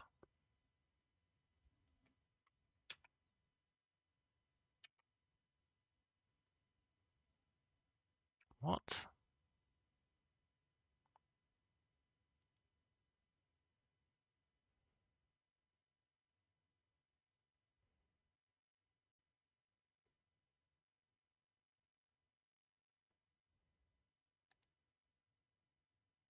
Maybe it was that.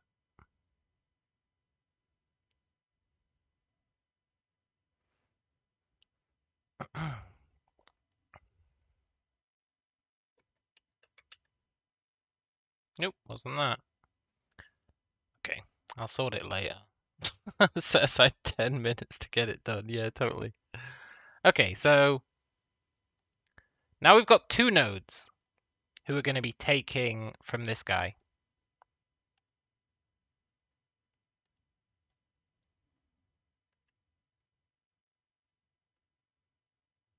There's the 75%.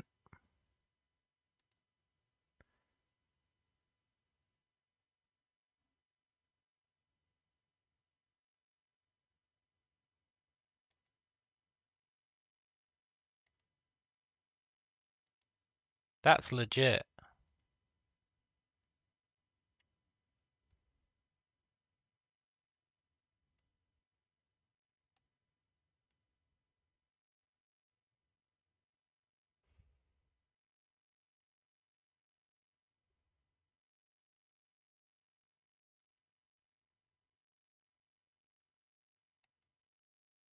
That one is also legit. Gonna be honest, I feel like it's working.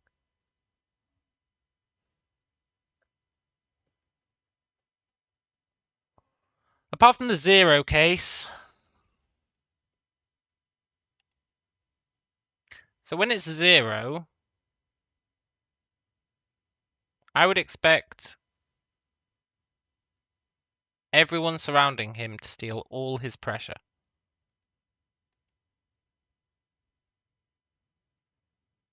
So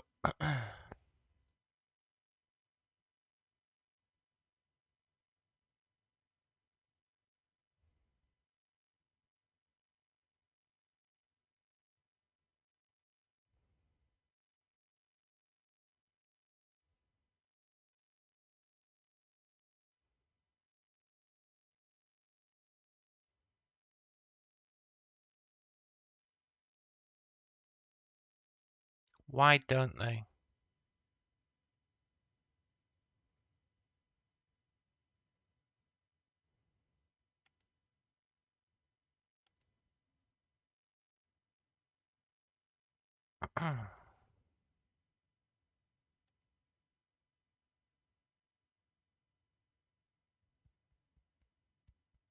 Why don't they steal his pressure?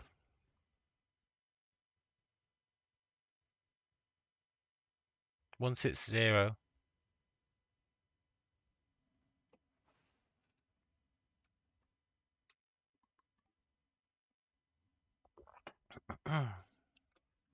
Because they should.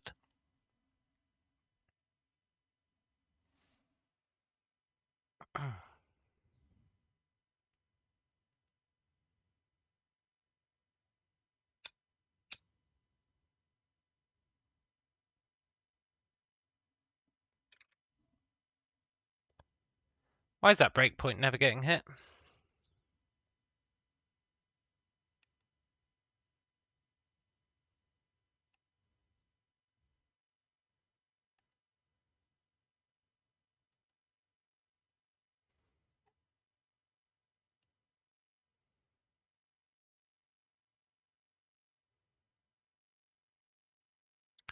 Why is that never getting hit?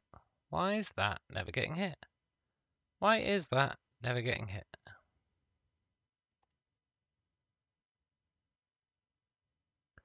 Why is that never getting hit?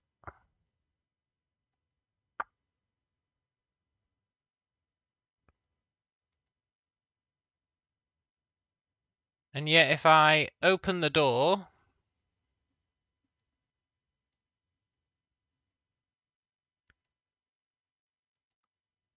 why is that still never getting hit?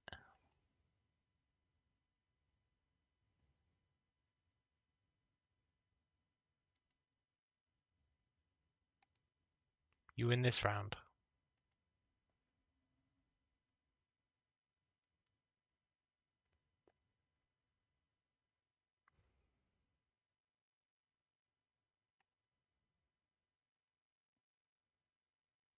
Okay.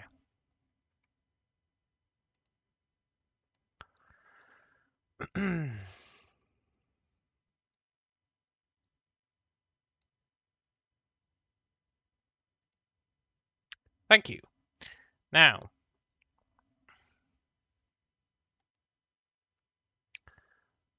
my volume is 1.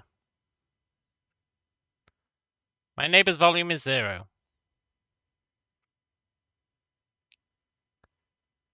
My ratio is 0. What?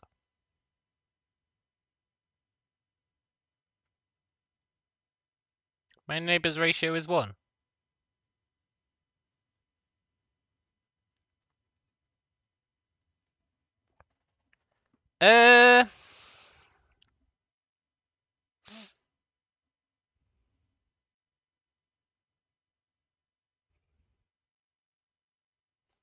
This is the 1 minus f coming back to bite me in the ass.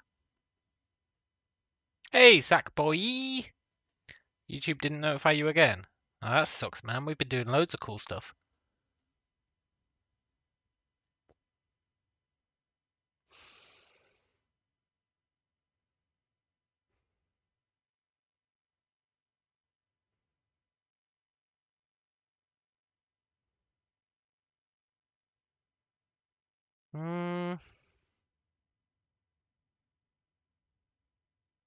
How much did you miss?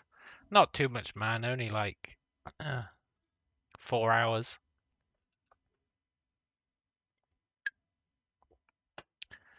We've made something really cool. We're currently trying to solve a really annoying problem.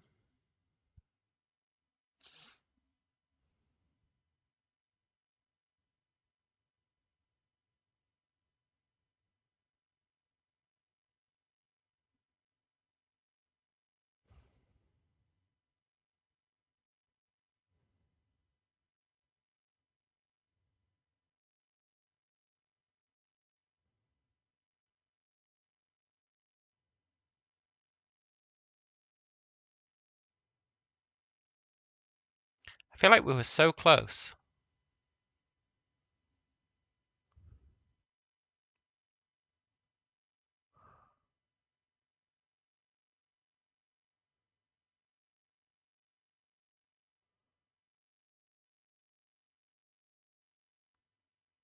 My ratio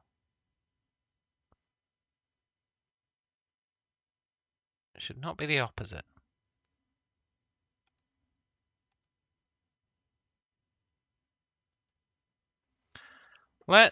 So what we're working on now, Sackboy, is doors. Good old doors. And their interactions. Let's do that.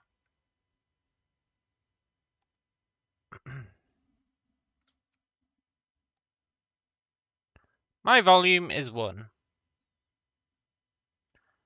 My neighbor's volume is 0.25. My ratio is 0.2.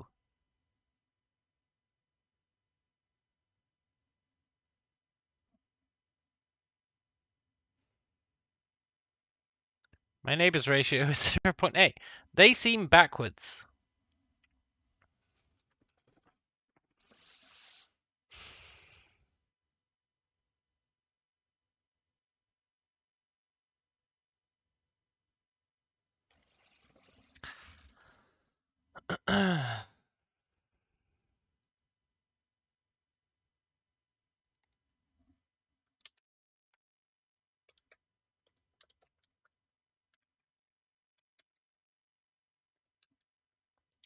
Does it make sense? No. Is it what I think was wrong? Yes. It might make sense because of the 1 minus. Are we back to making personalities for the doors? No, not yet. We're trying to make them interact with the pressure system. And it mostly is. It mostly is interacting with the pressure system.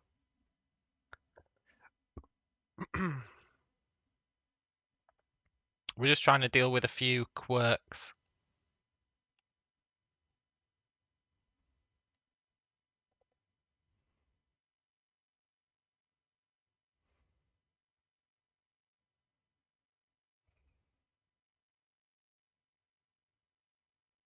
Well, I mean, it's backwards.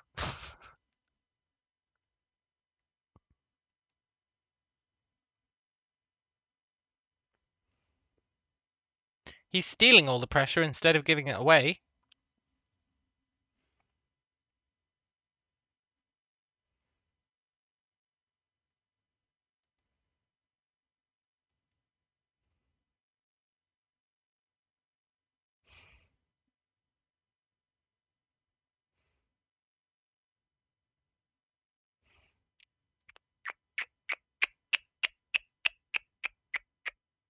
He's stealing it instead of giving it away. He's stealing it instead of giving it away. What a pain in the arse. That's really annoying. He's stealing it instead of giving it away. Will I create another temporal rift? Yeah, probably.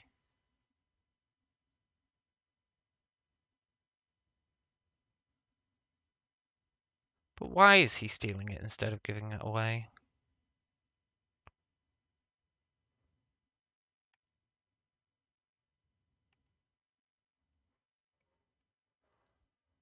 Let's have a look.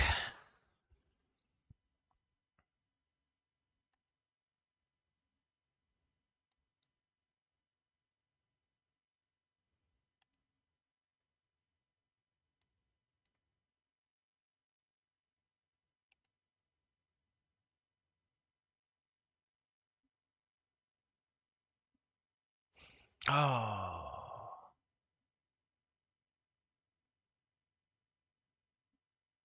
Okay. My volume is 1. I am the node on the left. Maybe.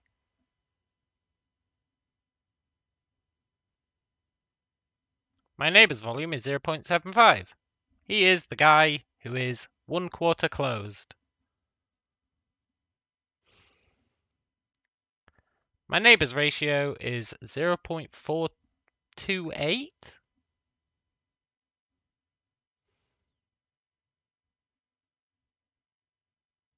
Yeah, sure. That kind of works. My ratio is 0.571. Sure. My neighbor's pressure is 1.2. My pressure is 0.9. Because he's stealing from me.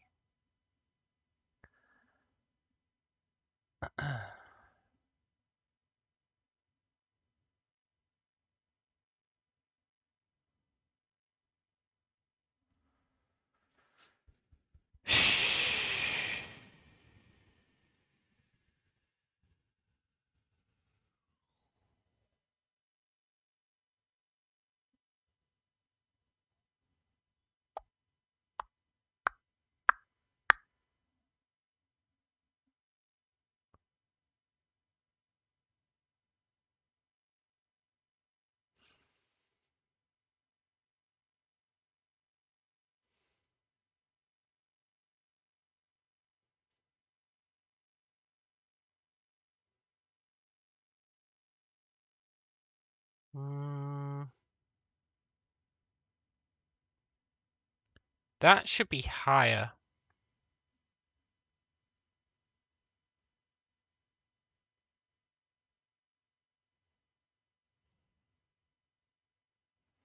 We're supposed to be simulating squeezage, right?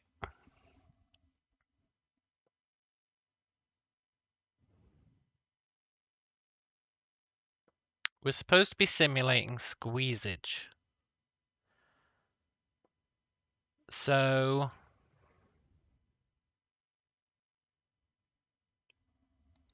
if we're simulating squeezage,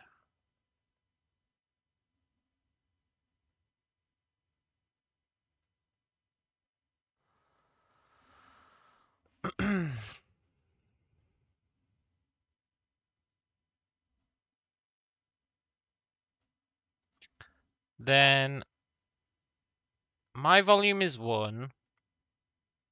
My neighbor's is 0.75. My ratio is 0.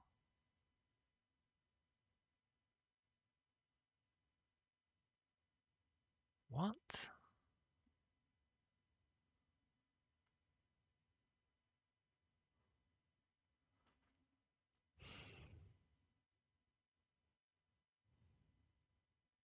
Okay, it's not 0. Good. My ratio is 0.57. My neighbor's is 0.42. But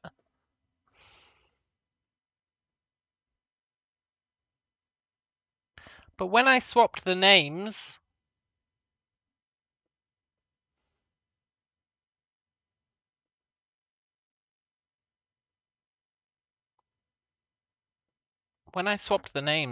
it gave the same figures.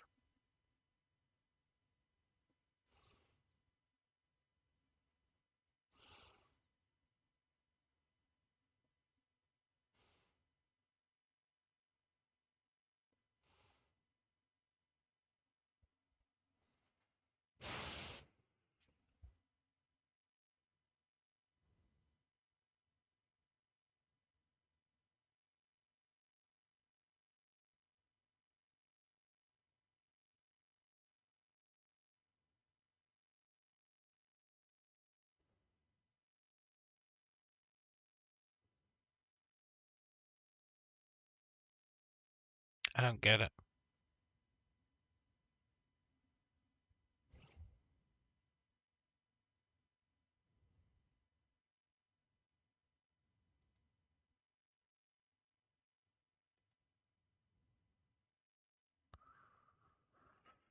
Je ne comprends pas.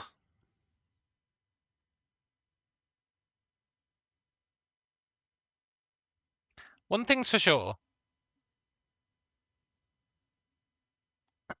This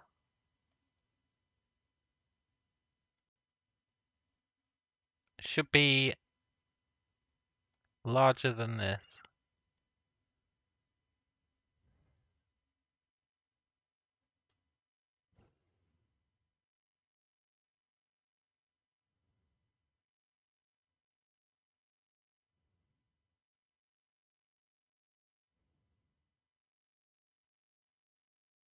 Which means, in order for that to be the case,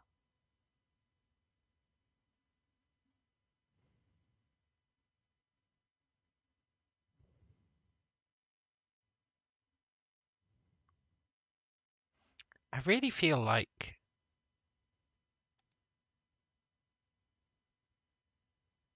checking these numbers again.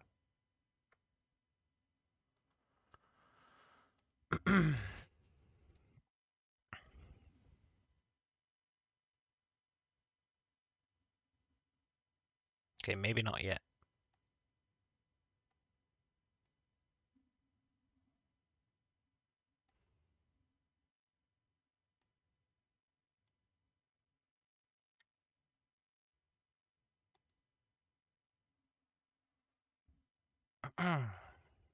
One.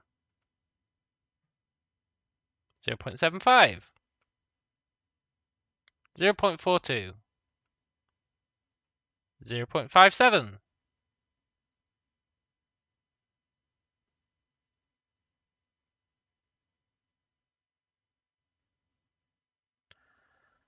So in that scenario,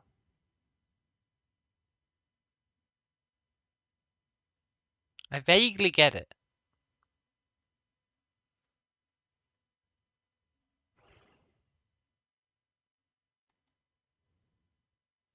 I'm going to do a conditional if.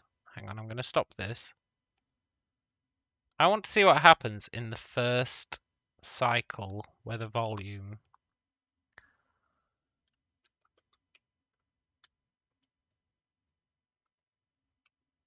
is 0.75. I want to see that first cycle.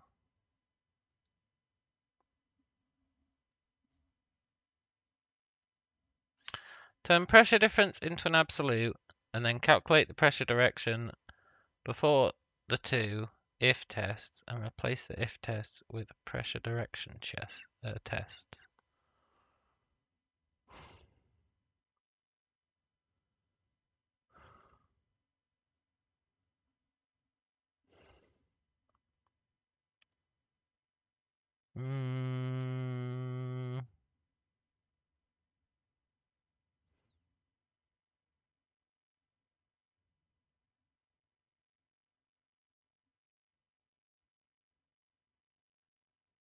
No.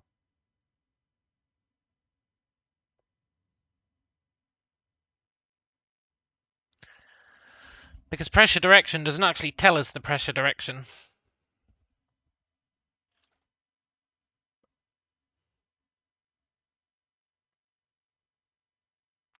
Pressure direction is very dependent upon the pressure difference, whether it's positive or negative.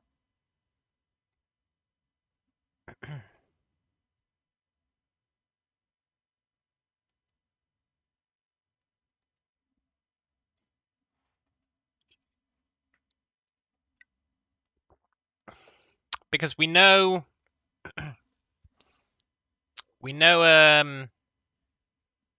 if the node is to the left or right of us, but we don't know which way the pressure is flowing unless we know the pressure difference, whether it's positive or negative. That tells us whether we need to flip the direction vector or not.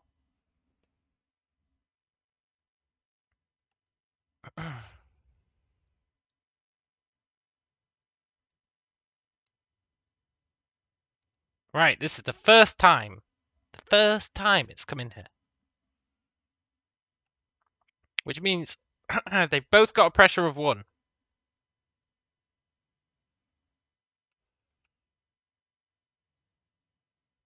Now, I have more volume than my neighbor. Therefore, I expect that I am going to take pressure from him. We've both got the same pressure, but I've got more volume, right?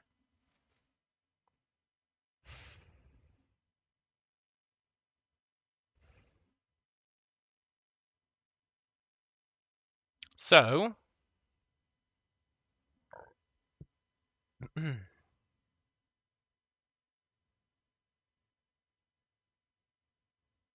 the pressure difference becomes 0.142 in the positive, which means it thinks our neighbor has more pressure than us. Even though he doesn't, it thinks he does. And that's all that matters. So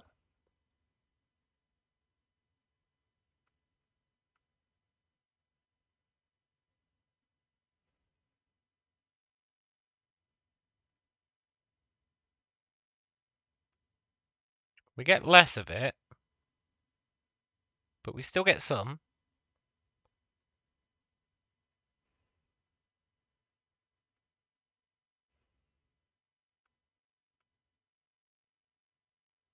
Which means the total change is 0.1. And he's our only neighbor.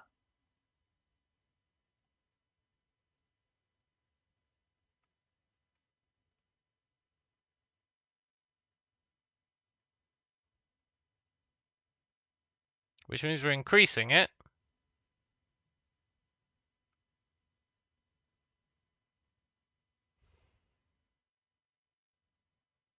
We're doing a bunch of other shit that doesn't matter. We're not a void.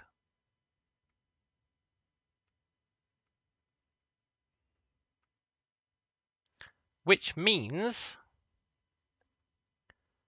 node 49's pressure should be going up.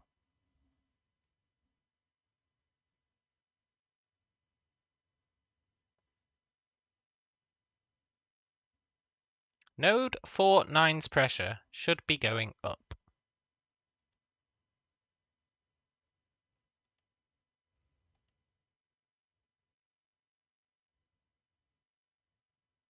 And fair play to it, it is going up.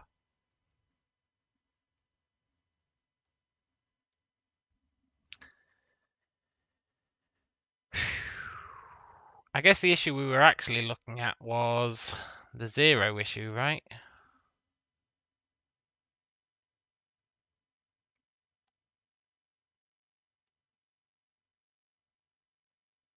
I've just been investigating a non-issue.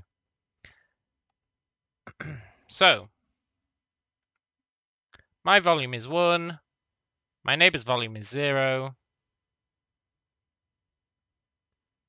Therefore, my ratio is 0. My neighbor's ratio is 1.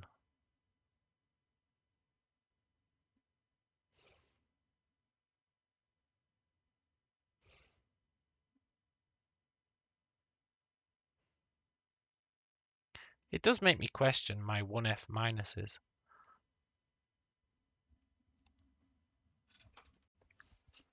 But I believe in the 1F minuses because they work for everything except the 0 case.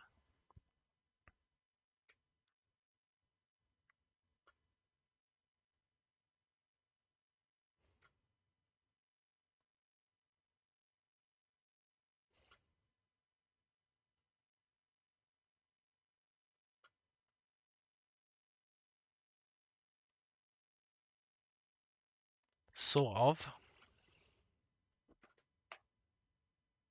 Maybe I shouldn't believe in the 1F minuses. What was the problem with... What was the problem that made me add the 1F minuses?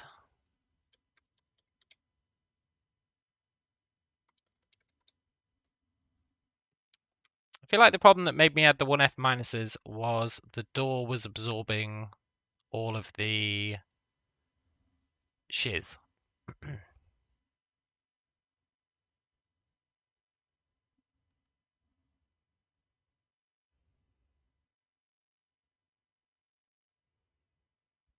Pretty sure that was the issue. Yeah. So to be fair, I did YOLO the 1F minus as a fix. Why do I keep stopping this?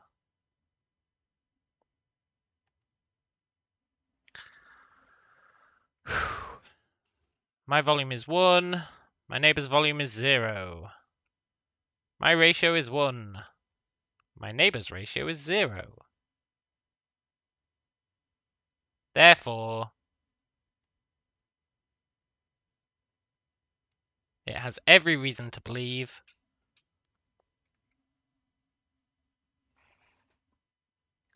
that my neighbor has no pressure, therefore he steals my pressure.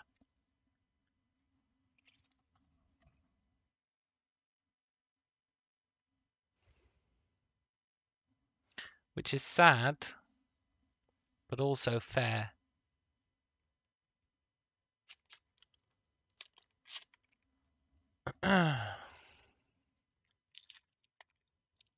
Pressure difference x minus y should maybe read y minus x. The order does affect whether you're getting a positive or a negative, yeah. But the problem here is that regardless of which way we do it, what we want is our neighbours. I think ratio is not going to work.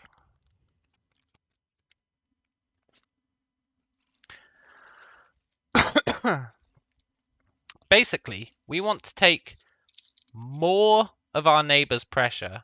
So we want our neighbour's pressure to be assumed to be higher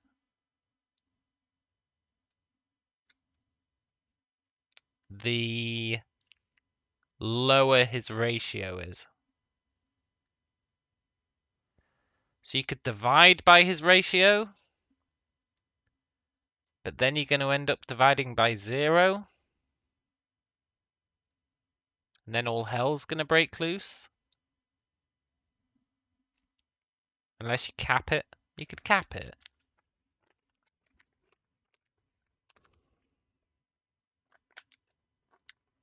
If we divide them by the ratio, then cap the ratio so it can't be lower than, I don't know, 0.001.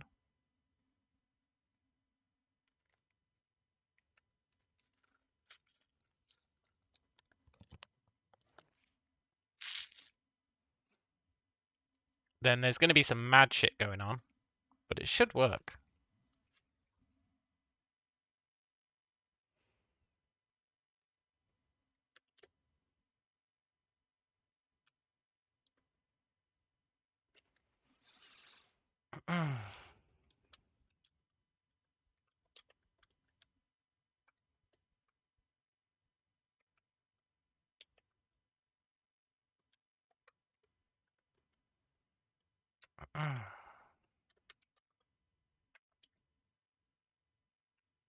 Now, anyone standing in front of this door when it closes or opens may get hit with the power of 1,000 suns.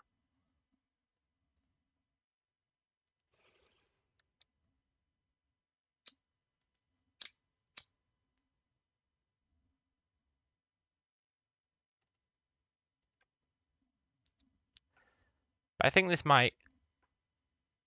I mean, I've been saying I think this will fix it for like an hour. But this time I genuinely do. Okay. Okay. Okay.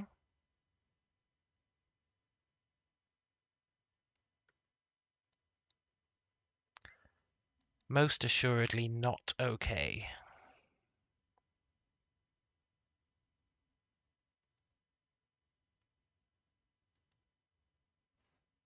But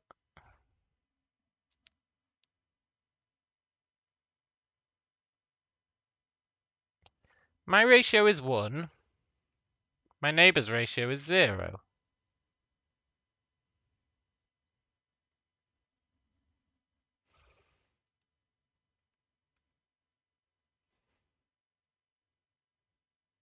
So I set my neighbour's ratio to be 0.01 just because, you know.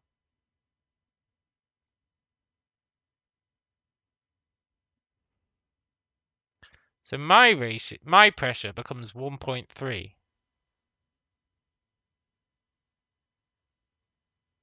My neighbour's pressure becomes some ridiculously high number. The pressure difference becomes 32.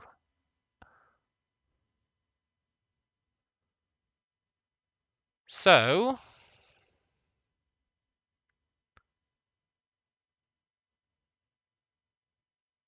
oh right. Yeah, that'd do it.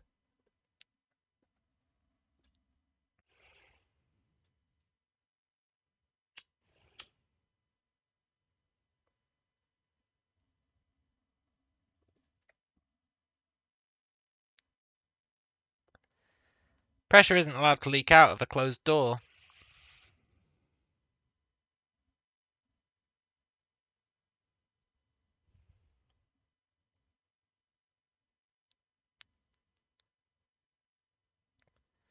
Closed doors aren't allowed to... Closed anythings aren't allowed to interact.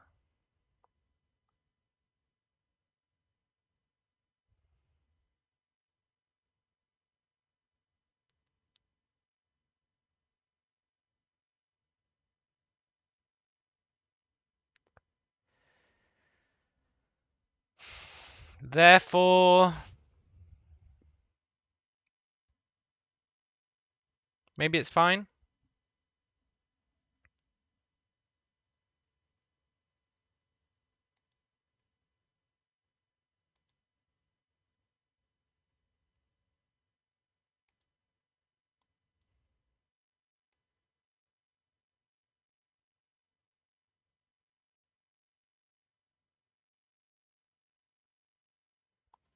Maybe it's quote unquote good enough.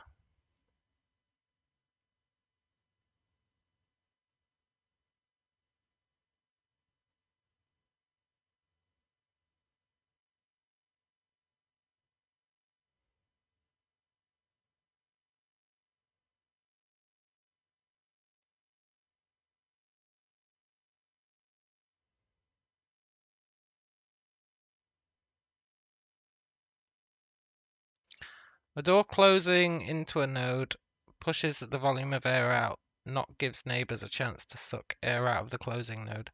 No, both happen in this system. The node doesn't actually ever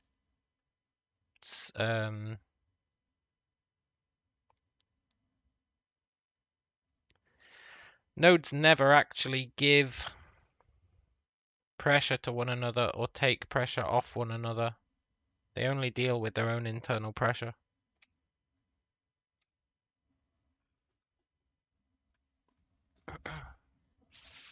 Which I will admit is a bit mental. But it works.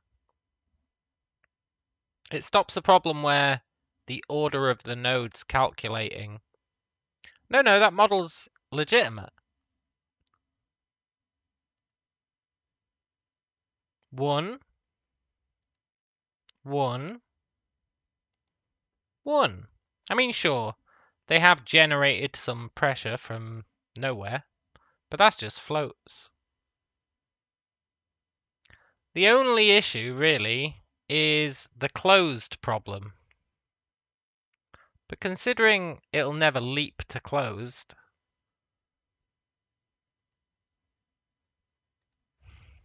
it's actually mostly fine. Sure, he's kept 0.4 pressure to himself. But he has equally shared it with these two, like, to the extreme, which is nice.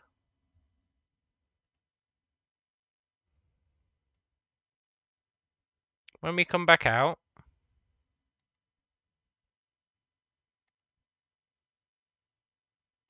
they're all normalized again. I think the model is as correct as it's going to get. The reason they only deal with their own internal stuff is because otherwise the order of execution matters. So instead, they all look at each other from exactly the same perspective and they all figure out what should happen to them. Should they increase? Should they decrease? And they all reach their own consensus, but they're all using the same logic and they've all got the same data.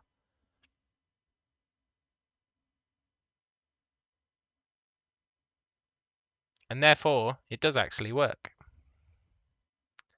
I need it to leak air till I manually flip and lock the door latch to fully seal the door.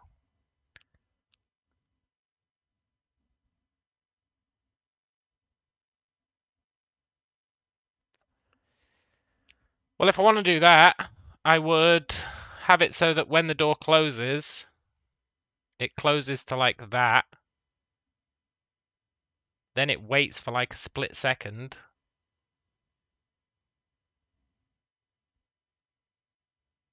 Or however long we do this locking mechanism. And then it fully closes. That kind of cheese the system. From one point of view, this is a spreadsheet logic flow. And in a spreadsheet, top to bottom, left to right is repeated until no new changes. Yeah, but in another point of view, it's not really a spreadsheet logic flow, is it?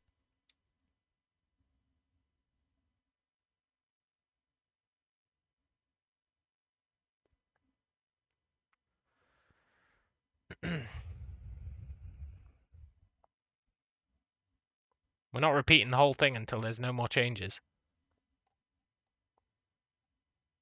That's what frames are for.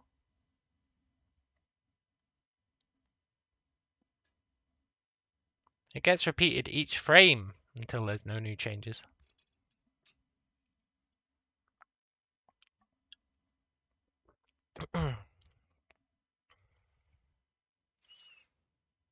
This works well enough. Sure, we've got the zero issue. Sure, we've got the massive power spike when a door opens issue. Namely, if I put a goon here,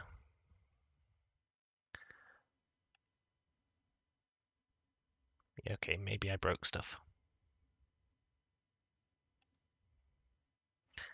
As I was saying, if I put a goon here, cool, he's big, isn't he?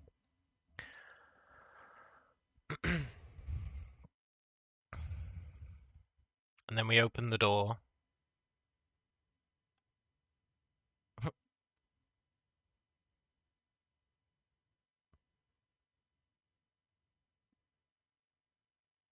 But that's just calibration of forces, is all that is.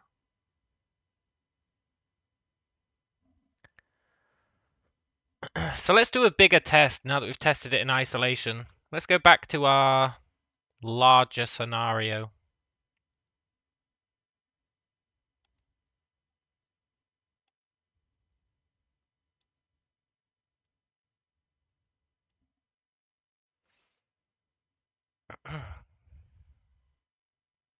Every door produces the Outland movie out the roof airlock effect. What? I don't know what the Outland movie is, but yeah, totally.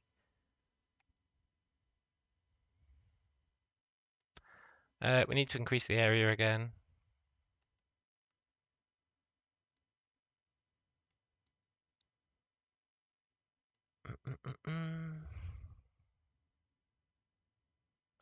I'll let the pressure machines live. I killed them because I thought they were the issue, but I don't think they are the issue anymore.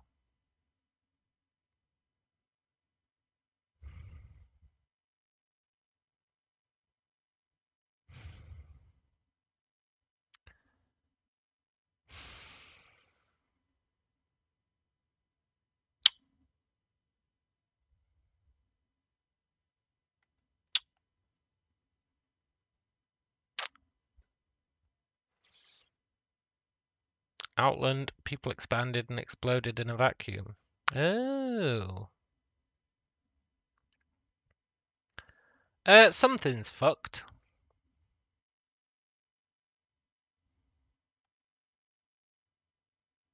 I think I'm gonna kill the pressure machines, just temporarily.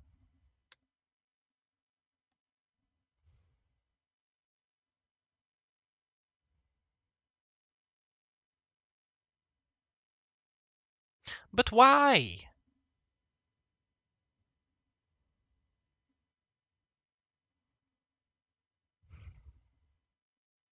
We just had it working. Granted, we had much less nodes.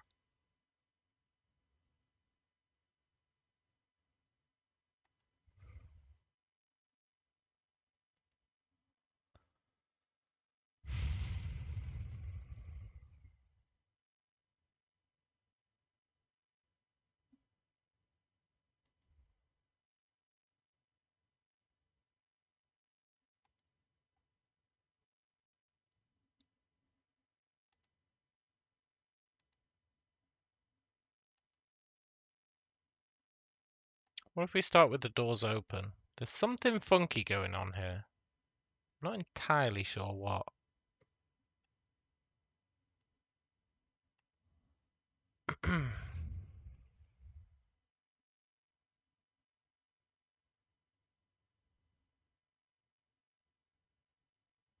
So it's all fine. Let's introduce a door into the stable system.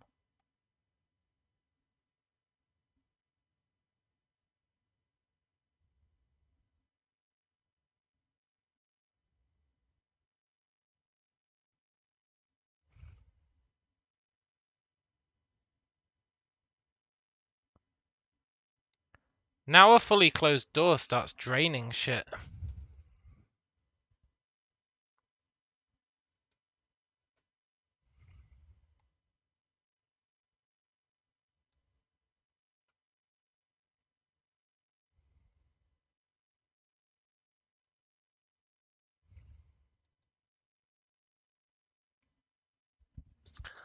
Why would a fully closed door start draining stuff?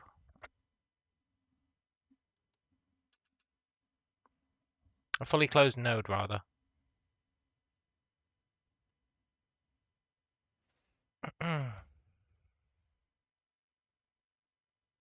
Let's not add massed volumes of air. So, I guess we did only test it for an individual node, to be fair.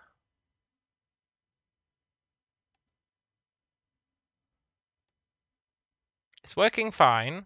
It's working fine. It's working fine. It's working fine. It's working fine. It's working fine. It's working fine. It's working fine. It even kinda makes sense. Like, that is what had actually happened to air. It just, the force wouldn't be as excessive as we're making it. So that's cool.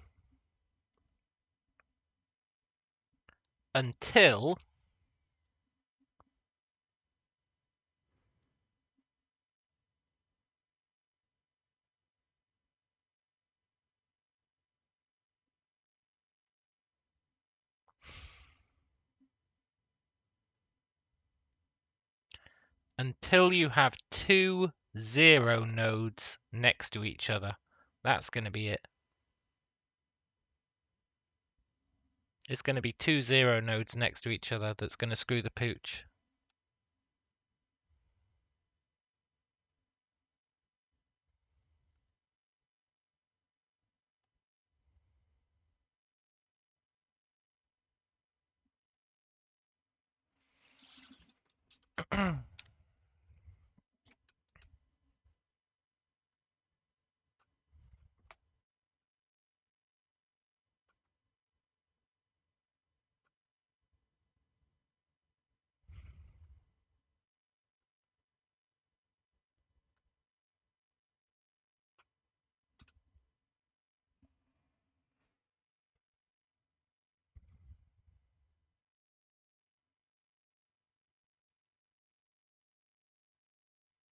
What?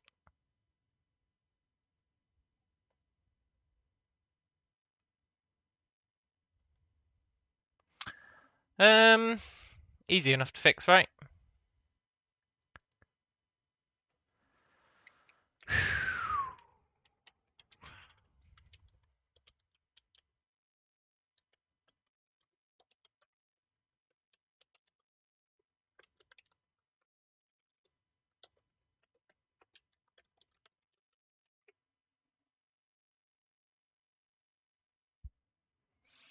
Cool.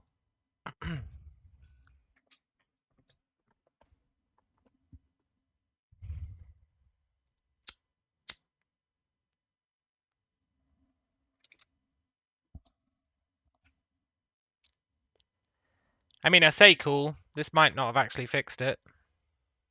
I like to think it will have, though.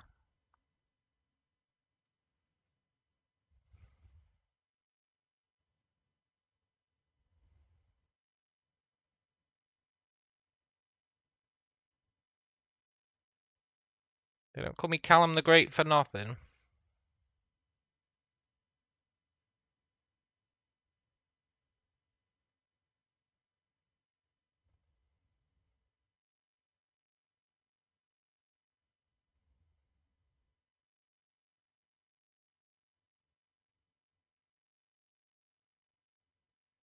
Now, we do still have the... Like, if this opens really fast...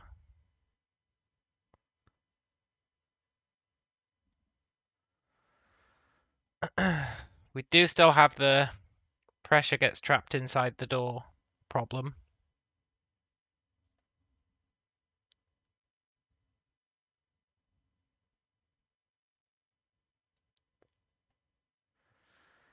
Which is exceedingly annoying.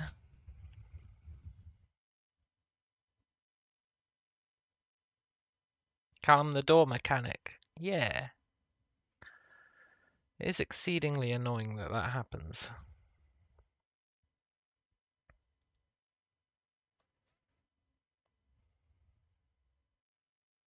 But whatever.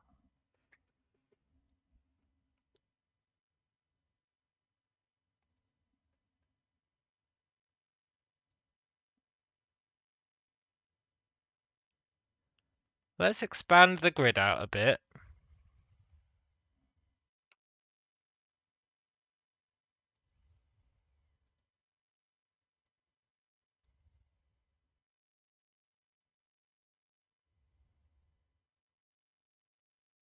Make it a bit more...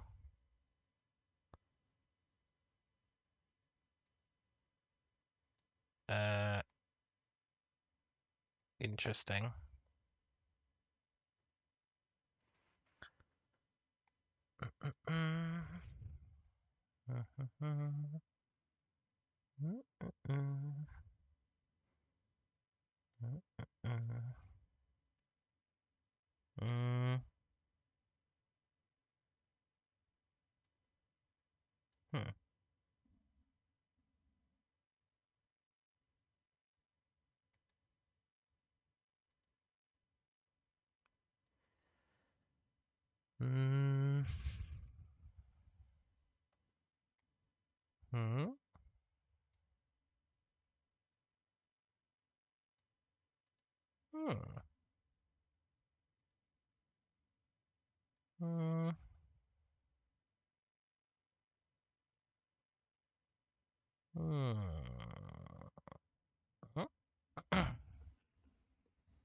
Remember in Alien, Ash the robot built the machine to find the alien when it moved by micro changes in air density. Yeah, that's true.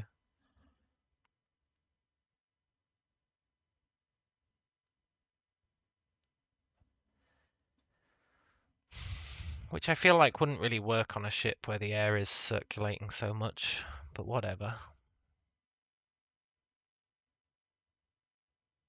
Wonder how those trackers worked in the sequel, Aliens, when they were on a planet. Maybe they'd advanced the tech by then. It was like 50 years later or whatever, right? Let's add a goon.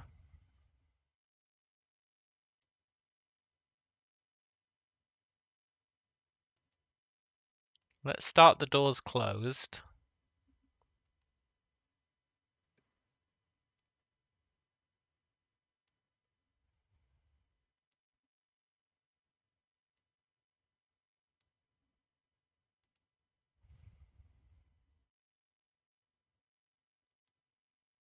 This is either going to be really cool or it's going to break spectacularly.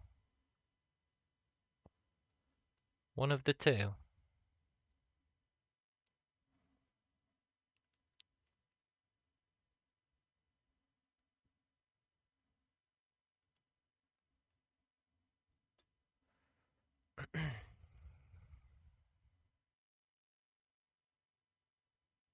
Where should we put our void?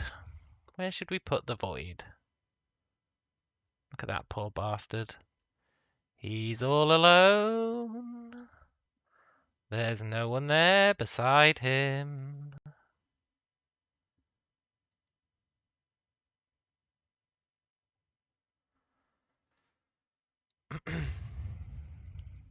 Kind of weird that he's not green.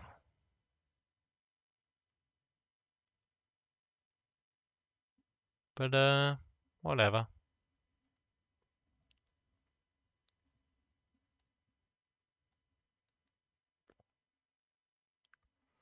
Oh, I know why he's not green. It's because he's got no neighbours. Let's put the void here. We'll do 4. A nice big void.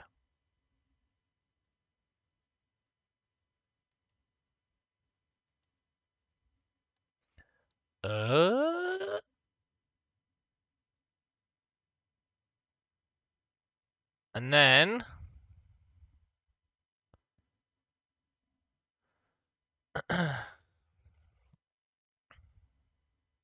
put another node near the guy to make him less lonely. He's going to the node.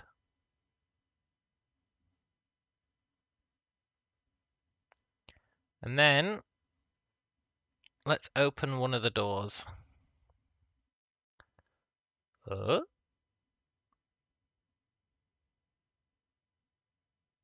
Watch that sweet, sweet recalculated airflow. Now I'll grant you, this door probably shouldn't be blocking these nodes.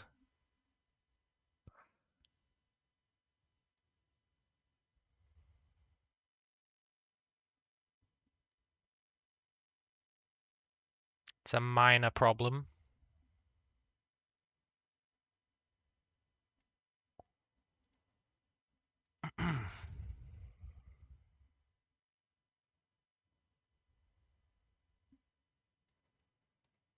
Cool.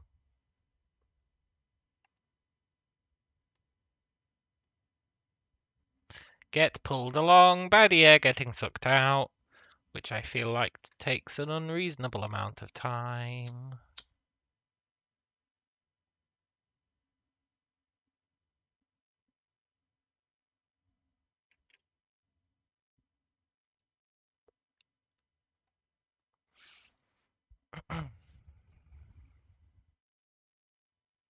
In a lot of ways, I feel like this works better as a water mechanic.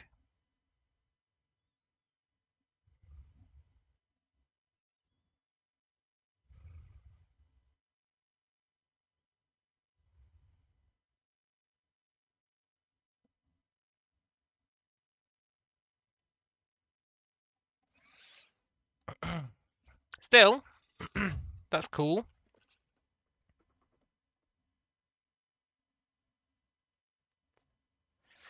The door issue with the collider.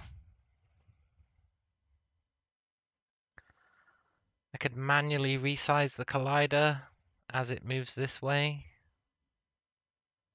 It'd be a bit jank, but I could do it.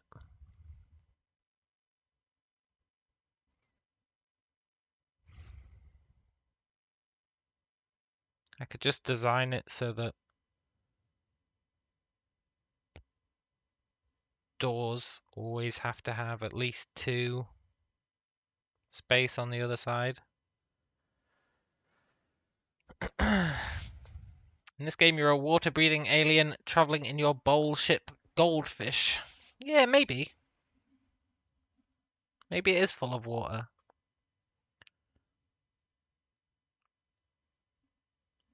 I think it reacts more like a water mechanic at the moment, but I think that's just down to the force variables.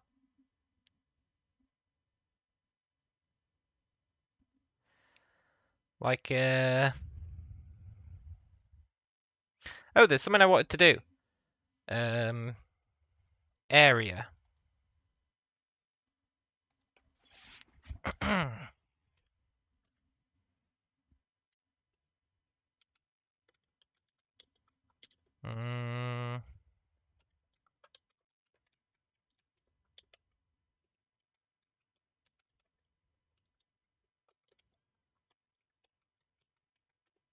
That.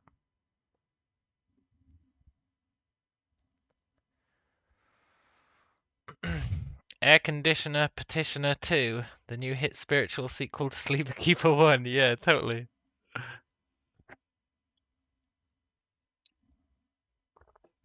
Well, I'm thinking about adding temperature next.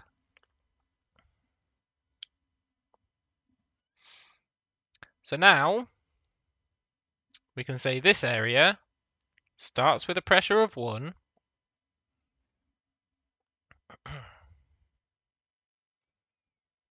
We can resize it to be like that big.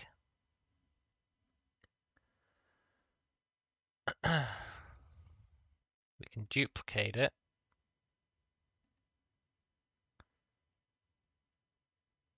We can move that over here. This one, we can say, starts off with 0 pressure. And then, in here, we just need to say new node pressure equals this initial pressure. New node is void equals this dot is void.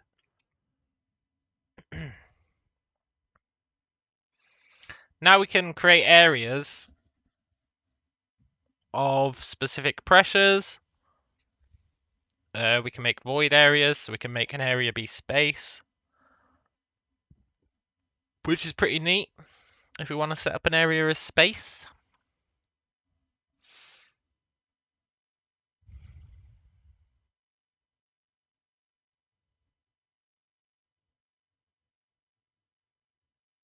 Gonna be honest, I'm not really sure what happened there.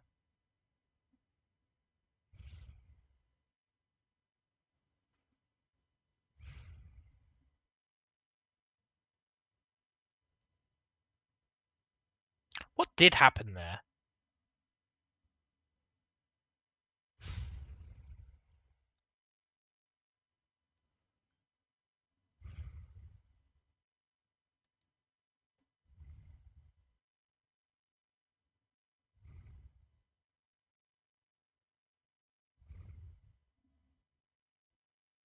Icarus says, no, it's a Dumb and Dumber sequel. Jim Carrey's character no longer works at Boeing, and his solution is to fill their planes with water to fix the door panel falling off problem. Yeah. Why do they all start correct and then instantly fill up?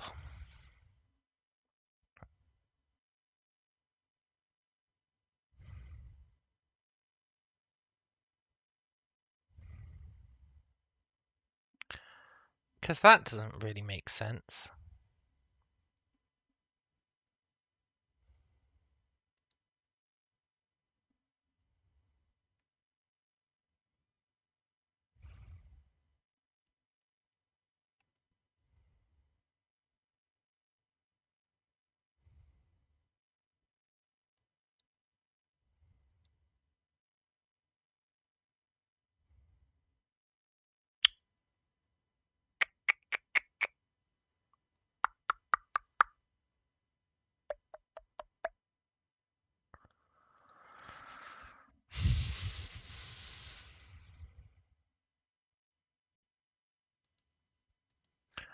What's the deal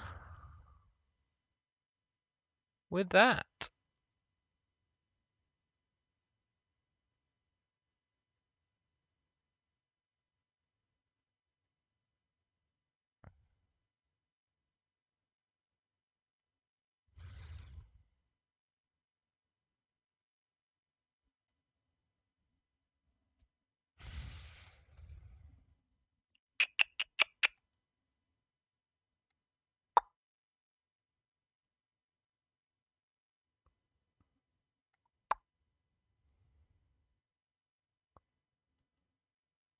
Is there a god tier force getting applied? I don't think there is, otherwise this guy'd be getting yanked about.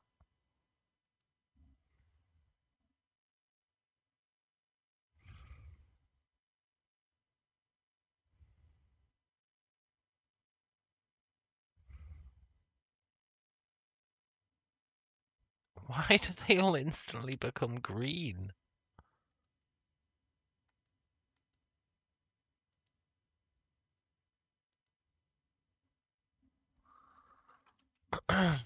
Why? They actually end up with more pressure. This is another case of pressure getting invented.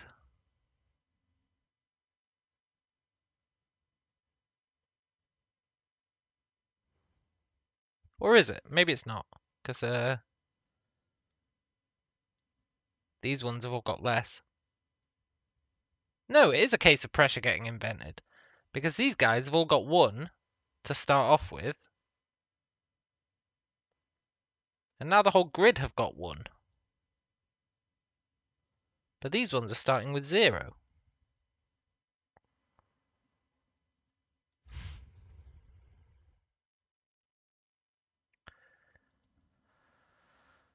Let's set their initial pressure to 2.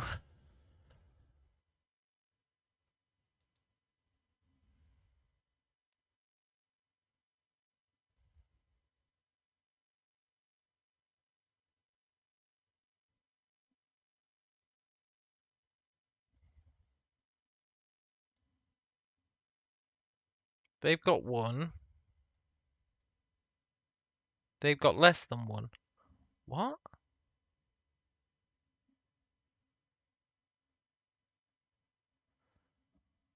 Oh yeah, the door nodes start off as green because they're fully closed.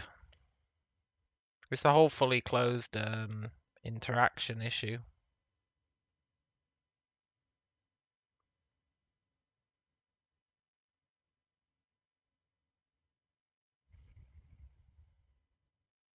I'd like to fix that fully closed interaction issue.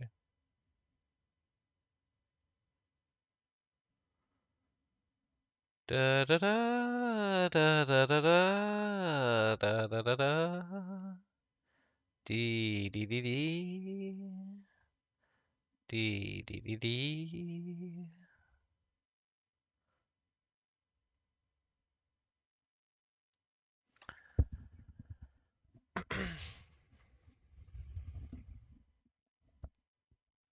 Is it because all the nodes are generators, and as their air moves down the node line, you're making air faster than you're consuming?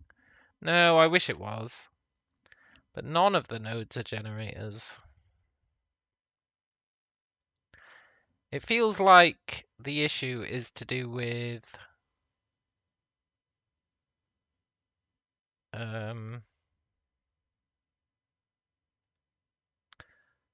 this pressure to set thing that I created. It feels like that's where the issue lies.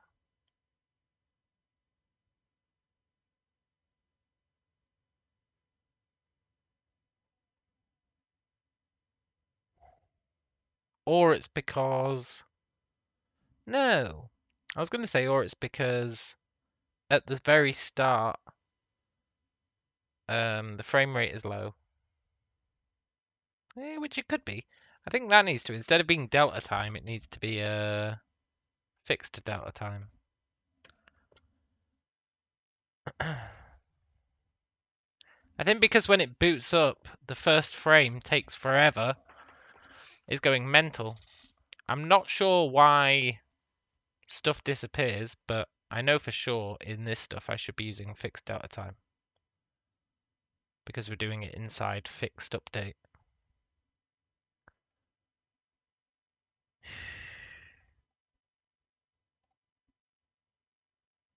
Maybe that fixes it. Who can say in this day and age? I think it might.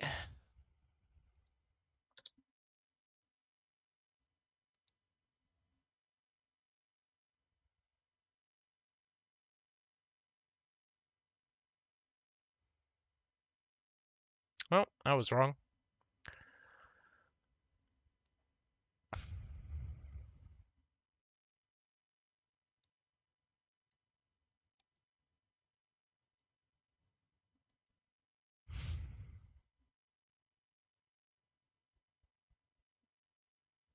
We see them being read. Initially. Am I really not using time delta time anywhere else?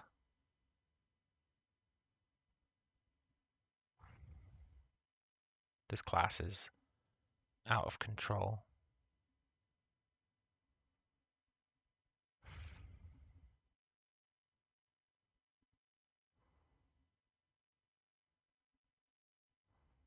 No.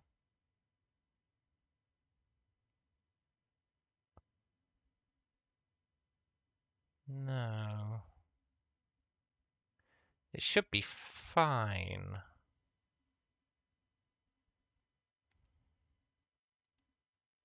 Let's see what happens.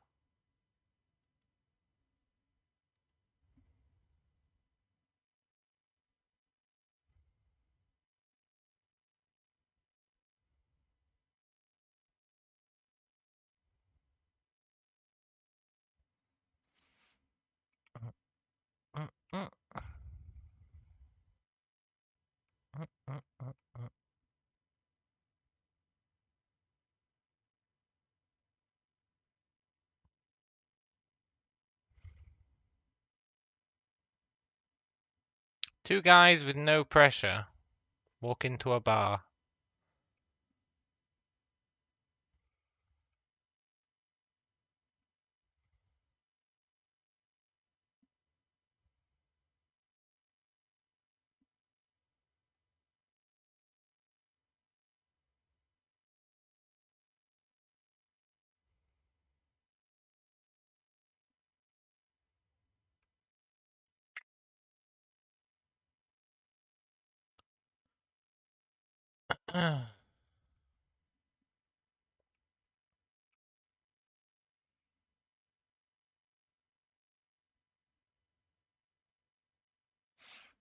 Two guys on a spaceship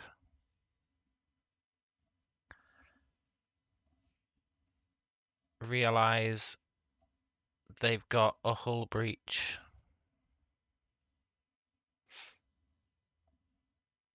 One of them decides to go fix it. The other one says, no pressure.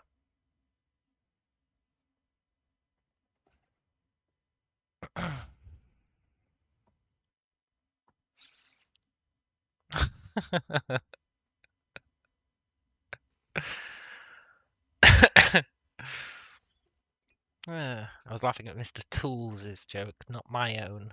I'm not that lame. Well, actually, I laugh at my own jokes all the time. I can't say that. I need a conditional if.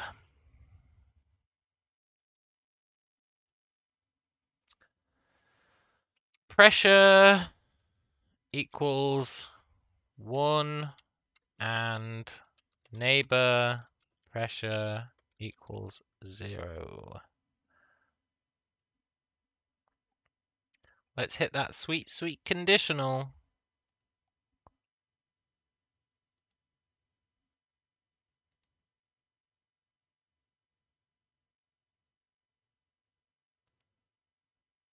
Thank you.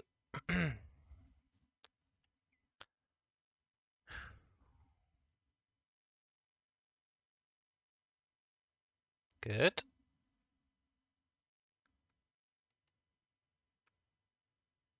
Pressure difference is -2.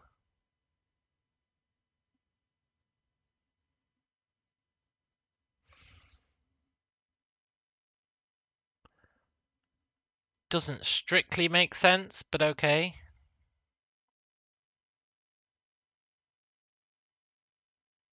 No, I guess it kind of does make sense.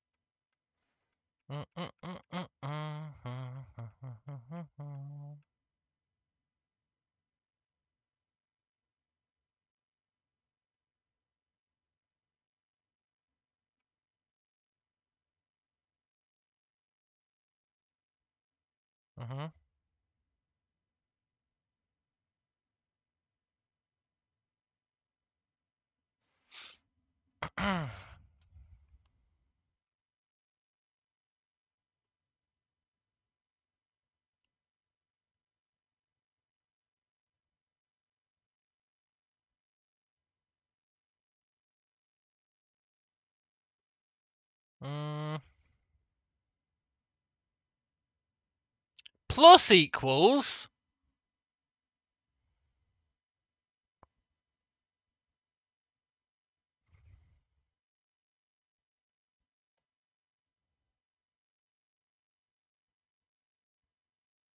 Yeah, no, plus equals is fine.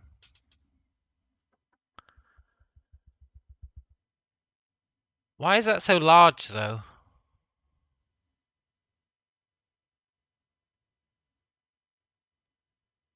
Why is that 0.92?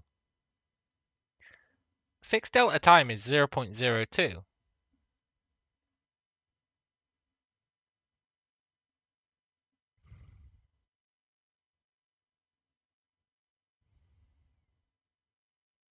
Pressure change per second is 1. Total change is 4. 4 times 0.02 is 0.08.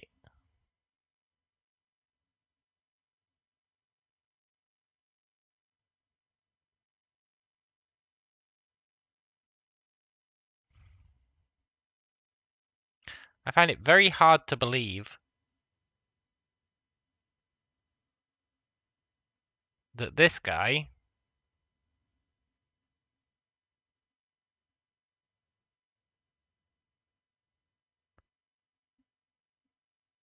who has a pressure of 1. Oh no, that makes sense. He's losing 0.08. Okay, good. Suddenly it all made sense.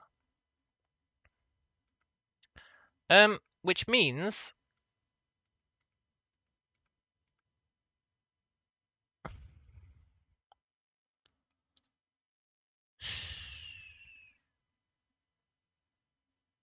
he should be equalized.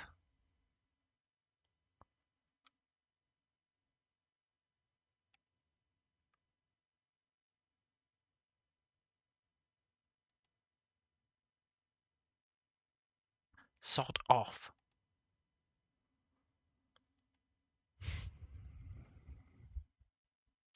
The only thing I can think of that may be, you know, a bit jank is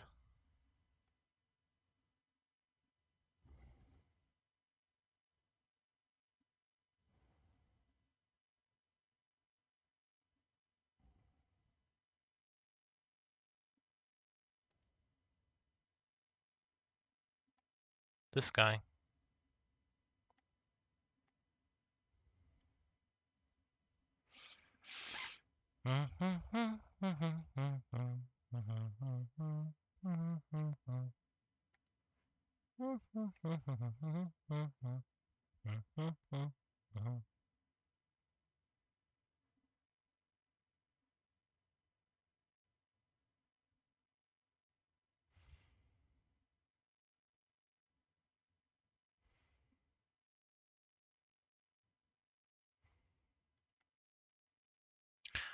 Why is that 1? In what mad world is someone getting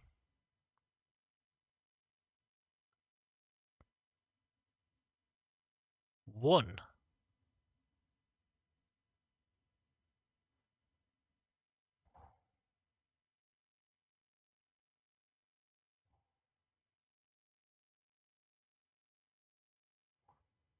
Exactly 1?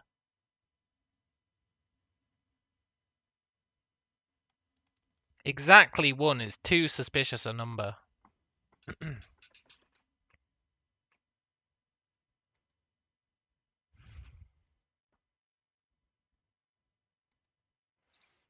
Mm. Mm.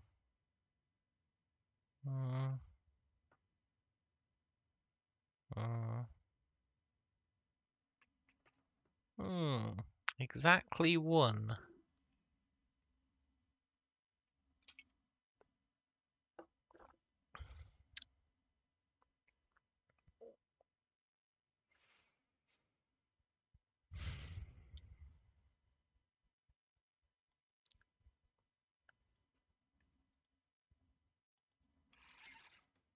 How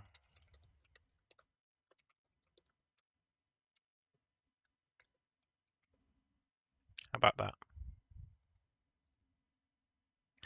Exactly 1 is insanely suspicious.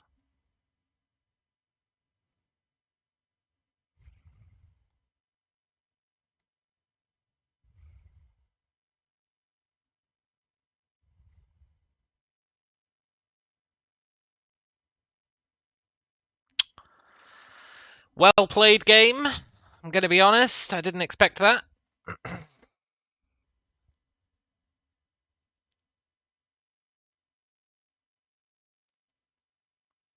Well played.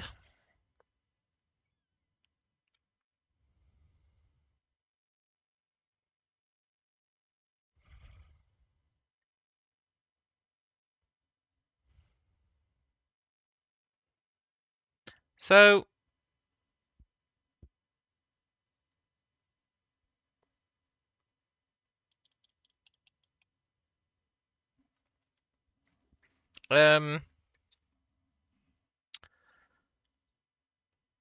area creates all its nodes, and it sets the node's pressure to be whatever its initial pressure is set to, which in our case is 0, which is for sure pretty cool.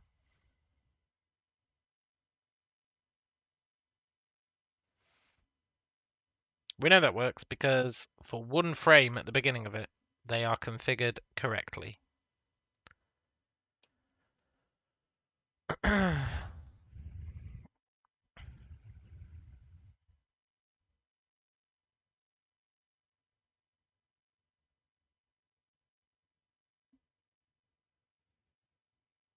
I wonder if I need to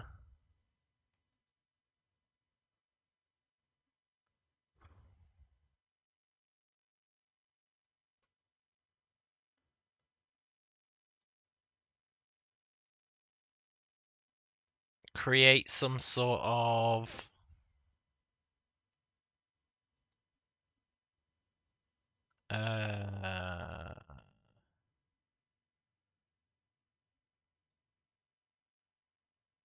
initialization.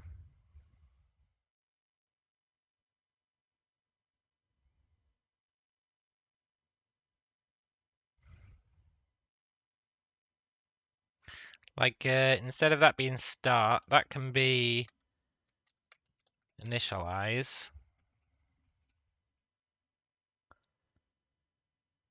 And then here, at the point we do this, we can also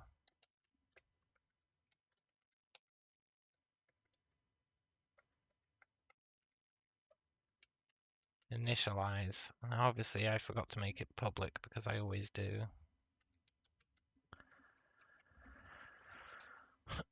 Maybe it's as simple as that.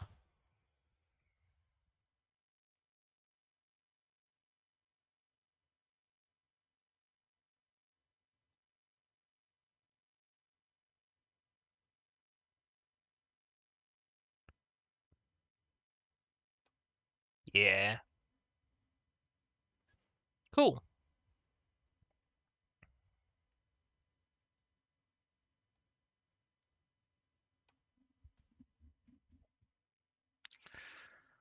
Not too shabby.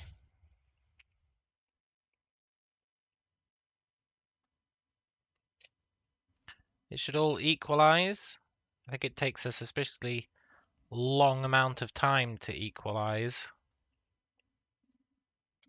considering it's supposed to be airflow. I feel like the airflow would equalize a fair bit faster than this.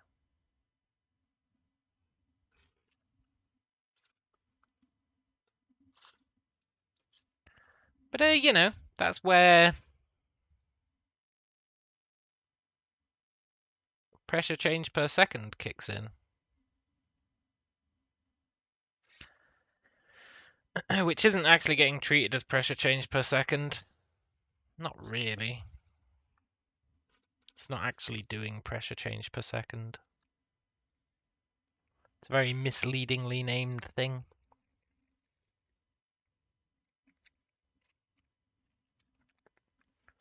Let's crank it up a bit, though. Let's make it, I don't know.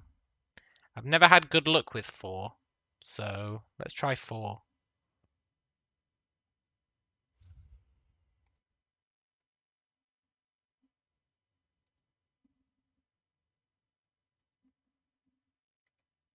Four has always done really bizarre shit every time I've done 4. We're done 4.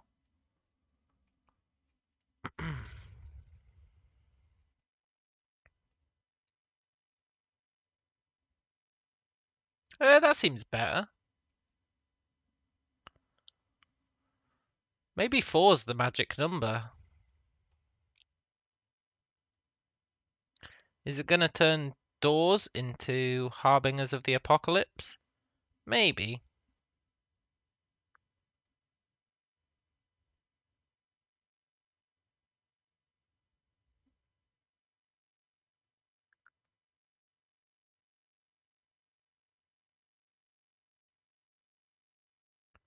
But, you know, whatever.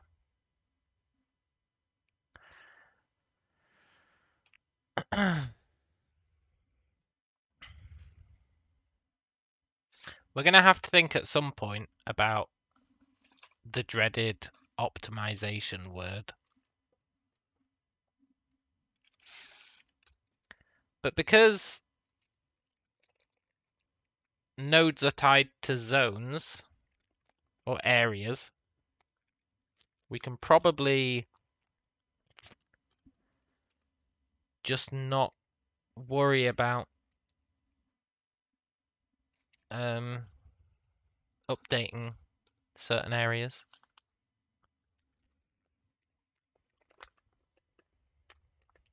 First optimization, remove the pressure system. Never. Never! If I have to rethink what my entire game is about in order to keep my sweet, sweet pressure system, you better believe that I will.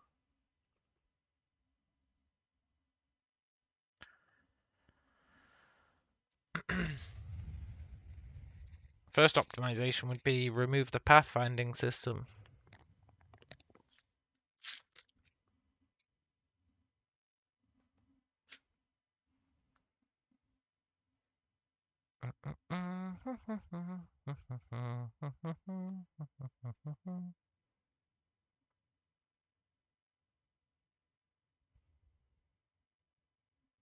It's actually really cool with the pathfinding system, because he tries to get there fighting the forces of nature, which is pretty sweet.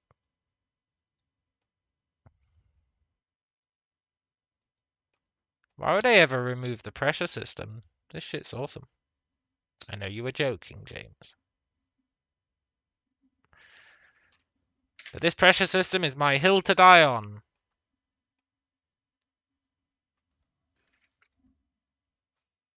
I think we'll be able to optimize it.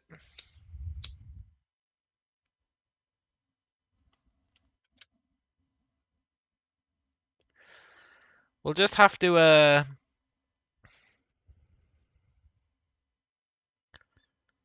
either not update rooms that are far away, or in a similar way we were talking about pathfinding, we could do a similar thing for pressure, where we have areas that are further away. Calculating their pressure as a whole.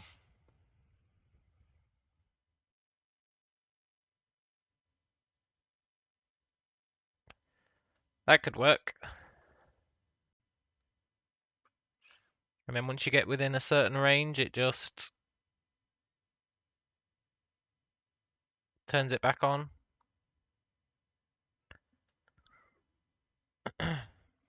It'd probably work okay.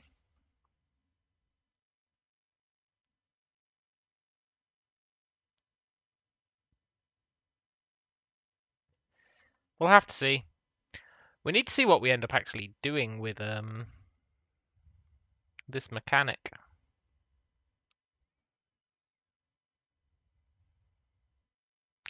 Love how forceful the doors are.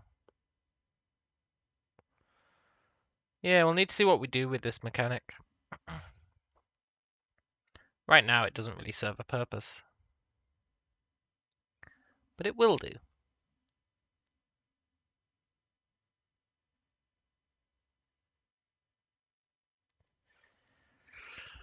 And now we can make airlocks. Do we need airlocks? Not really.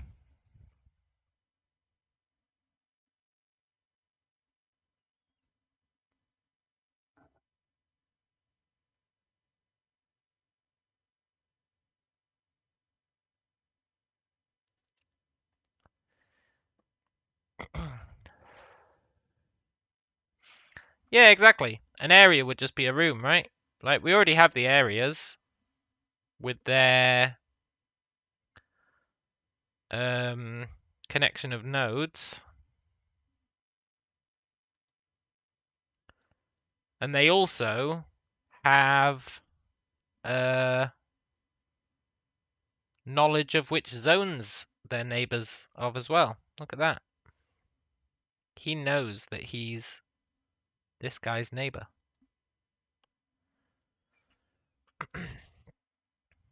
So that's pretty cool.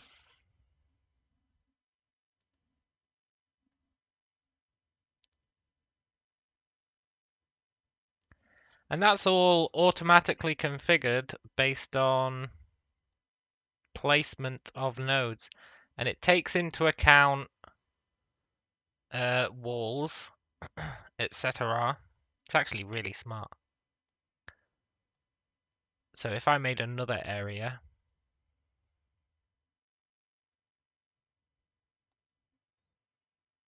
and I moved it up here,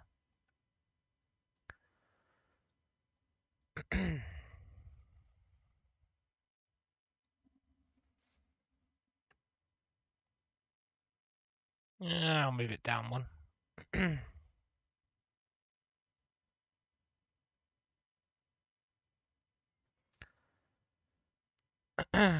Even though they're touching,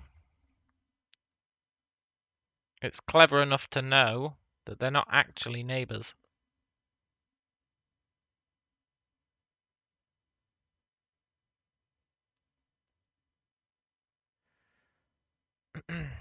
Because they've got no... See, look, he's got no neighbors. Because he's out here. He's isolated.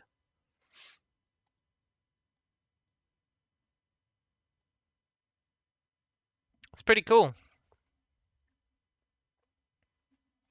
So as long as every area is connected to another area adjacently,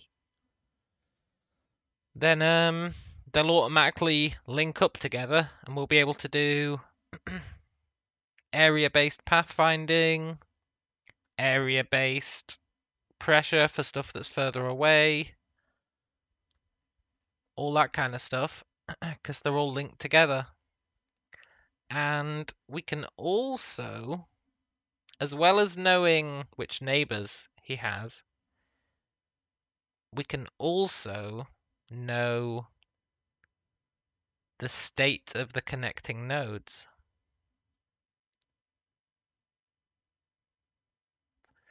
Airlock would require air pump to preserve air in the lock into air tanks.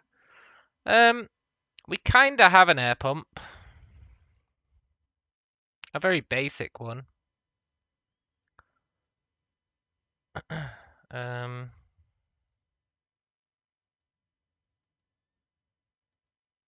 I never created a prefab for.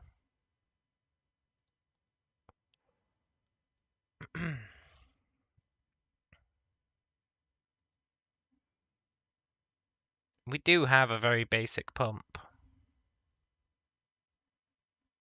You can set a target pressure, you can set how fast it changes it, and then you put it somewhere and it'll attach to the nearest node.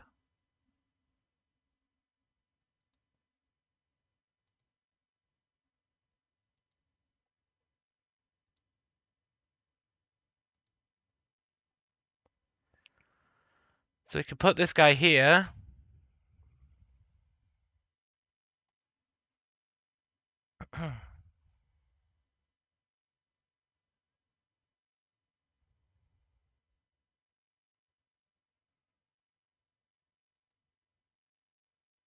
He's attached to this node.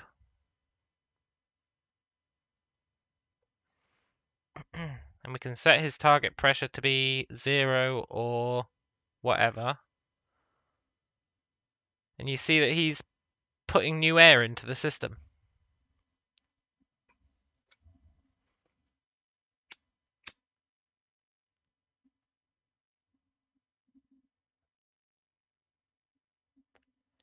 Or if we set it to 0, he'll take air out of the system.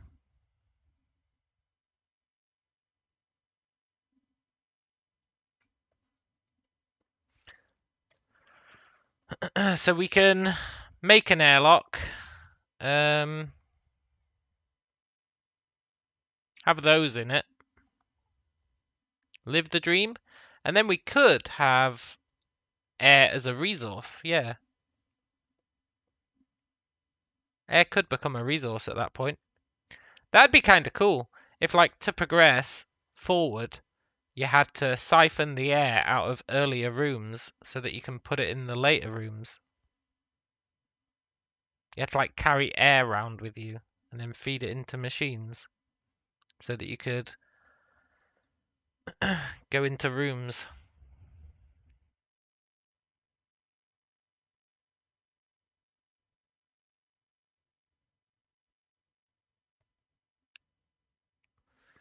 Could be pretty cool.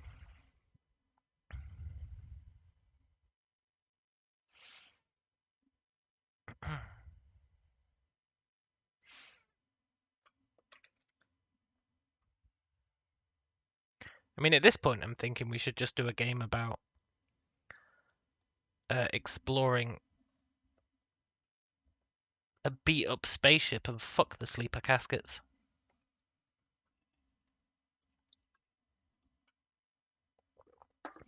However, I only half believe that.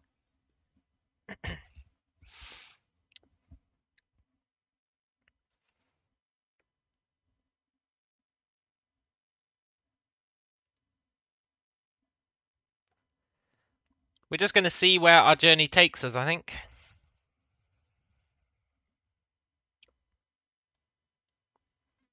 The best way to be. Anyway, I'm pretty happy with what we've done today. I know we got stun locked on the doors for quite a while, but I think it was worth it.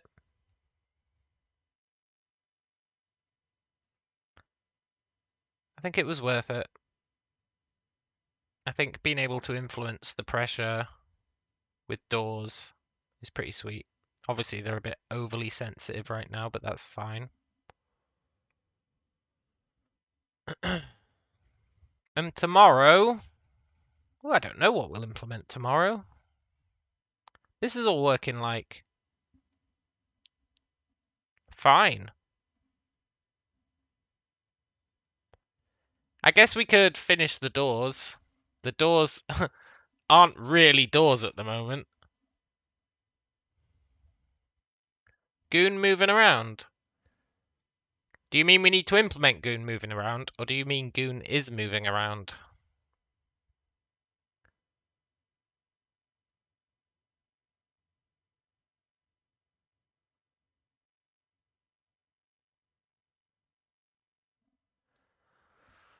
Goon gets pushed around by the air.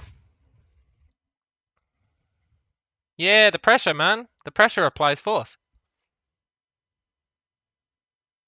Pressure changes apply force to physical objects in the world. It's really cool.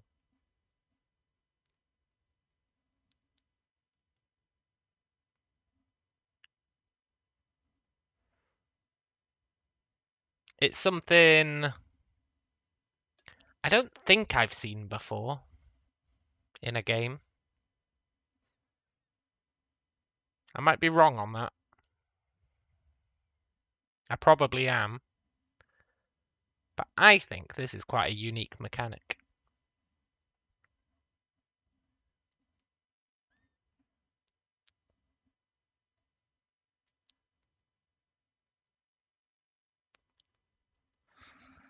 I think it's a pretty cool one. I think we could leverage it quite smartly. I think if we build